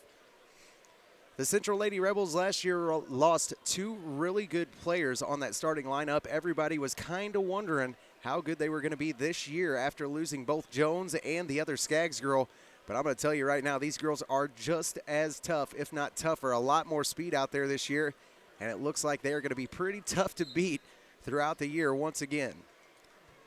Inbound this time, going to come in from Paige Gotze, and it goes in left-hand side over to Annabeth Phillips. Top of the key, now a rotate around, and they're going to give it back to Phillips. And back and forth they play catch. Now right-hand side, Gotze for 3, got it. Paige Gotze comes out firing here in the second half. Her first points of the ball game come from a 3-point shot. And now 38-17 our score. A 21-point lead here for Central, and another turnover is going to give it back to Fredericktown. Right-hand side, a quick dish out to Phillips for 3, and just off the back of the rim, no good. Rebound this time, going to go to Megan Skaggs, and on the rebound, a foul upcoming on Annabeth Phillips.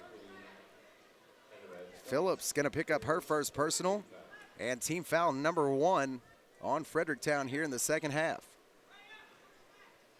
Inbound pass going to go to Jensen Uding, and she will bring it down now for Central. Long pass down into the corner for Amonette. She tries to drive baseline. Now a pass over to Brianna Seaton and back up top to Casey for 3. Got it. Olivia Casey answers right back now. 4 of 6 from the from the 3-point line with 12 points is Olivia Casey. Left-hand side, Kirsten Hanner now with the ball. 41-17 our score. A 24-point lead once again here for the Central Lady Rebels. Other side of the floor, Paige Gotze with it on top of the key. And now over to Annabeth Phillips, a drive to the lane. Now a pass off to Callista Francis, and she is rejected by Megan Skaggs. Jensen Uding now with the drive. She tries to push it down to Brianna Seaton in the left-hand corner. That ball going to be swatted away by Annabeth Phillips.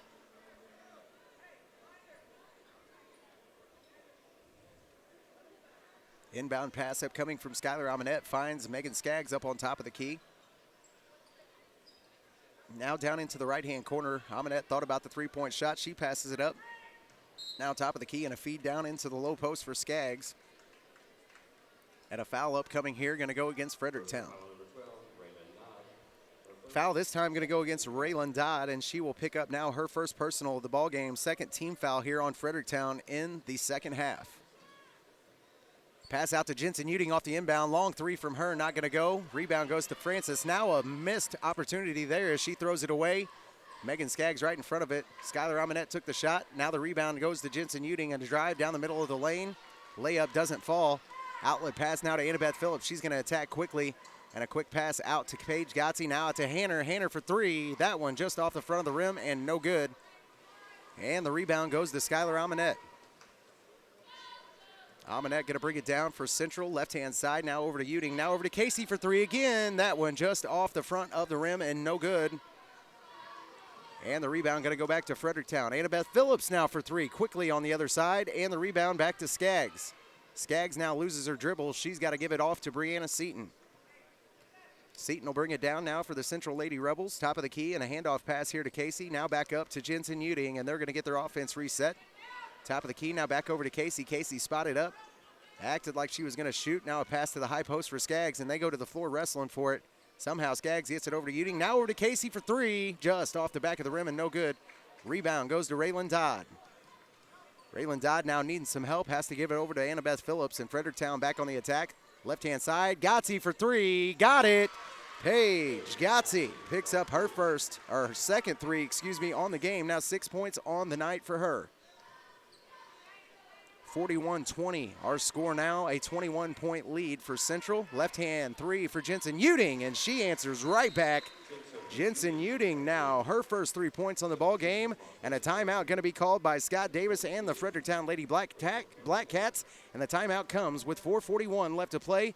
44-20, our score right now, all Central Lady Rebels all game long here in your girls championship game of the 60th annual Bob Sechrest Junior Christmas Tournament. A short break coming your way. Up after that, more basketball from the TJ Foulon Fieldhouse on Froggy 96, 107.1 The Zone, and KDKZ18.com, where you can catch the action as it happens from the Christmas tournament.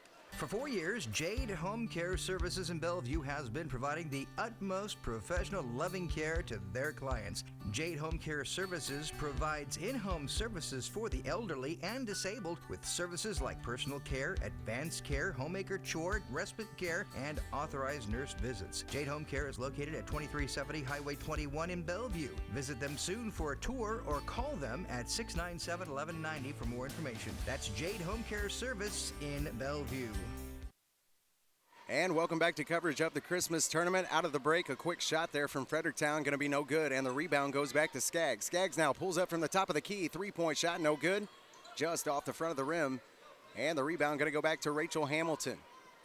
A 24-point lead still yet here for the Central Lady Rebels over Fredericktown in this girls championship game. Right-hand wing now, Gotze down into the corner for Hamilton. Hamilton now a pass to Callista Francis, and her shot going to be no good. Rebound goes out to Skylar Amonette, and she'll bring it down for Central. Right-hand side of the wing, and now a skip pass over to Olivia Casey. Carissa Belfield now in the game for the Central Lady Rebels, along with Caitlin Holmes,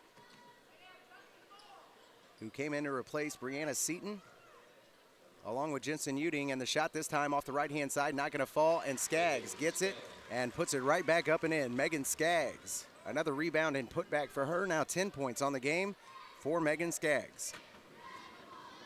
Down the floor we come now with the Fredericktown Lady Black Cats, top of the key with Paige Gotze, and she thought about it. Now a pass over to Phillips. Phillips now shot fake and pulls in on the left-hand elbow. Shot by her, going to be off the front of the rim and no good. And the rebound this time goes to Caitlin Holmes. Holmes now going to press it down the floor, turns around, and a wide open look for her, just off the back of the rim and no good. This time the rebound to Callista Francis. Out to Hamilton now. Hamilton brings it down. And a handoff pass this time to Francis. Back up top to Paige Gotze. Paige Gotze now stands with it on top of the key. Now right-hand side gives it over to Phillips, and a high post feed here for Callista Francis. No shot for her. Now out to Paige Gotze on the left-hand side, and back up top of the key for Phillips. Those two play catch with it back and forth on top of the key for a second. And now back down into the left-hand corner for Gotze. Shot fake. Phillips tries to drive again, loses the ball this time, and the turnover goes to Olivia Casey. Long pass down the floor for Carissa Belfield. She misses the layup, and then on the putback is going to be fouled. Foul this time is going to go against the 42 of Callista Francis. That'll be her first personal and the third team foul here on Fredericktown in the second half. At the line now after the foul, the 32 of Carissa Belfield. Belfield's first trip to the free throw line tonight and successful. 1 for 1 from the line as she makes her first 1 point on the game for Belfield. Checking into the game now for the Central Lady Rebels is going to be the 13 of Brianna Seton and the number 3 of Chloe Green, who come in to replace Megan Skaggs and Caitlin Holmes. And now a long shot here, going to be no good. Goes off the back of the rim, and the rebound back to Brianna Seton. Now down on the baseline, she has to kick it back out to Chloe Green, and she'll come back around to the right-hand side. Chloe Green now to Olivia Casey. Spin move here to the baseline, and a foul upcoming on the Fredericktown Lady Black Cats. Foul this time going to be on the 14 of Rachel Hamilton. The young ladies that just sat down for Central was actually the 24 of Skylar Amonette. Excuse me on that one, and Megan Skaggs. Replacing them, Chloe Green and Caitlin Holmes. Down into the corner, Brianna Seaton now holds on to the ball. Now a pass down into the lane, goes to Olivia Casey. Spin move and a post. Shot that time for Olivia Casey, going to go off the back of the rim and no good. Rebound to Francis, and down the floor of Fredericktown's Annabeth Phillips we go. Top of the key now, back to Callista Francis. And back out to the right-hand side. And a shot for Annabeth Phillips from the three-point line. Going to fall now, 5 points on the game for her. And a 47-23 game, but they're going to answer right back. Caitlin Holmes now picks up her 4th points of the ball game. And this now back to a 26-point lead, for the Central Lady Rebels. Top of the key now, Annabeth Phillips has the dribble, now right-hand side of the lane, and a feed down into the corner for Callista Francis. No shot there. Back up top now. Annabeth Phillips, spin move, tries to give it back to Callista Francis and does. Now a skip pass goes over to Hamilton. And she is almost stripped by Caitlin Holmes, and I believe Caitlin Holmes going to pick up a foul here. And does. Caitlin Holmes now going to pick up her 2nd personal and the first team foul here on the Central Lady Rebels in the second half. Checking into the game now for the Central Lady Rebels, the number 4 of Kimmy Wallen, along with Kayla McCain. They will replace Carissa Belfield and Olivia Casey. Also checking back into the game for Fredericktown, Maddie Whitworth along with Grace Bradford. Inbound pass that time goes to Raylan Dodd. She puts it up and in. Now 10 points on the game for Dodd. Top of the key now, right-hand side, Kayla McCain. Chloe Green, now over to Kayla McCain and down to Brianna Seaton. Seaton now going to come baseline, and the shot this time going to be rejected by Raylan Dodd. Rebound goes to Caitlin Holmes. And down to the floor they go. Tie up underneath the goal that time, going to create the jump ball. It will stay with Central underneath their own goal. Inbound upcoming from Kayla McCain. She gets it into Brianna Seaton. Now under a minute to play here in this third quarter. Ball almost lost that time by Brianna Seaton. She gets control of it yet again. Now back up top to Chloe Green. And then over to Kimmy Wallen. Wallen now going to bring it up top of the key. She'll pass over to Chloe Green. Thought about the three, now to Seaton. Seaton will take it from the right-hand corner. Brianna Seaton for 3. 3 points on the game now for Brianna Seaton after that long three from the right-hand corner. And now our score 52-25. All Central Lady Rebels. Right-hand side of the wing now, Paige Gotze takes it for Fredericktown. Now a pass back up to Hanner. And those two will play catch with it for just a second. That's actually Brooklyn Hudson, I always get those two mixed up. Left-hand elbow now back out to Brooklyn Hudson for 3. That shot no good. A rebound this time going to go off the Fredericktown Lady Cats and out of bounds and goes right back to the Lady Rebels. 52-25, a 27-point lead for Central, and a running clock here will roll down our third quarter. 52-25, a huge lead for your number 1 seeded Central Lady Rebels and your defending state champs. They lead right now 52-25 over the number 2 seeded Fredericktown Lady Black Cats in your girls championship from the 60th annual Bob Sechrest Jr. Christmas Tournament. More basketball coming your way from the TJ Foulon Fieldhouse on Froggy 96, 107.1 The Zone, and KDKZ18.com right after this. At some point, you're going to need an attorney who handles criminal, traffic, social security issues, estate planning, and family law. Call Catherine Hardy, attorney at law in Farmington. Catherine Hardy, attorney at law, will represent your interest and fight for what's right. You're in good hands when you're represented by Catherine Hardy, attorney at law in Farmington. For criminal, traffic, social security, estate planning, and family law, contact Catherine Hardy, attorney at law, 756-7039, 756-7039. Located at 312 Washington Street in Farmington. Free consultation on the phone or walk-ins are welcome. Remember, hiring an attorney should not be based solely on advertisement. And welcome back to coverage of the 60th annual Bob Sechrest Jr. Christmas Tournament. Right now, a 52-25 lead for Central, 27-point gap on the number 2 seeded Fredericktown Lady Black Cats. Top of the key now, Gotze, a skip pass. Tried to get it over to Phillips. That pass almost broken up by Caitlin Holmes. And now it's going to go off the foot of a Central Lady Rebel and stay with Fredericktown underneath their own goal. 7:37 left in the ball game. A game that has been all Central Lady Rebels, your number 1 seed in this tournament. And right now holding down that number 1 spot in the state for Central Girls.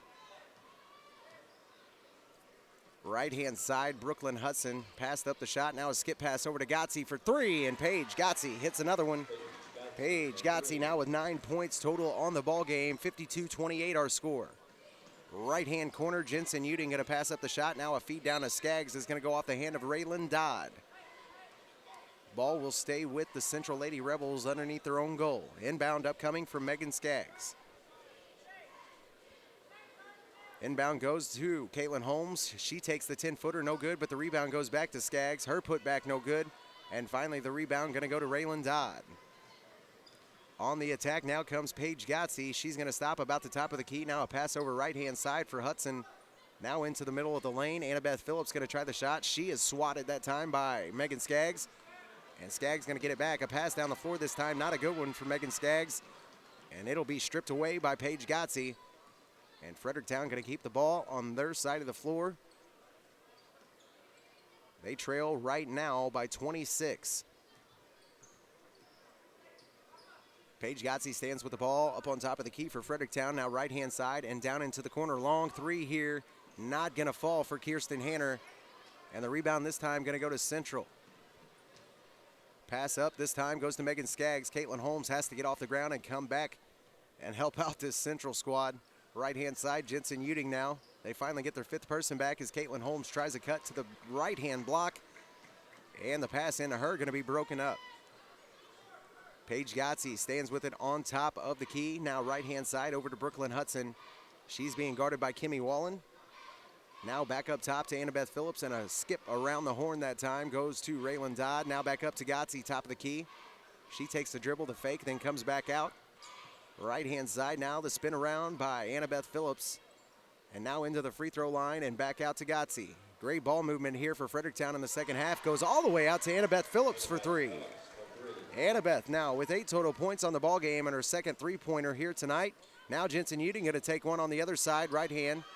And that one not going to fall. That one goes off of Fredericktown Lady Cat and goes out of bounds.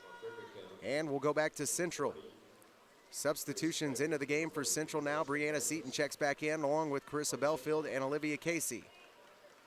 Back into the game now for Fredericktown is going to be the 40 of Grace Bradford and the 42 of Callista Francis. Top of the key now, Megan Skaggs. Shot fake that time. Now down to Olivia Casey for 3, and she's got it.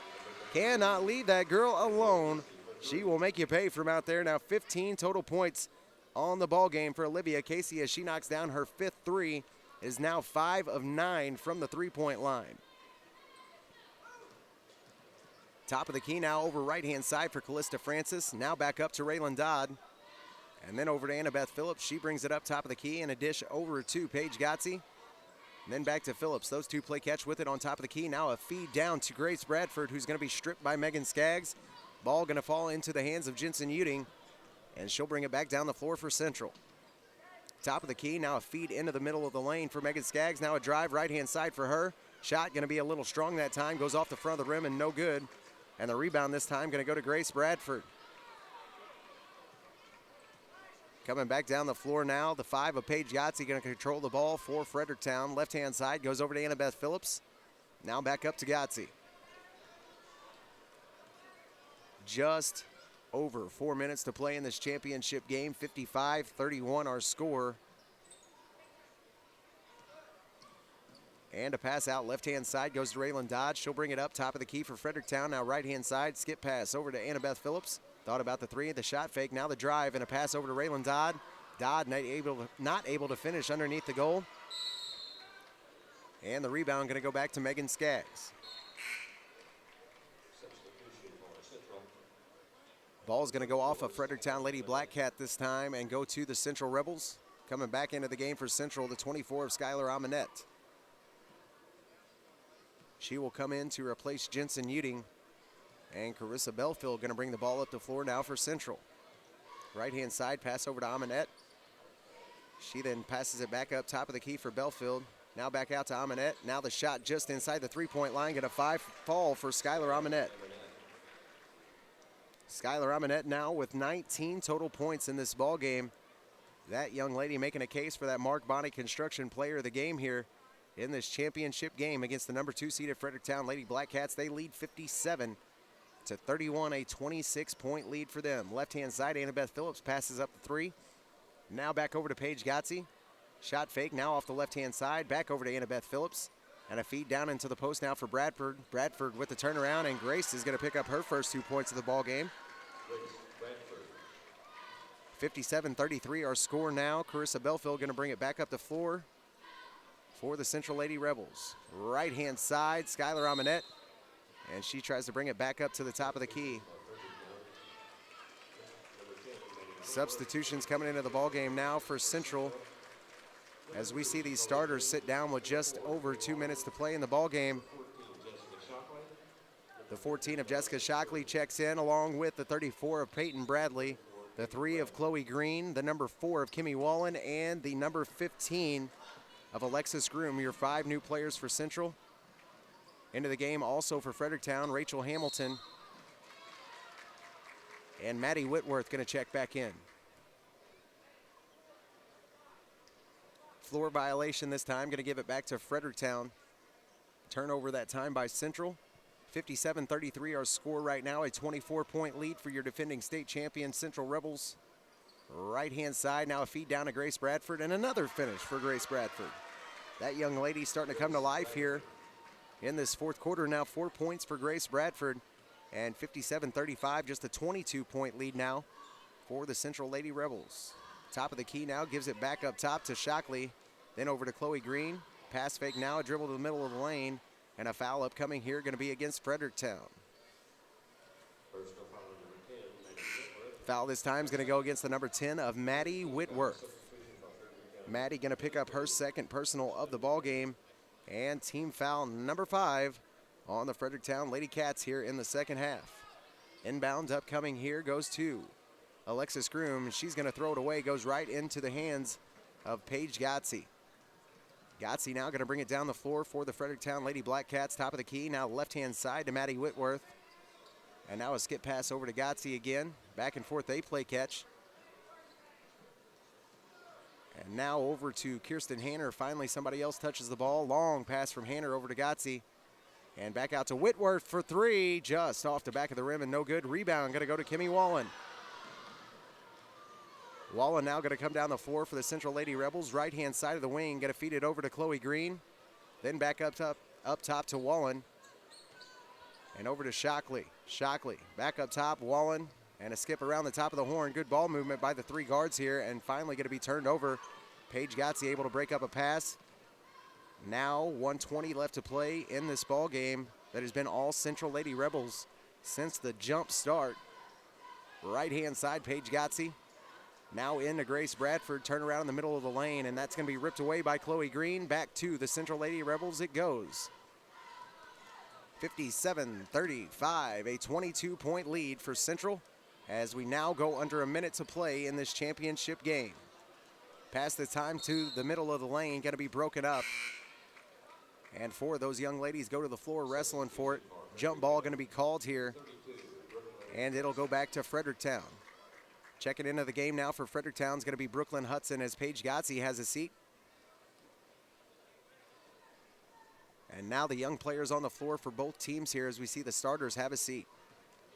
Now under 45 seconds left to play in the ball game. A huge lead for Central in this championship game. Talking to some people around the TJ Foulon Fieldhouse, just as good, if not better than they were last year. Don't know if there's anybody around the area really that can keep up. Now Kimmy Wallen off the steal, going to attack for Central, and off the left-hand side is going to be fouled. Foul comes with just 28 seconds left to play here in the ball game. 57-35. Our score right now, a 22-point lead for the Central Lady Rebels. Kimmy Wallen going to go to the free throw line for the first time here tonight. Foul that time is going to go against Maddie Whitworth, who picks up her 3rd personal and the 6th team foul here on Fredericktown in the second half. 28 seconds left, just right around the corner. We have your Hometown Motors postgame show. Kimmy Wallen is able to make one of the 2 here and picks up her first points. Now 1 of 2 from the line with 1 is Kimmy Wallen. And we are going to see this thing now go under 20 seconds to play in the ball game. Other side of the floor, Grace Bradford going to kick it back out to Rachel Hamilton. Now back around the top of the key, Brooklyn Hudson. Now over to Kirsten Hanner for three, just off the rim and no good. Rebound going to go to Kimmy Wallen, and under 5 seconds to play here in the ball game, and a foul right now with just 5 seconds left to play is going to go against Maddie Whitworth. No, Rachel Hamilton going to be the recipient of a brand new foul here. And now the second team foul on Central. Kimmy Wallen going to go to the free throw line, and she will get a chance to add to her point total here. 5.1 left to play. This is going to be a Central Lady Rebel win in the 60th annual Bob Sechrest Christmas tournament. And what a win it was. Your number 1 seed right now well on top of the number 2 seed. Kimmy Wallen makes her first, now 2 of 3 from the line with 2 points. Her second free throw going to be off the mark, is now 2 of 4. And now we see this clock go under 3 seconds, and time will expire. Your champions of the 60th annual Bob Sechrest Junior Christmas Tournament, your defending 3A state champions, the Park Hills Central Lady Rebels. They win 59-35. It was all Central Lady Rebels all game long here on your girls championship game from the 60th annual Bob Sechrest Christmas Tournament.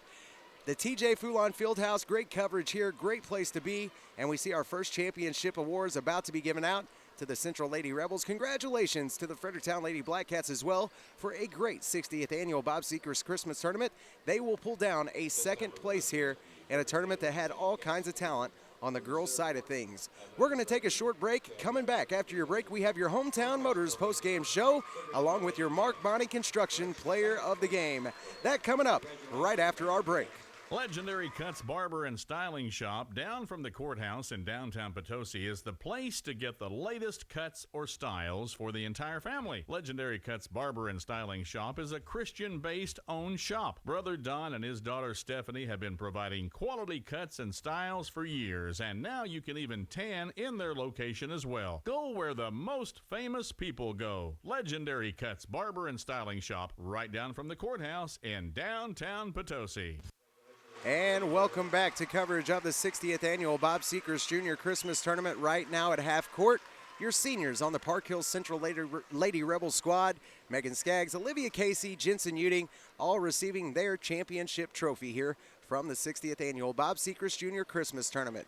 Coverage here from the TJ Foulon Fieldhouse, and this has been a great tournament so far as we just see our first championship award be given out to the hometown Park Hills Central Lady Rebels. What a great tournament for both teams here. The Fredericktown Lady Blackcats played a great tournament as well. They will get second place in this year's Christmas tournament.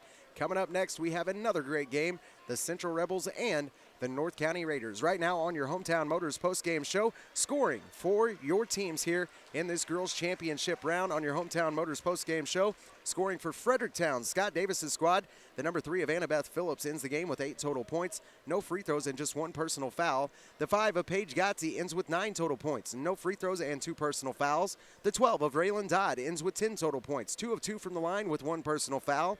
The 42 of Callista Francis ends with 2 total points, 0 for 1 from the line with no personal fouls. The 10 of Maddie Whitworth ends with 2 total points, no free throws, and 1 personal foul. And rounding out your scoring for the Fredericktown Lady Blackcats, the number 40 of Grace Bradford, who ends with 4 total points, no free throws, and no personal fouls. Scoring here on your Hometown Motors post-game show for your winning team of the 60th annual Bob Sechrest Junior Christmas Tournament women's bracket.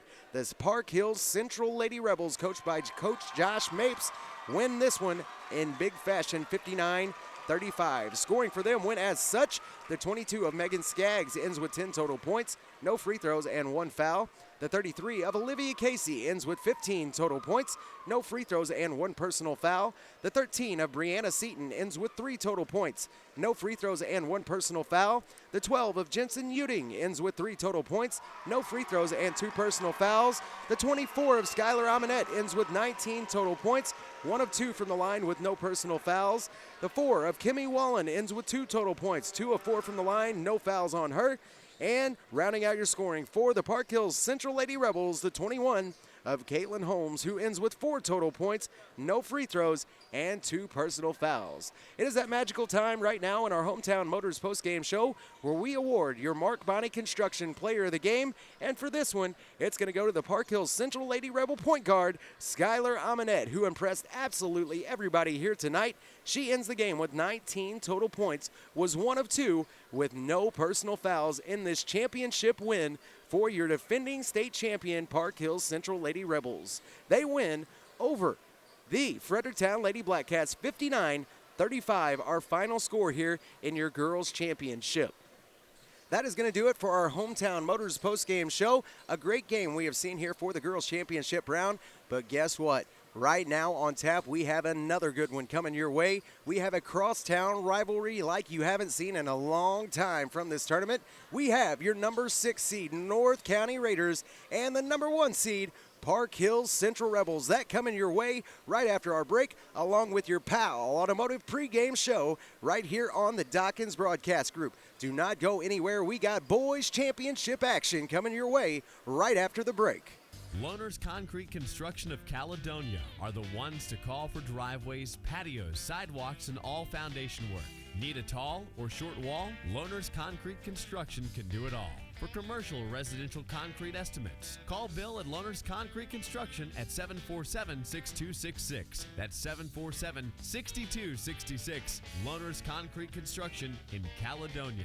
Providing dependable quality work from start to finish. Call Loaner's Concrete at 631-0703 and visit loanersconcrete.com.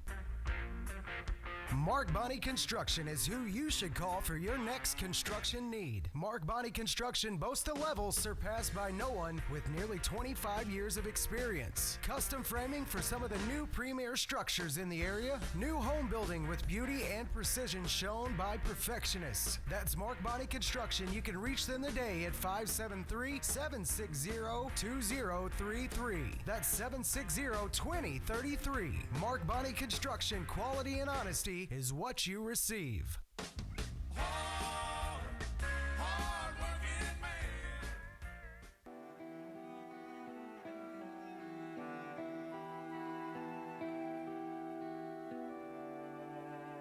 Marlar Music Center, located in downtown Park Hills, has been proudly serving the Parkland since 1951. Open Monday through Saturday, Marlar Music Center is a full-service music store that offers lessons on a wide variety of instruments to players of any skill level. It has a certified repair technician for band instruments and electronics, as well as a PA and installation specialist. Here at Marlar Music Center, we provide timely service you won't get from outside dealers. Marlar Music Center offers a band rental program to our local schools, and when it comes to guitars, amps, and drums, we match online prices. So come on in to Marlar Music Center in downtown Park Hills today and find out why we have been the Parkland's music authority for over 60 years.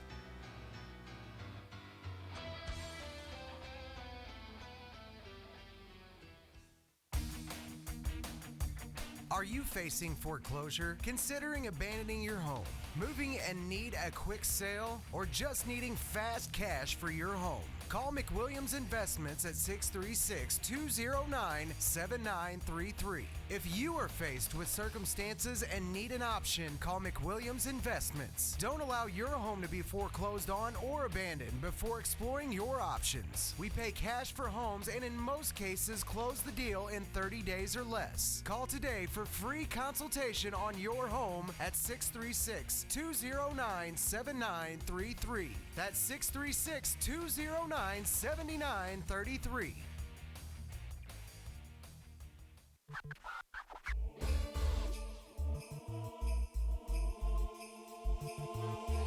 The museum annex is rapidly approaching completion. Please consider the annex as our Christmas gift to the mineral area. It will be loaded with more displays, new artifacts, and challenging interactive exhibits. We promise it will be fun and educational to all. So as we celebrate the holidays, the staff and volunteers at the Space Museum wish you a merry and joyful Christmas and a happy and profitable New Year.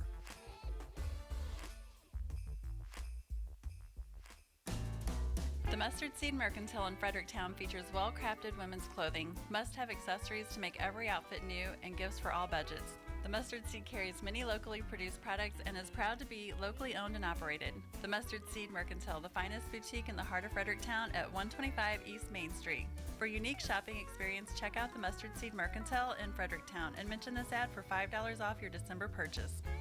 Hello, this is State Representative Paul Fitzwater. I would like to take a moment to wish all of the teams in the Park Hills Central Christmas Basketball Tournament the best of luck. I would also like to wish all of you a very Merry Christmas and a prosperous New Year in 2016. Polite Ready Mix is proud to serve the Southeast Missouri region with quality concrete and fast service. When you need concrete, Polite Ready Mix is there when promised. Polite Ready Mix in Potosi has been serving the area for decades, and they look forward to providing the area with the best service for years to come. That's Polite Ready Mix in Potosi. Everybody knows that Jamie Powell at Powell Automotive is always pushing the envelope, striving to better serve his customers. Powell Automotive is proud to announce a full-service transmission tech at Powell Automotive. With 20-plus years of experience with transmission work and full-service transmission work, and offering a 12 and 12 warranty. 12 months or 12,000 miles. It's Powell Automotive in Park Hills. Call 431-2204. Are you saying Powell? What are you saying? Powell Automotive in Park Hills. Hello everyone, this is Dave Parmley with Prairie Farms Dairy. I'd like to introduce 2 new milk flavors for this holiday season, Peppermint Mocha and Speculous Cookie, both made with our reduced fat milk. These new flavors complement our original line of holiday flavored milk, which are chocolate mint, pumpkin spice, holiday custard, and our traditional eggnog. They're available at your local grocery and supermarket stores. Look us up on the web at prairiefarms.com or like us on Facebook. We at Prairie Farms are proud to be farmer-owned and have been serving our customers for over 77 years. We're also proud to be a helping organization of the community. Ronnie Gibbs with American Family Insurance has been your local insurance agent for 15 years in the Arcadia Valley area. People trust Ronnie. He works hard, providing the best coverage at the best prices. After all, that's what you want from your local American Family Insurance agent, right? Ronnie Gibbs Insurance has expanded into the Madison County area. That's right, folks. 2 convenient locations. Visit 110 South Mary Street in Pilot Knob or call 546-7101. You can also visit 705 West Main Street in Fredericktown or call 783-5544 for a no-cost, no-obligation checkup. Look them up online at RonnieGibbsAgency.com or like them on Facebook. That's Ronnie Gibbs Insurance, now serving the Iron and Madison County areas. Service Master Restoration by MMCT is available 24/7 to handle any unexpected event, big or small. Their trained technicians and specialized equipment will help restore life back to normal in no time. Service Master provides residential and commercial restoration services. When disaster strikes, you need the right people on your side. They are the team you can count on. Service Master Restoration by MMCT. We're the team for restoring peace of mind. For more information, call 664-1200 or go online to svmbymmct.com.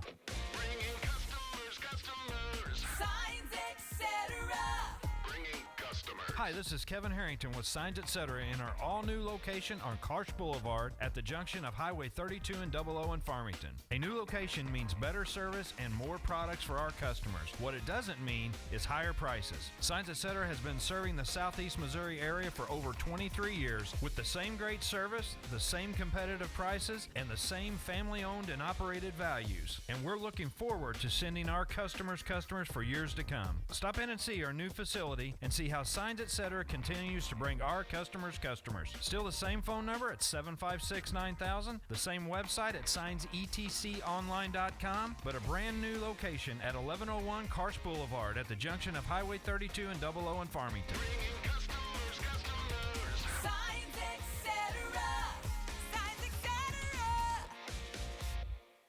The Women's, Infants, and Children program, referred to as WIC, is a supplemental nutrition program that offers nutrition education, breastfeeding support, and community referrals to Missouri families with children under the age of 5 years old, new mothers and infants, and/or a woman that has been pregnant within the last 6 months.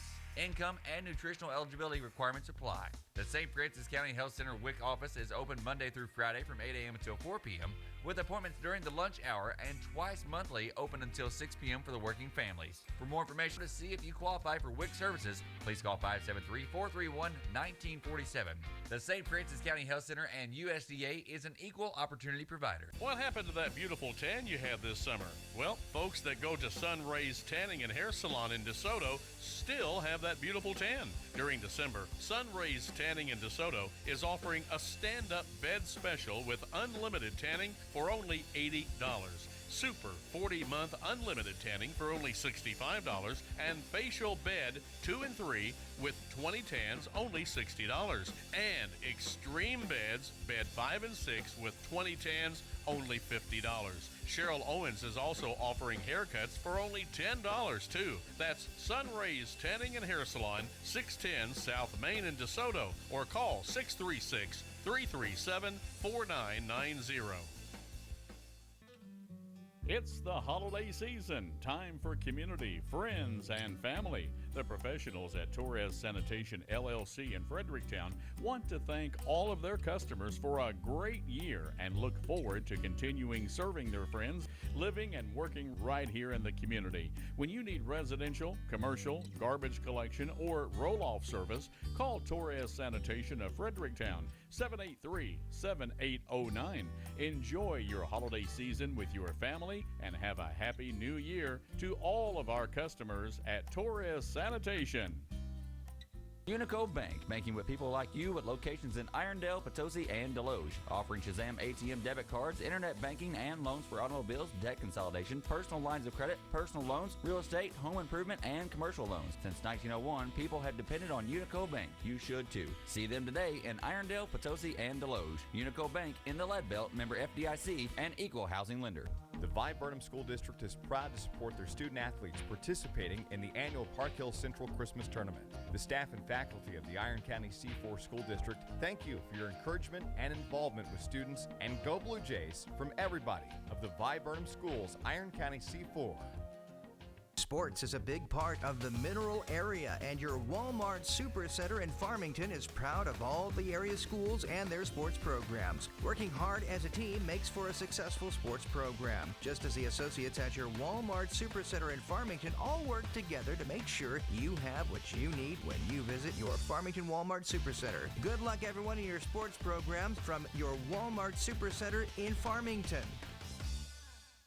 Your Walmart Supercenter in Fredericktown is proud of all of the area high school athletes. Sports is a very important part of any school, and their athletes demonstrate that team spirit is first and foremost.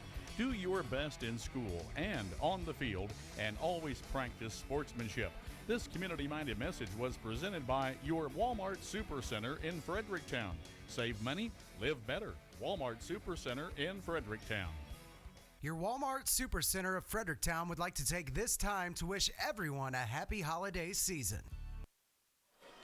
And welcome back to coverage of the 60th Annual Bob Sechrest Jr. Christmas Tournament. Right now, your PAL Automotive pregame show. We have on tap for you your men's championship. The number 1 seeded Central Rebels and your number 6 seed North County Raiders about to get underway here on your PAL Automotive pregame show. Starting for the North County Raiders, Jimmy Palmer's squad. The number 1 of Brett Hubbard, the 24 of Hayden Sprinkle, the number 34 of Adam McGraw, the 40 of Brett Spradling, the 54 of Hunter Johnson. Starting for Central, Mike Harlow's squad, the 5 of Connor Proffer, the 11 of Jake Bridges, 13 of Brandon Wagner, the 15 of Tyler Stewart, and the 33 of Drew Harlow. Coming back, tip-off. At the law offices of Williams & Sechrest, they provide every client with commitment and experience along with care and concern. The law offices of Williams & Sechrest has over 40 years combined experience in civil litigation, bankruptcy, estate planning, personal injury, criminal defense, and family law. They strive to be readily available to their clients and to have competent staff to assist you with your case. They will discuss your case with you in an honest and straightforward way so you can make the decisions that are best for you. So if you are in need of a trustworthy and dedicated attorney, contact the law offices of Williams & Sechrest at 431-5592. That's 431-5592. Or stop by 105 Science Street in Park Hills by the Central High School. The choice of attorney is an important one and should not be based solely upon advertisement. Windsor Foods in Piedmont is a proud part of our community. Windsor Foods in Piedmont is a major employer too, creating jobs and providing a sound economic base to the area. Windsor Foods is also proud to be a supporter of area events in the Clearwater Lake area. Windsor Foods in Piedmont, proud of our community, proud of our employees and management, and proud to be involved with community events.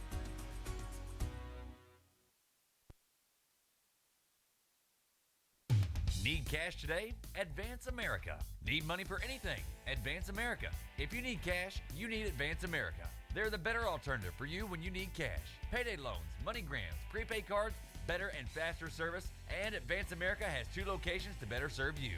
In Farmington at 671 Karsh Boulevard and 832 East High Street in Potosi. Need cash? You need Advance America in Farmington and Potosi. And welcome back to your PAL Automotive pregame show. Had to take just a second there for the national anthem, a second just to appreciate our country and a great country we have, as it allows us to see great basketball like we are about to see right here from the 60th annual Bob Sechrest Jr. Christmas Tournament. Right now on tap, the number 1 seeded Central Rebels and the number 6 seeded North County Raiders. A crosstown rivalry like you haven't seen in a long time from this Christmas tournament. Gonna go over your starters just one more time here for the North County Raiders. Jimmy Palmer squad starting for them. The number 10 of Kyle Bonney, the 54 of Hunter Johnson, the number 40 of Brett Spradling, the 34 of Adam McGraw, and the number 24 of Hayden Sprinkle. Starting for the Central Rebels, your number 1 seed in this tournament, Coach Mike Harlow's squad. The number 5 of Connor Proffer, the number 11 of Jake Bridges, the 13 of Brandon Wagner, the 15 of Tyler Stewart, and the number 33 of Big Drew Harlow. The Central Rebels about to embark on what could be their second Christmas tournament championship in a row. We just saw the girls do it, but can the boys do it? They have a tough one in front of them, and the crowd is going to be rambunctious here for this championship game as we see North County and Central fans packed in around each other all around this field house. What a game we got coming your way. You can hear the fans starting to get lit up here for this championship game. Our last broadcasted game of the TJ Foulon Fieldhouse 60th Annual Bob Sechrest Jr. Christmas Tournament. The Central Rebels about to embark on what could be their second championship here in the Christmas tournament in a row. It would be the first time in a very long time that the boys and the girls won a championship here 2 years in a row. About to get underway here, waiting the tip-off for the North County Raiders is going to be the 40 of Brett Spradling. Coming out to jump for the Park Hills Central Rebels is going to be Connor Proffer. Tip-off about to get us going here in this men's championship round from the TJ Foulon Fieldhouse. What a game we have for you. Crosstown rivalry, North County and Central. And tip-off about to go off here, and we are underway. The tip-off going to go back to Jake Bridges, and Central on the attack to start it off. Bridges now, top of the key for the Park Hills Central Rebels. Left-hand side, Connor Proffer. Both of these teams with great shooters and great speed. Left-hand side, Brandon Wagner now back out to Bridges. Shot fake, now out to Wagner for 3. Got it! Brandon Wagner going to start off your scoring. Now 3 points on the game for him. And a quick 3-0 lead for the Park Hills Central Rebels, your number 1 seed in this tournament. Kyle Bonney going to bring the ball down the floor for North County. He's going to be guarded by Connor Proffer. Hayden Sprinkle and Brandon Wagner, those two going to go at it tonight. You can't find 2 better 3-point shooters around the area, I can promise you that. Adam McGraw going to be guarded by Jake Bridges. You're not going to find 2 better athletes than those two. And right here, a turnover by North County. Going to give it back to Central on the attack, Jake Bridges. Now out to Wagner for 3 again. Just over the back of the rim and no good. Rebound going to go to Hayden Sprinkle. Down the floor now with the North County Raiders we go. The North County Raiders with a great tournament so far. A big upset on the Perryville Pirates, and that's why right there Hunter Johnson steps up. He's going to drain a 3, and they tie this thing right back up at 3 points apiece. North County Raiders, Central Rebels, your 60th annual Bob Sechrest Jr. Christmas Tournament. Left-hand side now down into the corner. Now out to Connor Proffer for 3, and Connor Proffer struck gold as he hits his first 3-point shot of the night. 6-3 our score right now. Central leads over North County. Top of the left-hand key now. Adam McGraw holds on to it.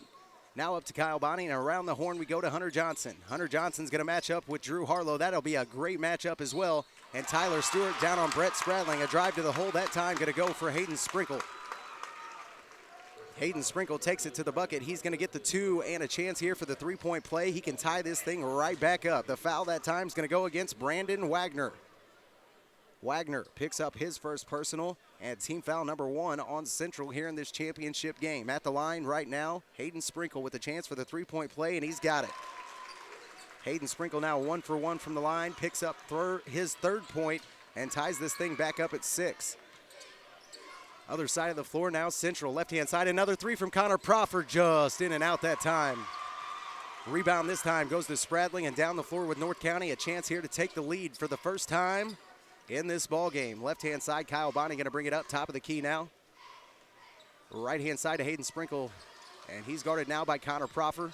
Proffer now going to give him a little room, an attack of the bucket, and Hayden Sprinkle is taking the lead here for the North County Raiders. 5 points total on the night for Hayden Sprinkle, and a drive to the board that time for Jake Bridges, not going to go. Rebound goes to Harlow, and the putback no good. Rebound this time goes over to Adam McGraw. And on the attack is Connor Proffer, who strips Hayden Sprinkle. Easy layup for Proffer, not going to go. And on the rebound, a foul here upcoming, I do believe, going to be on Brandon Wagner. Brandon Wagner going to pick up a foul here on the Park Hills Central Rebels. And no, they're going to say it's actually on Adam McGraw. So Adam McGraw going to pick up the foul out of all that catastrophe that went on underneath the goal. Adam McGraw now with 1 foul is going to get the first team foul here for North County. Inbound upcoming on Central. And on the inbound this time, Kyle Bonney going to pick up another foul here, back-to-back for North County. Kyle Bonney now with a personal foul is going to get the second one for North County. And at the line right now is going to be Tyler Stewart. Tyler Stewart's first free throw is going to be up and off the back of the rim, no good. Tyler Stewart's first time at the line here tonight is 0 for 1 so far. Central trails by 2. Second free throw for Tyler Stewart, not going to fall as well. He gets 3 of them after being fouled out on the three-point line. Now 0 for 2 from the line is Stewart. And a chance here to cut this down to at least a 1-point lead if he can make 1 out of the 3. His third free throw's up and good. Tyler Stewart makes 1 out of the 3. Now 1 of 3 from the line with a point is Tyler Stewart. 7 points total for Central. They trail right now by 1, 8-7 to the North County Raiders. And a turnover here, a lapse of judgment by Hunter Johnson. Tried to look down the floor before he caught the pass. That one goes in and out of his hands just like a receiver would for a quarterback. You have got to pull in that ball before you look elsewhere. Turnover will go back to Central. Now down into the corner for Brandon Wagner. Up top now, Jake Bridges. Quick move there, and he's going to be picked off by Hayden Sprinkle, and the ball goes back to North County. A 1-point lead here for the North County Raiders, your number 6 seed in this tournament, over the number 1 seeded Central Rebels. Adam McGraw now to the baseline. He's being guarded by Bridges. Move here by Adam McGraw towards the bucket, not going to fall, and the rebound back to Stewart. Central now on the attack. Bridges going to slow it down just a little bit here off the right-hand wing. Up top now, Connor Proffer. Now over to Bridges, and Wagner for 3. Just off the back of the rim and no good, but the rebound goes to Tyler Stewart. Stewart now from the corner. He's going to drive towards the bucket, and he gets the bucket and the foul. Tyler Stewart comes to life for the Park Hills Central Rebels. 3 points on the game for him and a chance to go to the line to extend this lead out now to 2 points as the Central Rebels have just taken the lead back 9-8. Tyler Stewart so far from the line here tonight is 1 of 3. His fourth free throw not going to go either. Now 1 of 4 is Tyler Stewart with 3 points. He has given the lead back though to the Central Rebels by 1, 9-8. Kyle Bonney being pressed in the backcourt. He's having some trouble. Now has to get it up to Adam McGraw. And McGraw now presses towards the left-hand side. Now over to Hunter Johnson, who thought about the 3. Now a pass down low to Spradling and a kick back out to McGraw. McGraw thought about it. Now it's Hunter Johnson for 3, and he got it. Hunter Johnson takes the lead back for the North County Raiders with his second 3-point shot of the game. Now 6 on the night for him, and a 2-point lead for North County over Central, 11-9. Top of the key for Bridges, now over left-hand side to Connor Proffer, and down into the corner for Harlow. Connor Proffer, top of the key, now over to Bridges. A drive here by Bridges. Lob shot that time, not going to fall, and the rebound goes to Harlow. Put back by Drew Harlow, no good. And the rebound this time going to go to Sprinkle. Hayden Sprinkle, long outlet pass, goes down to McGraw, and he's going to go up with it and gets the bucket. No, they're going to say he traveled with the ball. A traveling violation, going to give it right back to the Central Rebels. A travel by Adam McGraw going to cause the turnover, and Central gets it back. They trail by 2. Adam McGraw had a wide open look at it, just moved his feet, and they slipped out from under him. That gave him the travel, and the ball back to Central here. They trail by 2, 11-9. Down into the corner, Drew Harlow now back up top. Connor Proffer thought about the 3, now a drive from him. Floater off the bucket, and it's going to go. Connor Proffer ties this thing back up. That young man having a heck of a game so far. Now 5 points for him. Left-hand side, Hayden Sprinkle for 3. Just off the back of the rim and no good.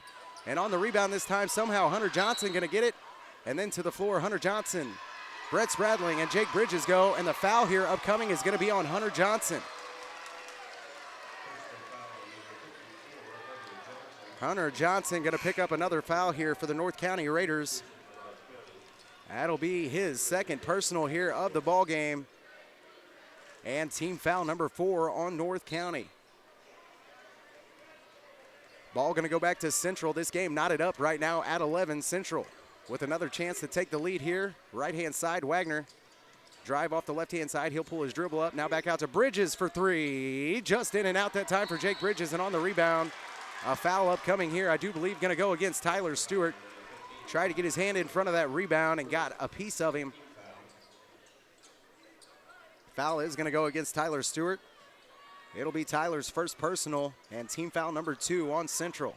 Inbound goes to McGraw, and off the pass, he's going to be swatted away by Brandon Wagner. Was double teamed that time by Wagner and Proffer.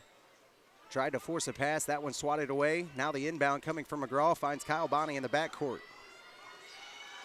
Bonney going to bring it up now, right-hand side. Gives it off to Hayden Sprinkle. He's being guarded by Connor Proffer, and a foul here upcoming going to be against Connor Proffer.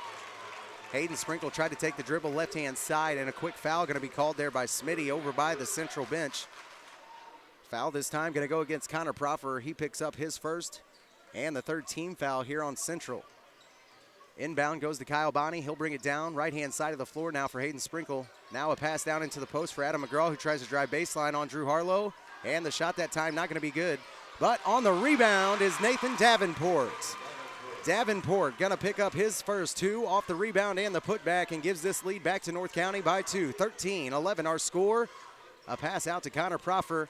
And now a skip pass to Wagner. Wagner for 3, just in and out that time. And the rebound this time going to go to Nathan Davenport. 13-11, a 2-point lead for North County over the number 1 seeded Central Rebels. Right-hand side down into the corner for Hayden Sprinkle. He passes up the shot. That doesn't happen very often. Being guarded now by Tyler Stewart. Crossover dribble to the middle of the lane and a quick dish that time for Brett Spradling underneath the goal. Not able to finish though is Spradling. Rebound goes out to Brandon Wagner. Now down to Connor Proffer. And he's down in the left-hand corner. Now out to Harlow, back to Proffer. He's going to drive baseline and a quick kick out to Jake Bridges. And that one going to go off his hands. And now a save going to Hayden Sprinkle. Sprinkle on the attack here. And he's got to go in between Jake Bridges and Brandon Wagner. And does. Hayden Sprinkle picks up 2 more. Now 7 points on the game for him. And a 4-point lead for North County. Top of the key. Now out to the right-hand corner for Wagner. And Bridges now top of the key going to drive. Out to Wagner again. He'll drive. Stops at the right elbow. Now Tyler Stewart going to drive middle of the lane. And that shot not going to count. Drew Harlow picks up the rebound, though, and the putback by him. Good.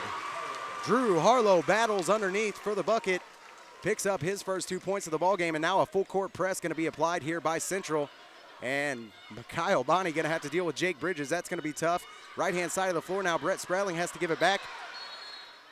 And a timeout going to be taken here by Jimmy Palmer and the North County Raiders. Timeout comes with 53.1 left in the first quarter, and what a game we got for you. I promise you it was going to be a slugfest, and I never lied to you. 15-13 right now. The number 6 seed leads over the number 1 seeded Central Rebels. More coming your way from the TJ Foulon Fieldhouse right after this. Attention truckers, if you're an owner-operator and looking for a great company to lease to, All-Star Trucking in Fredericktown is looking for you. They have work scheduled now and operate in all 48 states. All-Star Trucking is family-owned and operated and a dependable company to lease onto. So if you're an owner-operator and want to lease onto a great company, call Becky at All-Star Trucking in Frederictown at 783-6719 at 783-6719. Attention truckers, if you're And welcome back to coverage of the 60th Annual Bob Sechrest Jr. Christmas Tournament. Right now, a 2-point lead for the North County Raiders, and they're going to get it out of the break. Kyle Bonney, top of the corner.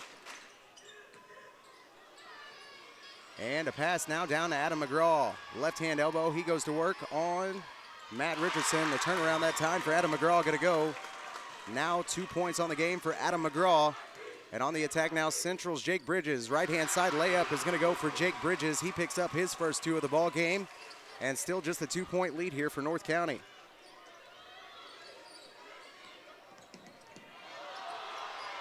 Down the floor we go now with North County. Kyle Bonney working on Wade Scherfus, who just checked in. Holden Mabry also in the game right now for Central. And the turnover going to be created here. Wade Scherfus now going to bring the ball down the floor for Central. Right-hand side, last second shot just off the mark that time for Wade Scherfus. We will end the first quarter right now with your number 6 seed leading the number 1 seeded Central Rebels, North County. Central, a crosstown rivalry right now, just a 2-point ball game, 17-15 right now. North County leads over Central. A short break coming your way here on the Dawkins Broadcast Group. Up after that, more basketball from the TJ Foulon Fieldhouse. It is the 60th Annual Bob Sechrest Jr. Christmas Tournament Championship on Froggy 96, 107.1 The Zone, and KDKZ18.com, where you can catch the action as it happens. Attention truckers, if you're an owner-operator. Hammer and Yui Tomsock plant in Annapolis is proud to be a part of the Park Hills Central Tournament and wishes all teams the best of luck. It takes hard work and team spirit to make it to this historic tournament. Best of luck in all of your athletic endeavors from everyone at Hammer and Yui Tomsock in Annapolis. And welcome back to coverage of the 60th Annual Bob Sechrest Jr. Christmas Tournament. Right now, about to get underway of the second quarter. A 2-point lead over the number 6 seed, or for the number 6 seed over the number 1 seed, 17-15. North County leads right now over Central. A great first quarter for Hayden Sprinkle. Done a lot of work for the North County Raiders. Right now, Central struggling to find an identity here tonight. Some of their shooters not shooting up to standards. And some of those shots that they usually make just not falling here, and a couple turnovers that could have been avoided. Kyle Bonney going to bring it down now for the North County Raiders, and that pass was intended for Adam McGraw. Goes off Holden Mabry's hand and out of bounds. A break there for Kyle Bonney, and now the inbound about to happen here for Adam McGraw. McGraw now with the inbound back in the backcourt to Hayden Sprinkle. Sprinkle going to bring it down for North County. He's going to be guarded by Brandon Wagner. Right now a 2-point lead for the North County Raiders. Top of the key now, a pass down into the corner for McGraw. And he drives baseline off the backboard, shot not going to go. And the rebound going to pop out to Wade Scherfus. Scherfus now going to be on the attack for Central. Now up top of the key for Brandon Wagner. And he's way out there. Harlow now gets it. He's going to drive baseline. And a foul here upcoming, going to go against North County. Foul this time is going to go against the number 3 of Nathan Davenport. He'll pick up his first. And the 5th team foul here on North County in the first half. Inbound goes to Drew Harlow. Long shot for him, and Drew Harlow is going to hit. Harlow has tied this thing back up at 17. Drew Harlow now with 4 points on the ball game. Down the floor we come now with Hayden Sprinkle. Top of the key, now a dish over to Nathan Davenport. Now over to McGraw, left-hand side. Top of the key, it goes back to Kyle Bonney. And Bonney holds the ball right before the half-court circle. Left-hand side, now Hayden Sprinkle. He's going to go down baseline, and he drives baseline. Quick pass back out to Bonney. Almost was picked off by Central. Now over to Hayden Sprinkle for 3. Wide open in the corner. Shot no good. Rebound going to go back to Scherfus. Scherfus going to press the ball down the court for Central. Now right-hand side, he pulls up from the elbow, and the floater that time not going to go. Rebound to Drew Harlow, and the putback not going to fall. Still knotted up at 17 here, just getting underway in the second quarter. Past Adam McGraw in the corner, got it! Adam McGraw with his first three-pointer of the night now gets 5, and a 20-17 lead for North County. Around the left-hand wing now we go with Wade Scherfus. He's going to try to press into the middle of the lane, and now another floater from him not going to fall. And that ball going to go right back to North County. A 3-point lead right now for the Raiders over the Central Rebels, your number 1 seed in this tournament. North County with a hard road just to get to this game. Beat out Perryville, also beat out West County last night, and a nail-biter that went down to the last 9/10 of the game. And a foul right there at the end sent Hayden Sprinkle to the line. He ended up winning it for him 63-61. Kyle Bonney now going to come down the floor for North County, top of the key. Now a spin move from him, right-hand side, and he's going to pull up and is rejected by Brandon Wagner. Ball somehow is saved and goes back into Connor Proffer's hands, and they're going to say he traveled with it. A scrum for a ball that time. Central fans not happy with the call, but it will stay with North County underneath their own goal. Inbound pass upcoming here from Hayden Sprinkle. A 3-point lead right now for North County over the number 1 seeded team in this tournament. The Central Rebels pass goes into Brett Spradling. And now he's going to be picked off by Connor Proffer. Proffer on the run, right-hand side, easy layup for Connor Proffer. And Proffer has pulled this back to just a 1-point ball game for North County. Now 7 on the night for Connor Proffer. Just over 5 minutes left to play here in the first half, and that one almost picked off again by Jake Bridges. Now a long three again from McGraw. That went off the front of the rim, no good. And the rebound back to Connor Proffer. Central back on the attack. They trail by 1. A chance here to take the lead back. And Connor Proffer with the long three. Not going to be good. Rebound goes to Holden Mabry. Down underneath the bucket. And Holden Mabry. Bucket not going to fall, but he is fouled. And Holden is going to go to the free throw line now. A chance to tie this thing up. 5:14 left in the first half. And what a first half this has been. 1 point separates these crosstown rivals right now, your number 6 seed and your number 1 seed in the tournament, North County and Central. Free throw for Holden Mabry, and he is clutch. He's going to hit his first, now 1 of 1 from the line with a point. Still at the line is Holden Mabry. Game tied now at 20. Holden Mabry with a chance to take the lead, and does for Central. His second free throw going to count as well. Now 2 of 2 from the line. Holden Mabry has given the lead back to the Park Hill Central Rebels with his 2 free throws, and he will go have a seat after that great show of shooting here. Down the floor, and that ball going to be tied up. Drew Harlow and Holden Mabry went after it, and they're going to say that that ball went off the Central Rebels, and it stays with North County. Pass inbound here for North County's Nathan Davenport, going to go into Hayden Sprinkle. Top of the key, now a long three from Hayden Sprinkle, and he gets it. Cannot leave that young man alone out there. 10 points on the game now for Hayden Sprinkle.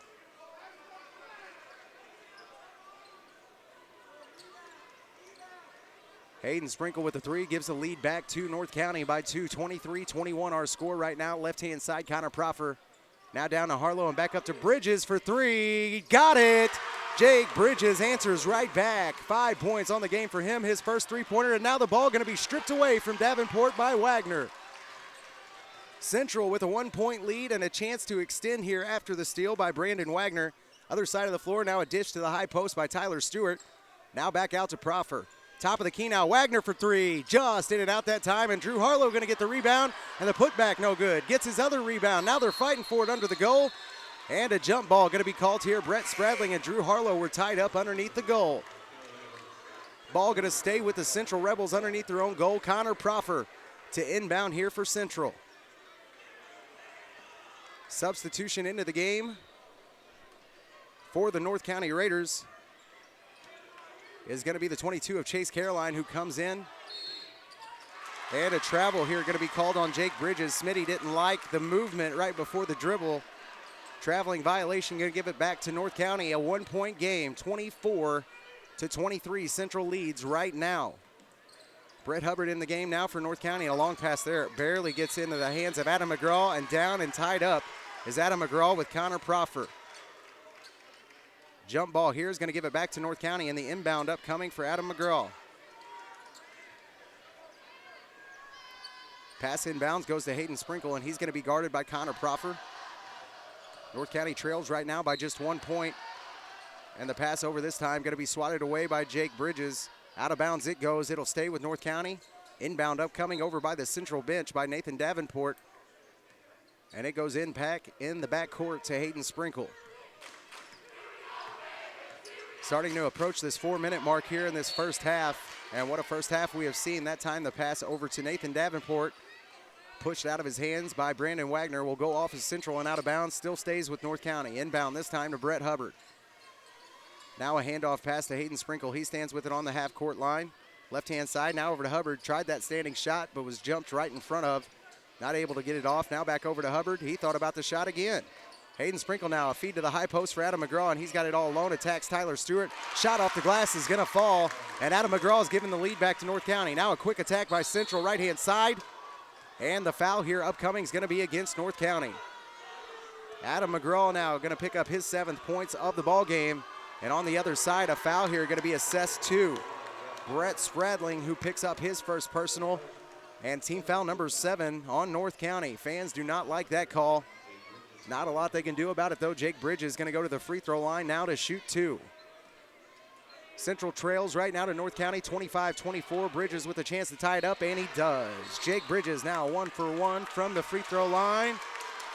And what is coming here? A technical foul is going to be called on Brett Spradling. What happened underneath the goal, I do not know, but Smitty, the referee, not happy about it. Gives the technical foul to Brett Spradling.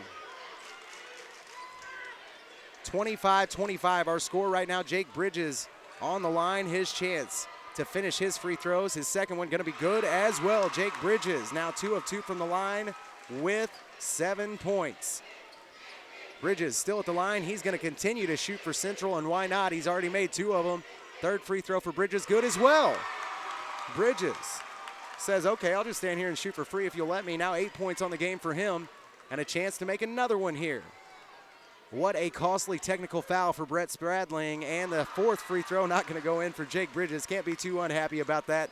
Now 8 points, and Central's going to get it back now with a 2-point lead over North County.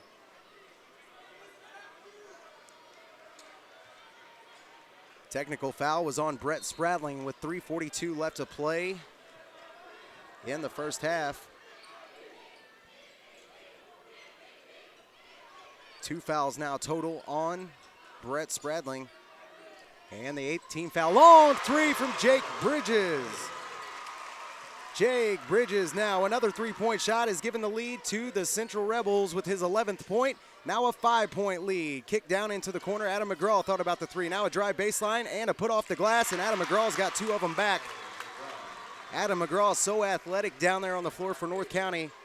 It makes him pay right there. A drive to the baseline and a nice easy lay off the glass. Going to count for 2. Other side of the floor, Bridges thought about the 3. Now over to Harlow. Harlow going to try to drive baseline. He's held up that time by Davenport. Now out to Connor Proffer for 3. That one not going to fall. Rebound goes to Tyler Stewart, and he almost loses the ball. Now out to Bridges. Bridges going to drive. Floater in the middle of the lane, not going to fall, and on the rebound, a foul upcoming here on Drew Harlow. Harlow going to pick up a foul here on the rebound. Coach Harlow not happy about that one. They're going to say Harlow used his elbow that time on the rebound. And the personal foul here going to go against Drew Harlow will be the 4th team foul on Central. Inbound upcoming here for North County. And a timeout going to have to be taken by Jimmy Palmer. Took him too long to get that one in. Our score right now, 30-27. The Park Hills Central Rebels lead over the North County Raiders with just 2:47 left in the first half. More basketball coming your way from the TJ Foulon Fieldhouse here on the Dawkins Broadcast Group right after this.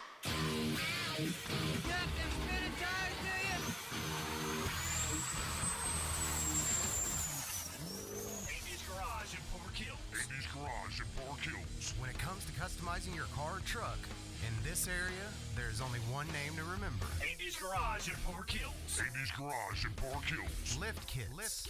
Custom rims and tires. High performance customization.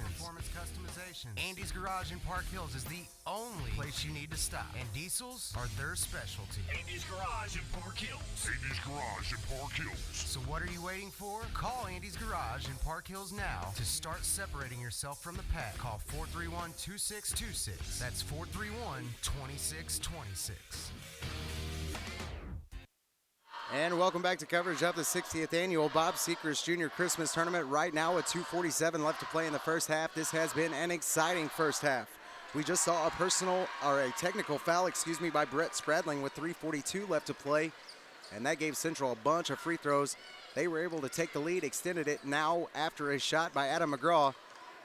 North County has drew it back to just a 3-point lead for Central.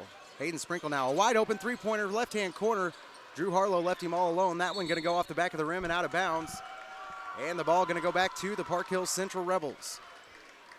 Inbound upcoming here for Drew Harlow. Ball goes in. Jake Bridges going to bring it down now for Central. Top of the key now left-hand side, gives it off to Proffer. Now down into the corner for Drew Harlow. Back up top to Bridges. And around the top of the key, those three play catch. Now a three-point shot. Shot fake by Jake Bridges. Now back down to Harlow. Thought about the shot from the baseline. And he's going to take his time with this offense this time. Wagner down in the right-hand corner. Top of the key now. Bridges for three again. Just off the back of the rim and no good. Rebound this time goes to Brett Spradling. And on the rebound, Brandon Wagner going to pick up another foul. Brandon Wagner now going to pick up his second personal and the fifth team foul here on Central in the first half. Now 2 minutes just to play in the first half. A 3-point lead for Central. Inbound goes to Adam McGraw. Now the pass down the floor to Nathan Davenport. They got to hustle to get back. Hayden Sprinkle with the shot from the three-point line. Shot no good. Over the back of the rim. And a foul here on the rebound going to be called on Tyler Stewart. Tyler Stewart now picks up his second personal and team foul number 6. Lots of fouls, but this game a very physical game down there on the floor. Two of these crosstown rivals have met up here in the championship. This place packed with fans, one side North County, one side Central, and they are in a slugfest. Inbound goes up top. Brett Hubbard with the standing three-point shot. You can and cannot leave him alone to do that. He will make you pay and does right there. He ties this thing up at 30. Top of the key now for Jake Bridges. Now into the high post for Tyler Stewart. He'll pull it back out left-hand wing. Bridges now comes off the left-hand wing. A pass down to Drew Harlow. Thought about the baseline. Was cut off again by Nathan Davenport. Now to Bridges. He's going to press it in the middle of the lane. Toss-up shot that time. Not going to fall, but he is fouled while shooting.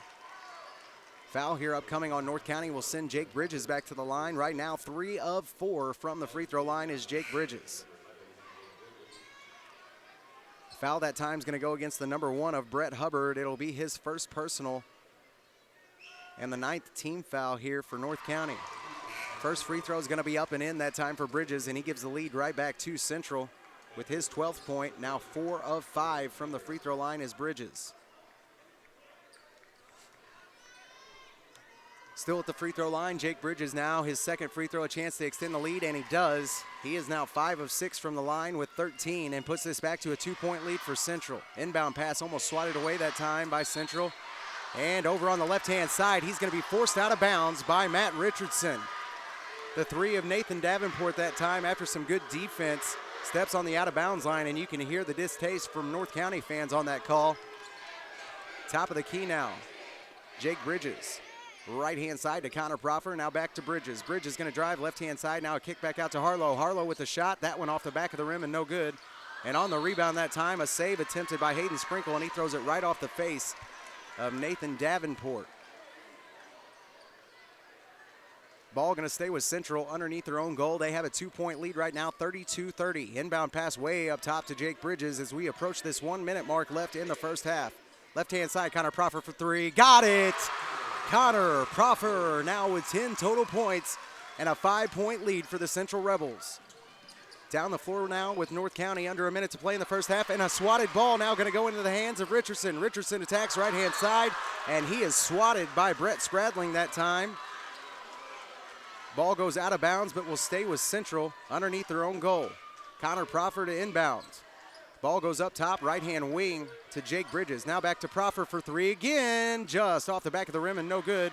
And the rebound this time going to go to Nathan Davenport. Now 34 seconds left to play in the half. An Adam McGraw 3, not going to go. Rebound goes to Harlow. Harlow pulls it down, now out to Bridges. On the attack goes Central, and the pass down the floor that time going to go off Richardson and goes right back into the hands of Hayden Sprinkle. He's going to try to push it down the floor. Now a pass over right-hand side for Hubbard. That shot not going to fall. Rebound goes back to Spradling, and on the putback that time, he's going to be fouled by Holden Mabry. Put back that time, everybody wanted to travel over there on the right-hand side. Central didn't get the call, though. And a frustrated Holden Mabry that time with a big foul is going to send Brett Spradling to the line. Holden now going to pick up his first personal and team foul number 7 on Central. At the line, Brett Spradling doesn't make his first. He's now 0 for 1 from the line. Checking back into the game here for the Central Rebels will be the 13 of Brandon Wagner. Had to take a break for just a second. Harlow doesn't want him to get too many fouls. He is their shooter for sure. At the line, Brett Spradling, his second free throw going to be up. And that one going to roll in and out and no good. Brett Spradling now 0 for 2 from the line. And on the attack with just under 10 seconds are the Central Rebels looking for one more shot here. And the floater out to the outside. Wagner for 3. Got it! Right before the end of the half, Brandon Wagner tacks on 3 more. Now 6 points on the night for him and an 8-point lead for the Park Hills Central Rebels going into half. 38-30 our score right now. The number 1 seed over the number 6 seeded North County Raiders. We have your Crown Motors halftime show coming up just right around the corner. I will sit down with Athletic Director Chad Bradley from Central High School and talk about everything that goes into this Christmas tournament and everything they have to do as a Central Rebel staff to make this all happen. An interview with Chad Bradley on our Crown Motors halftime show right around the corner on the Dawkins Broadcast Group. The Arcadia Valley School District has had a great start to this school year. Athletically, academically, the Arcadia Valley School District would like to thank you and say how proud they are for their school and their students this year. Good luck, Arcadia Valley Tigers, in this year's Christmas tournament in Park Hills. It's the perfect time to add quality sound to your ride at Audio Dynamics in Farmington. Buy a set of component speakers and get a second coaxial speaker pair free plus installation. Or buy coaxial speakers and get a free pair of coaxial speakers or take 50% off select speakers. It's also the perfect time to add bass to your ride at Audio Dynamics. Buy select amplifiers, get a free subwoofer. Or buy one subwoofer and get a second subwoofer for 1/2 price. And it's the perfect time to add power to your mobile sound system. Buy select amplifiers and get free parts and installation up to $200. Or buy select bass amplifiers and get a free amplifier for your mids or highs. And it's a perfect time to add a car remote starter system to your vehicle. Never get into a cold car again. Buy a remote starter and get an upgraded extended range 2-way remote for 25% off. It's a perfect time to head to Audio Dynamics, 1125 Maple, Farmington. And welcome back to coverage here of the championship game from the TJ Foulon Fieldhouse, the 60th annual Bob Sechrest Jr. Christmas Tournament. Right now I have Chad Bradley standing right beside me. And Mr. Bradley, yesterday we were talking to Mr. Coleman about everything that goes into this Christmas tournament. From an athletic director standpoint, what all goes into you guys getting this thing ready? Well, Sam, it's about a year-long process. We start planning for next year. We start taking some notes this year, and anything we need to change or look at doing differently, we start that as soon as we get back to school here after the new year. But, from organizing the officials to organizing the concession ladies to organizing the gatekeepers, table workers, custodial staff to come in and clean this place up, it's a pretty big undertaking, but it's something that our entire school and our entire community takes great pride in, and it's something that we look forward to every year. We feel like we've got a great facility, and no better way to showcase it than at this tournament at this time of year. We always have good crowds. We've had some great ball games, and the competition level's been really good this year. Absolutely, and you said the key thing right there. You have such great support around your school from your faculty, and not only just the faculty, but the surrounding community and all the parents too. They help a lot. I know your hospitality room up there, you have a lot of great stuff that you offer all of us here from the media and all of your workers, and I know all of that is brought to you by most of the parents and some of the community really helping you out with that. Right. It is, and that's why I said there's a lot of community pride, not only within the school community, but in the community of Park Hills, and I think even in the surrounding communities, the area schools, even though we're competitive with each other, they always look forward to this tournament as well. And the local businesses, they take great pride in the tournament, whether it be through donations or whether it be specials they run at their different restaurants or different establishments around town. So it's a big week for everybody. It's something that everyone looks forward to. We've done it for 60 years, and each year it seems to get a little bit bigger, a little bit better, and a little bit more involvement from the community. Absolutely, and yesterday me and Mr. Coleman were actually also talking about the fact that sometimes I might get a little bit of flack because I might be a little excited when Central does pretty well. But I want to say that it's not just because I was a Central Rebel. You know, I'm not completely biased on that fact. It's the fact that over the last few years, this athletic program has really stepped up leaps and bounds. And I know, you know, when I was in high school, we had a lot of great athletes as well, a lot of great basketball teams, great football teams as well. But now the bar is being set even higher here at Central High School. And I mean, you've had great success with football, with basketball, with baseball, pretty much everything athletically you guys have had success with here in the last few years. And I think it has a lot to do with your faculty and staff. It does. You know, we've got great leadership. We've got good community support and good parent involvement right now. You know, we're riding a wave. We've got some really good athletes coming through. We're blessed with good athletes, but obviously we've got some good coaches that can take those athletes and mold them and make them into the kind of players, whether it be football, baseball, basketball, can mold them into the types of players that we want them to be. The school and community citizens we want them to be. You know, we've got some great role models as coaches as well, and you know, the parents have been great. The parents have been supportive. The parents have kept their hands off and let the coaches do their job and let the coaches coach. And I think you know, our coaches have earned the support and earned the respect of the parents, and it's starting to really pay off, and we're having a lot of success right now, and it's just a lot of fun. And that's one of the key things. They don't really realize just how good of a coaching staff you have right now for all of your athletics around Central High School. And you're talking Corey Swice does a great job with the football program. Him, P.J. Jones, Tony Martin, Ronnie Calvert, Denny Mills. I mean, you have a ton of football staff out there, but there's a reason for that. You have a lot of players now because there's a lot of interest in Central football since they have been doing so well. And then you move to this time of year, and you have great coaching on the side of Josh Mapes and Mike Harlow. And it just continues, and it seems like now more than ever, the Central students and the Central athletes are gelling well with the coaching staff, that it's a more cohesive relationship between all of them. Yeah, it's a lot of fun, Sam. I can't lie to you. I'm really proud of what we've built here.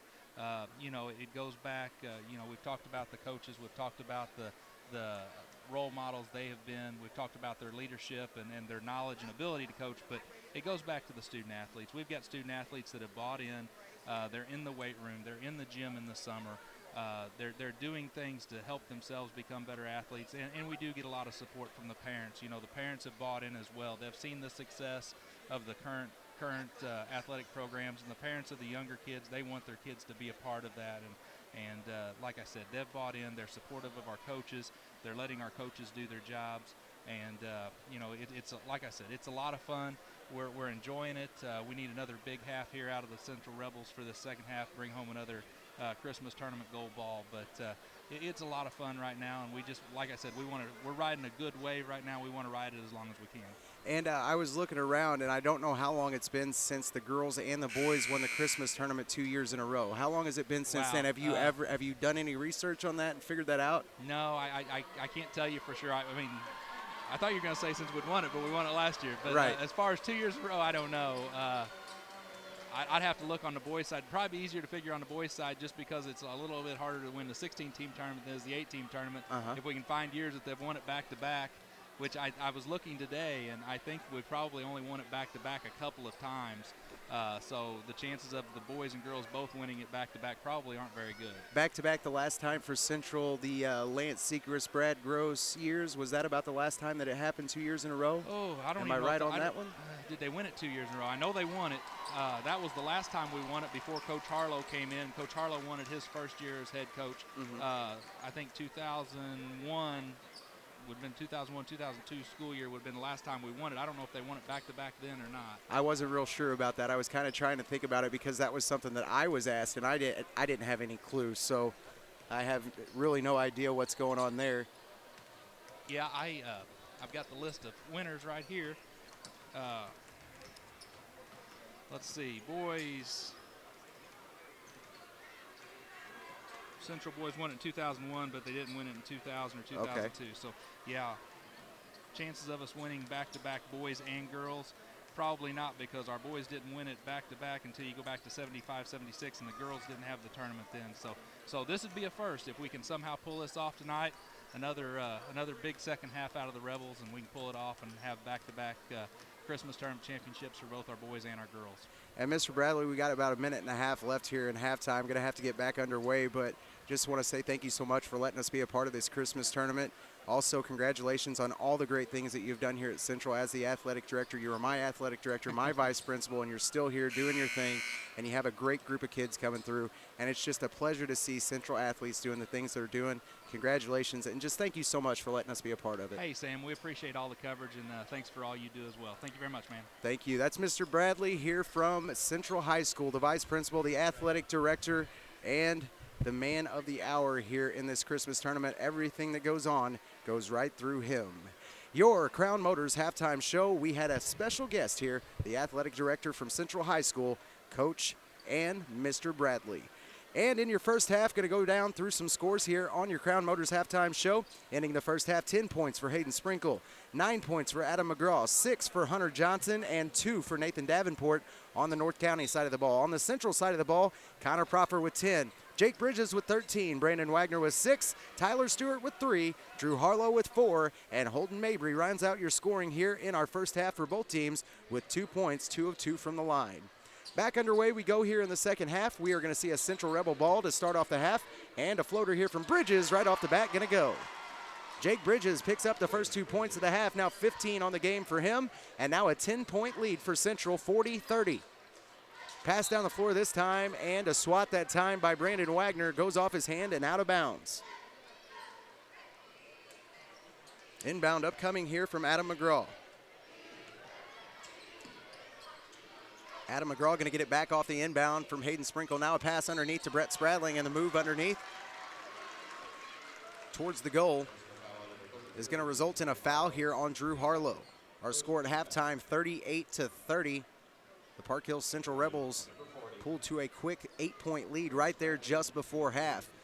The game changed lead 9 times in the first half. What a first half we saw.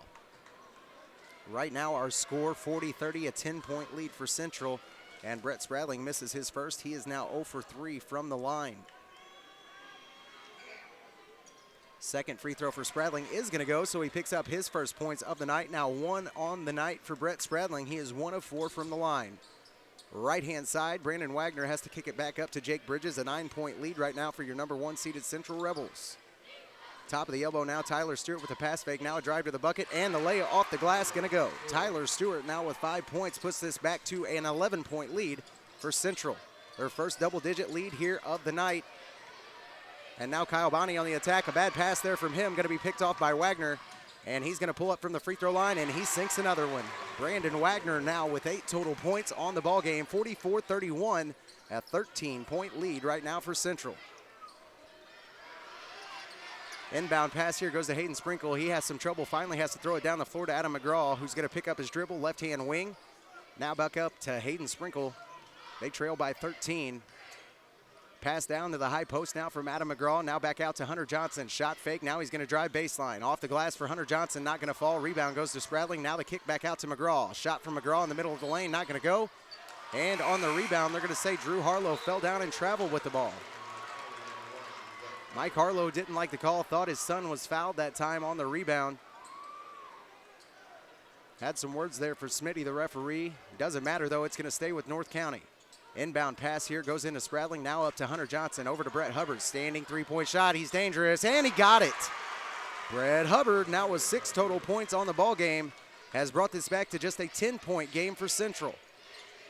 Right-hand side, Wagner now holds on to the ball for the Rebels. Now a turnaround from the right elbow. Tyler Stewart now steps back from the free throw line. That shot not going to fall, and the rebound goes to Adam McGraw. 10-point lead here with 5:53 left to play in the third quarter for the Central Rebels. An 8-point lead at half. Have extended it out now 2 points past that here in the second half. Long three from Hunter Johnson. Got it! Hunter Johnson now with his first 3 in the second half. 9 points total and his third 3 of the game. 44-37, now just a 7-point ball game here for the Rebels.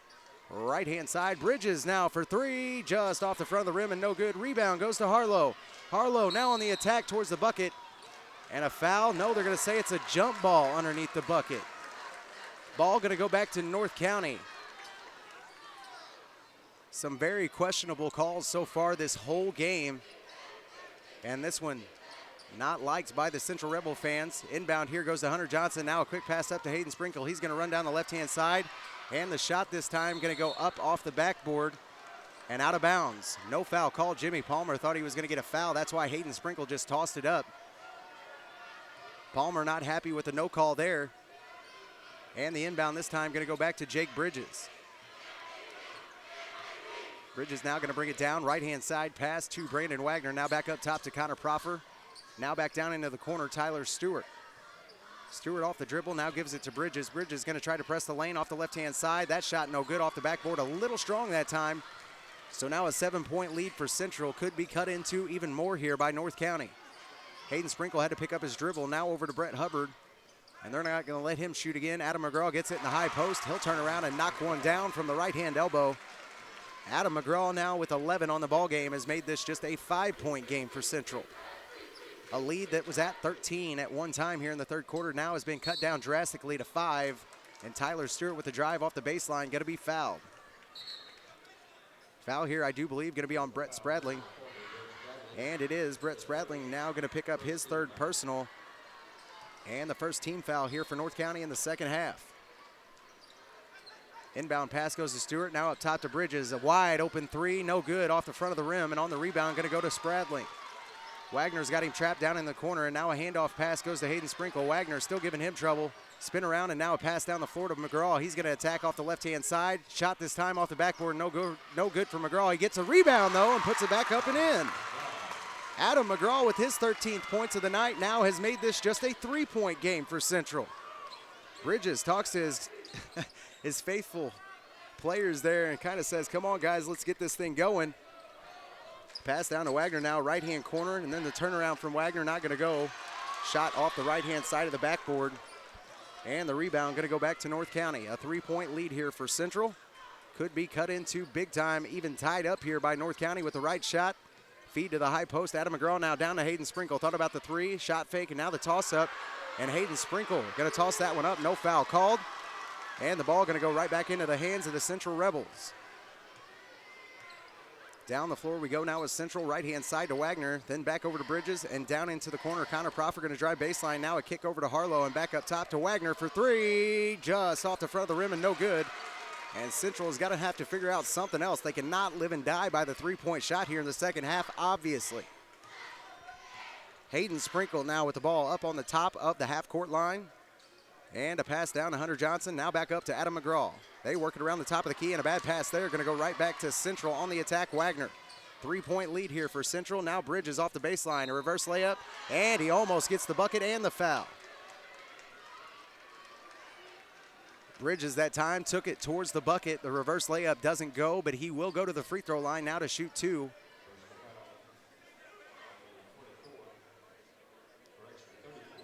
Foul that time going to go against Adam McGraw. McGraw picks up his second personal and team foul number 2 here on North County. Free throws for Jake Bridges. First is good. He extends this out to now a 4-point lead. He is 6 of 7 from the free throw line. A great night from the stripe so far for Bridges. 16 points. 4-point lead, 45-41 for Central. Second free throw from Bridges going to be up and good as well. Now 7 of 8 is Jake Bridges from the free throw line with 17. Inbound pass upcoming for North County, and a trap here. Tyler Stewart, Jake Bridges, a full court press, trying to create some catastrophe here on the North County Raiders, and they finally get it past that press onto the other side of the floor. And Hunter Johnson going to drive right-hand side, and a charging foul going to be called on Hunter Johnson. Drew Harlow planted his feet that time, let him run right over the top of him. And the charging foul here going to go against Hunter Johnson. The ball will go back to Central. Hunter Johnson's now third personal foul and team foul number 3 on North County here in the second half. A 5-point lead now for Central after the offensive charge by Hunter Johnson. Not too sure that if you're not playing basketball that Drew Harlow is the one that you want to try to run over, but a good job there by him to plant his feet and take the charge. Paul Fitzwater down there underneath the goal, one of our sponsors here for this Christmas tournament, doing his job drying up some moisture. About to get back underway. Drew Harlow is going to inbound here for Central underneath their own goal.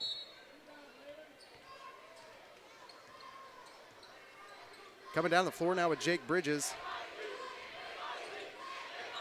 And right-hand side, Bridges now back up top to Tyler Stewart.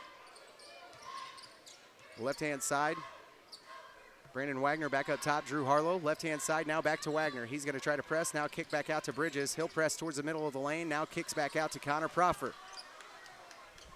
Central still clings to a 5-point lead here in the second half. We're up by 13 at one time.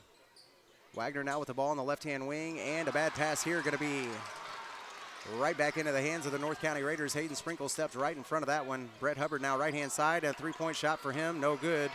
Error ball goes right into the hands of Brandon Wagner. You can hear the Central fans, they are into this one. Right-hand side, drive to the bucket by Jake Bridges, not going to go. Rebound to Drew Harlow, and the finish goes. Drew Harlow now with 6 points on the game and a 7-point lead for the Park Hills Central Rebels. Timeout going to be taken here by Jimmy Palmer and the North County Raiders. Timeout comes with 1:41 left to play in the third quarter. 48-41 our score right now, a 7-point lead for the Park Hills Central Rebels in this men's championship game from the 60th annual Bob Sechrest Jr. Christmas Tournament.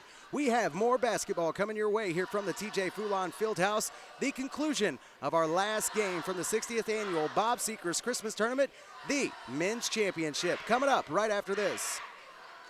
The Baptist Home in Ironton is open to anyone needing 24/7 nursing or respite care. You do not have to be a Baptist or turn over all of your assets to enter. Now with an open admission policy, we are able to offer our services to all. If you or someone you love needs compassionate nursing care in a secure and loving environment, please call 573-546-7429. That's 573-546-7429. The Baptist Home, providing care like family for more than 100 years. And welcome back to coverage of the 60th annual Bob Sechrest Jr. Christmas Tournament. Right now, coming out of the timeout called by Jimmy Palmer and the North County Raiders. Our score 48-41, a 7-point lead for the Central Rebels. Your number 1 seed on top of the number 6 seeded North County Raiders right now. And what a game this has been. Crosstown rivalries. This game living up to all the standards for everybody here that has stuck around all day to see it. Hayden Sprinkle going to bring the ball down the floor for North County. He crosses midcourt now. He's being guarded by Wagner. Two best shooters on the floor right there. To the baseline goes Sprinkle. And he's going to come underneath that time of Wagner. Rebound goes back to Chase Caroline, and on the putback that time by Hayden Sprinkle. A foul going to be called here. Foul comes with 1:20 left to play. 48-41 our score, a 7-point lead still yet for Central. At the line right now, Hayden Sprinkle. Foul that time is going to go against Drew Harlow. Harlow now picks up his third personal. And a substitution upcoming here for him. Holden Mabry going to check back in. Going to have to pull Drew Harlow off there. Can't let that big man get in any more foul trouble here in this ball game. At the line right now, Hayden Sprinkle. Sprinkle's second trip to the line tonight. He's got 10 already, 1 for 1, now 2 for 2 from the line after he makes his first this trip. Now 11 points on the game for Sprinkle. 1:20 left to play here in the third quarter. Hayden Sprinkle's second free throw is going to be up and good as well. Now 3 of 3 from the line is Hayden Sprinkle with 12. Inbound pass goes to Jake Bridges. He'll push it down the floor now for Central. Right-hand wing, a kick up top to Tyler Stewart. Now back to Connor Proffer. And Proffer going to come off the left-hand side. Work around the top of the key. Now Tyler Stewart gets it back. He's going to take the dribble here for Central. Almost loses it that time. Hayden Sprinkle has to give it off. Or almost picks it off. As they give the ball away, Jake Bridges now. Kick back up top, Tyler Stewart for 3. Tyler Stewart hits his first three-pointer of the night. Now 8 on the game for him. And a 51-43 lead for Central. 8-point deficit now for North County. And they got some work to do here in the end of the third quarter. Shot underneath the goal that time by Caroline, and a foul upcoming here, I believe, going to be against Wagner. If so, Brandon Wagner is going to pick up his third personal. And not good news for Central. Now Harlow and Wagner with 3 personal fouls. Foul will be the third team foul here on Central in the second half. Both teams now with 3 team fouls. At the line, Chase Caroline. First free throw for him, going to go in and out. First trip to the line here tonight for Chase. 0 for 1 is he. Still at the line, Chase Caroline. 51-43 our score right now. And it now becomes 51-44. Chase Caroline makes his second. Now 1 of 2 from the line with a point is Caroline. Now under 30 seconds to play here in the third quarter. 51-44 our score, a 7-point lead for Jake Bridges and the Central Rebels. He stands with the ball right now on top of the key.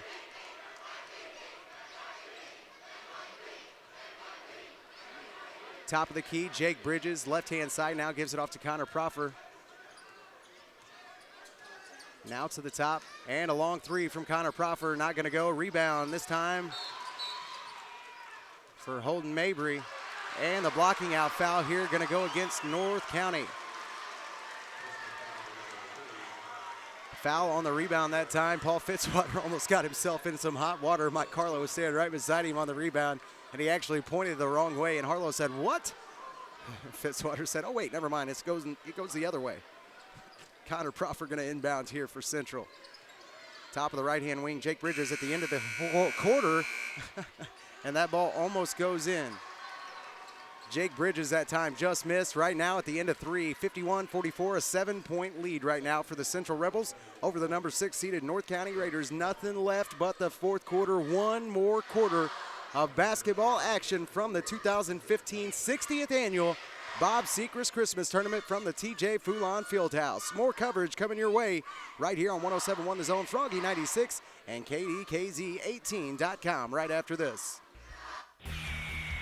Save big bucks at Barefoot Village Fireworks by Factory Direct. Barefoot Village, the Black Cat store. When quality, safety, and value are important to you, remember Black Cat is the best you can get. At Barefoot Village, discover dirt cheap fireworks. Discover thousands of new and exciting items just arrived. Barefoot Village locations are the giant new superstore at Cherokee Pass with 7,500 square feet of pure pyro pleasure. Highway 34 in Piedmont, the Mother Store, 1/2 mile north of McDonald's in Ironton, at the end of the bridge in Van Buren, and at the junction of 221 and B in Doe Run. Barefoot Village 80% fireworks trailers are at Bonne Terre, St. Genevieve, DeSoto, Hillsboro, Junction City, and Wapapello. Remember, Barefoot Village, the Black Cat store, where quality and dependability are ensured. Barefoot Village would like to take this time to wish good luck to the Fredericktown Black Cats and everyone else participating in the Christmas tournament, and a Merry Christmas. And welcome back to coverage of the 60th annual Bob Sechrest Jr. Christmas Tournament. While we were under break, Jake Bridges hits another three. Now 20 points on the night for him, and he extends this out to now a 10-point lead for Central. Hunter Johnson, left-hand side, and he's got to put his dribble down again here. He's being guarded by Holden Mabry. Now over to Brett Hubbard.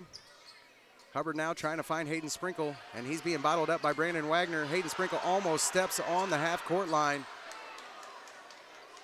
And the Central fans wanted that call. They're not going to get it. Hayden Sprinkle now on the attack, right-hand side. And he carries that one. Shot doesn't fall. Rebound to Wagner. Wagner now out to Bridges. He's going to press it down the floor for Central. Now comes to a stop in the right-hand corner. He'll pull it back up to the right-hand wing. Bridges now, a long three for him, just off the mark. Rebound goes to Holden Mabry, and the putback gonna go. Holden Mabry now with 4 points in the ball game. Brett Hubbard now picks up his dribble in some trouble here. A good full court press the Central Rebels have. Brett Spradling now picks up his dribble. Long pass over to Hunter Johnson, and he just gets past the half court line in time. Right-hand side now for Hubbard. And then back to Sprinkle. A 12-point deficit right now for the North County Raiders. Hayden Sprinkle, top of the key, and he is going to have a timeout here. Jimmy Palmer wants to talk about it. 6:18 left to play in the fourth quarter. Our score right now, 56-44. The Park Hills Central Rebels lead over the North County Raiders by 12 with just 6:18 left in the ball game. More basketball coming your way right here on the Dawkins Broadcast Group right after this. Hi, folks. Dennis Barrett, Barrett Jensen Auto. Jeff Jensen and I would like to invite everyone in the area down to look at our tremendous line of inventory. We have got everything from 1997 models right up to 2015 models at Barrett Jensen Auto. We're still at the same location. We want everybody to come in and look at all the great changes that we've made here in the last couple months. And we'd like to see you come in, look at our inventory. We still have great financing, good service, and folks, we still want to welcome you into our dealership. Jeff and I would love for you to come see us. We're at 140 South Main, downtown Fredericktown, or visit our website, barrettjensenauto.com. And welcome back to coverage of the 60th Annual Bob Sechrest Jr. Christmas Tournament. Out of the break here, a foul going to be assessed to the Central Rebels, but who does it go on?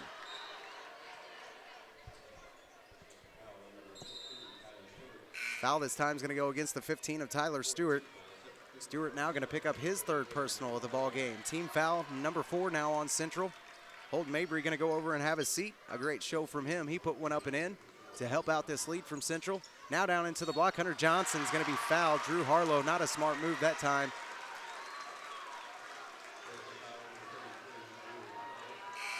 As he gets his 4th personal. And Drew Harlow, just like that, comes back in, gets his 4th personal foul. And he's going to have Holden Mabry come right back in. Now 5 team fouls here on the Central Rebels. His dad now gets onto him a little bit over there on the bench. A rebound, or the free throws that time for Hunter Johnson, not going to fall. He is now 0 for 2 from the line with 9 points. On the other side now with Central, Tyler Stewart, top of the key. Now left-hand side, Wagner for 3. Got it! Brandon Wagner now with 11 points on the ball game has extended this out to a 13-point lead for Central. This second half been all Central Rebels so far. Hunter Johnson now into Hayden Sprinkle. Sprinkle going to drive left-hand side. Now a kick down to Brett Hubbard. He thought about the shot. Now the floater off the baseline, not going to go. Rebound goes to Connor Proffer. Proffer going to bring the ball down the floor now for the Central Rebels. Top of the key. Now right-hand side. Takes the dribble over. Now Tyler Stewart, top of the key. Good passing back and forth from them. And a long 3 from Connor Proffer, not going to go. Rebound to Holden Mabry. And a traveling violation going to come here on Holden Mabry. Just took an extra step that time. Was glad he got the rebound. Looking for somebody to give it to. A little excitement that time. He forgot to dribble. And the turnover going to go right back to Central. Inbound upcoming here from the North County Raiders.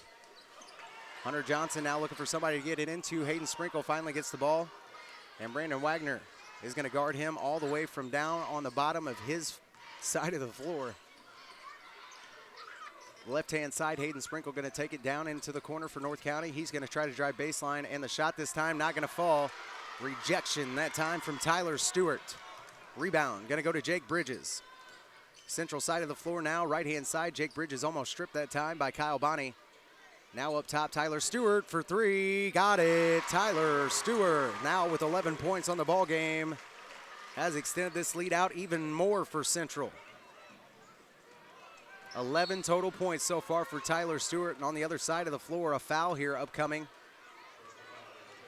Right now, a 16-point lead for Central, and you can see the frustration down there on the floor for the North County Raiders.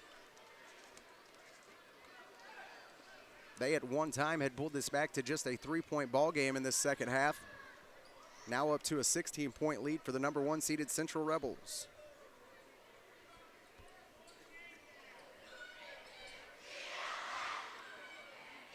Once again, we're going to have to dry up some moisture here on the floor. Make sure everybody's safe out there. And after they're done, we're going to get back underway here. Inbound upcoming from Adam McGraw. McGraw now inbounds it to Brett Spradling, right-hand corner. Now back up top goes to Hunter Johnson and into the middle of the lane. Brandon Wagner and Adam McGraw are going to get tied up with each other. Jump ball here upcoming. 4:21 left in the ball game. Adam McGraw underneath his own goal. Inbound pass upcoming from him. Finally finds Brett Spradling, but the pass not going to be caught by him. Somehow finds the hands of Adam McGraw, and underneath the goal, he's going to put one up and in. 15 total points now for Adam McGraw. And on the other side of the floor, Jake Bridges is going to be fouled.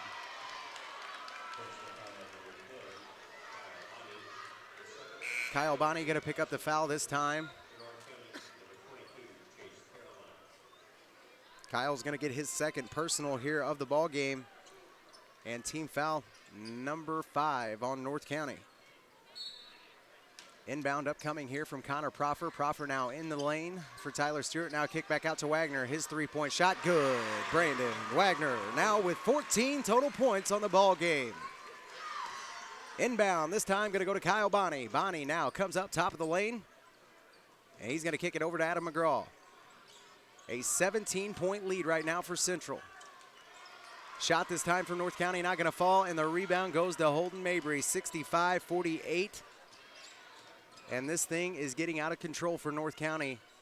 Not too much more, and this thing's going to be over with. Top of the key, Tyler Stewart, shot fake. Now a drive to the middle of the lane, and the floater not going to fall. Offensive foul on Tyler Stewart.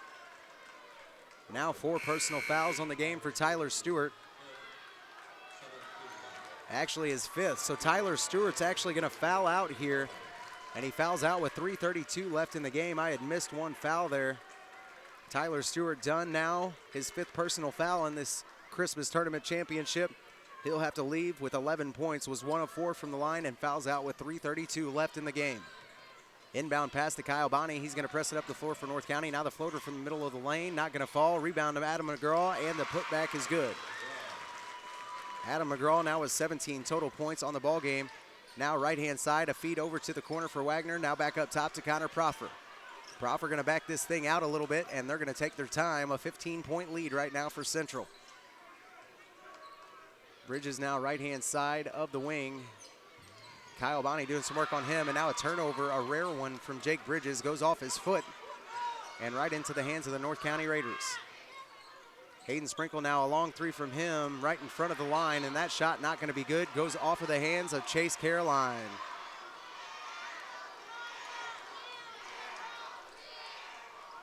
North County fans starting to get a little bit aggravated here.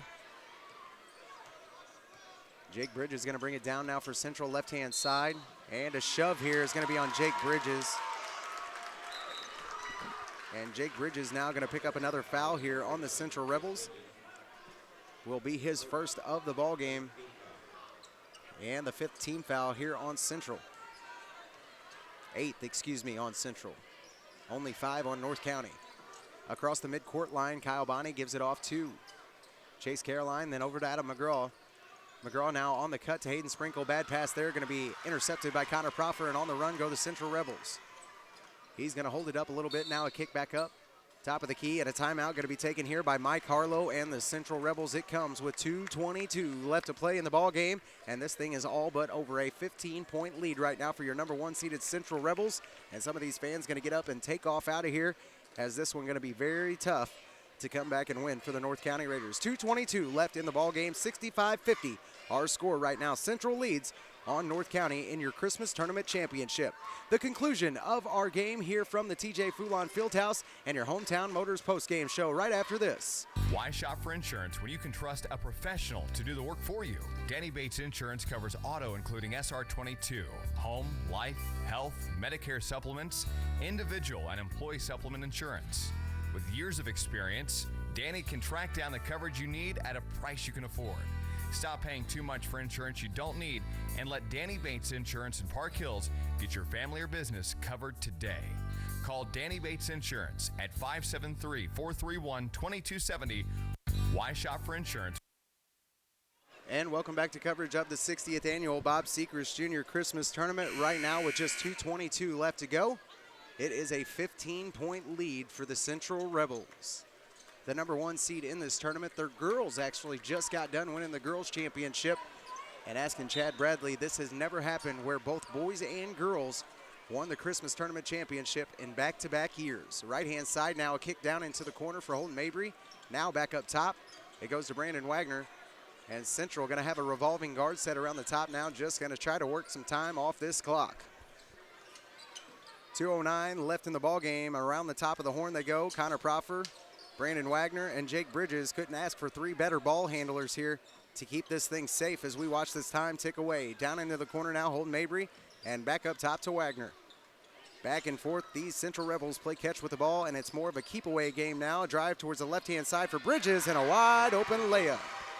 Jake Bridges now with 22 points on the ball game.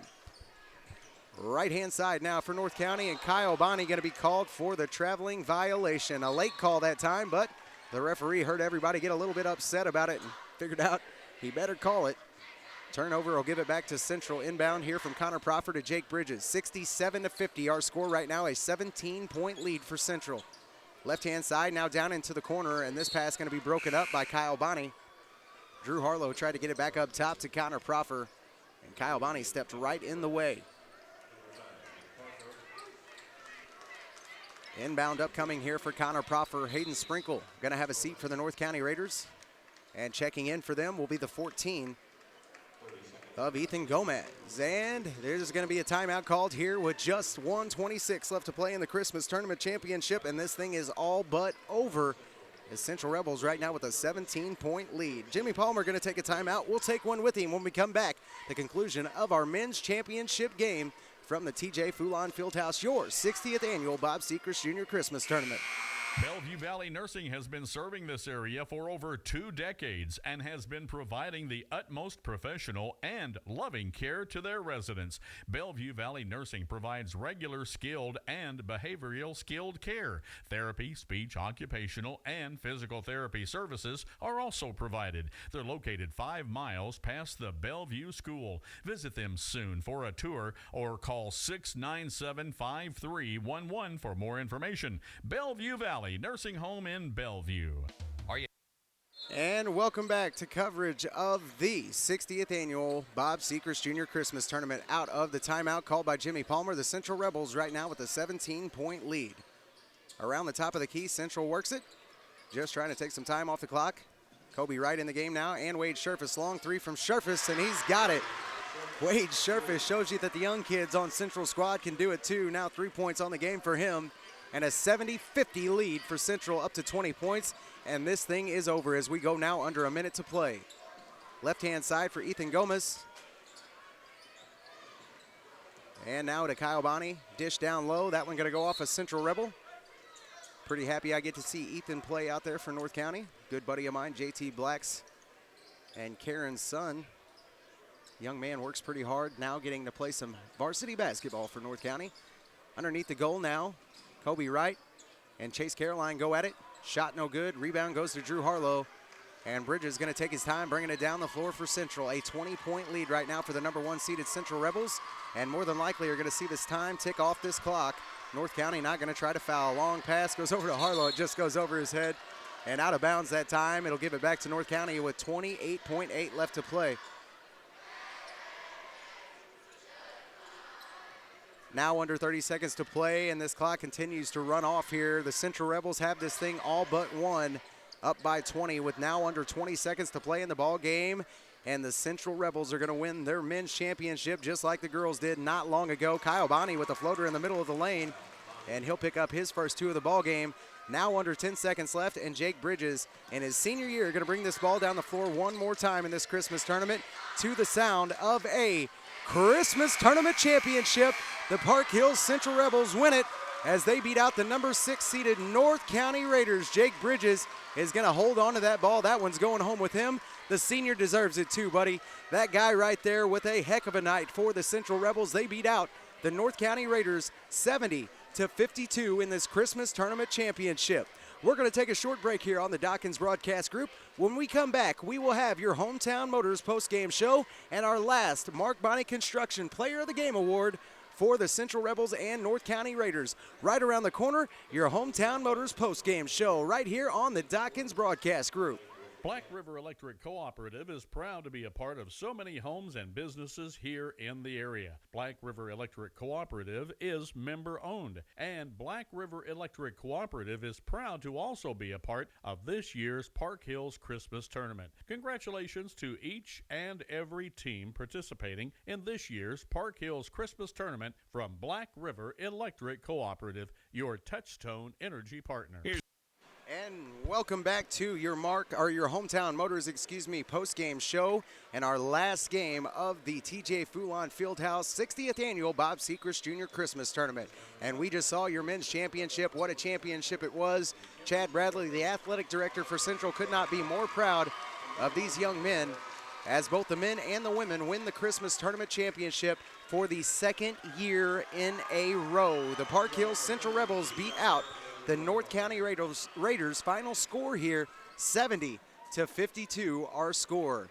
Your Hometown Motors post-game show scoring went as such for the North County Raiders here in this championship game. A very gutsy tournament from them. They beat out the number 3 seeded Perryville Pirates to get all the way into this championship game, and I'm sure Jimmy Palmer is very proud of his boys here. Even though they dropped one here, the Central Rebels, they played tough the entire tournament.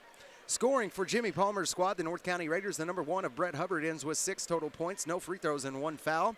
The 24 of Hayden Sprinkle ends with 12, was 3 of 3 from the line with no fouls.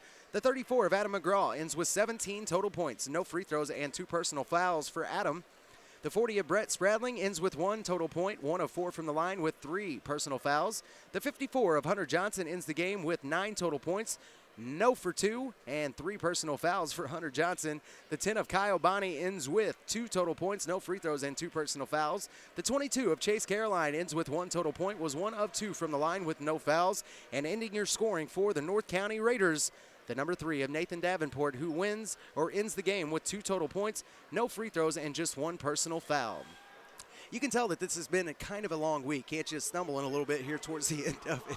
The Central Rebels, coached by Mike Harlow, the scoring for them. The number 5 of Connor Proffer, who ends with 10 total points, no free throws, and 1 personal foul. The 13 of Brandon Wagner ends the game with 14 total points, no free throws, and 3 personal fouls. The 15 of Tyler Stewart ends the game with 11, was 1 of 4 from the line, and he fouled out with just 3:32 left to play in the ball game. The 33 of Drew Harlow in his senior year Christmas tournament ends with 6 total points, no free throws, and 4 personal fouls. The 30 of Holden Mabry ends with 4 total points, was 2 of 2 from the line with 1 personal. And rounding out your scoring for the Central Rebels, the 20 of Wade Sherpus with 3 total points, no free throws, and no fouls. It is now time here on that Hometown Motors postgame show where that magical award, the Mark Bonney Construction Player of the Game, goes out to one of these special players. And in his senior year at the Christmas tournament, your player of the game is going to have to go to the number 11 of Jake Bridges. The senior led the team all game long, ended the game with 22 total points, was 7 of 8 from the free throw line with just 1 personal foul. Your senior and your Mark Bonney Construction Player of the Game goes to the number 11 of Jake Bridges. This is going to do it for your Christmas tournament from Park Hills, the 60th annual Bob Sechrest Jr. Christmas Tournament from the TJ Foulon Fieldhouse. It's been a production of the Dawkins Broadcast Group. My name's Sam Lawson. My faithful followers here that help me out so much with all of my broadcasting, Spencer Hovis, Dustin Kopp, and Matt Dawkins, want to say thank you to all of those guys. And from all of us at the Dawkins Broadcast Group, we say thank you so much for listening. God bless, and good night.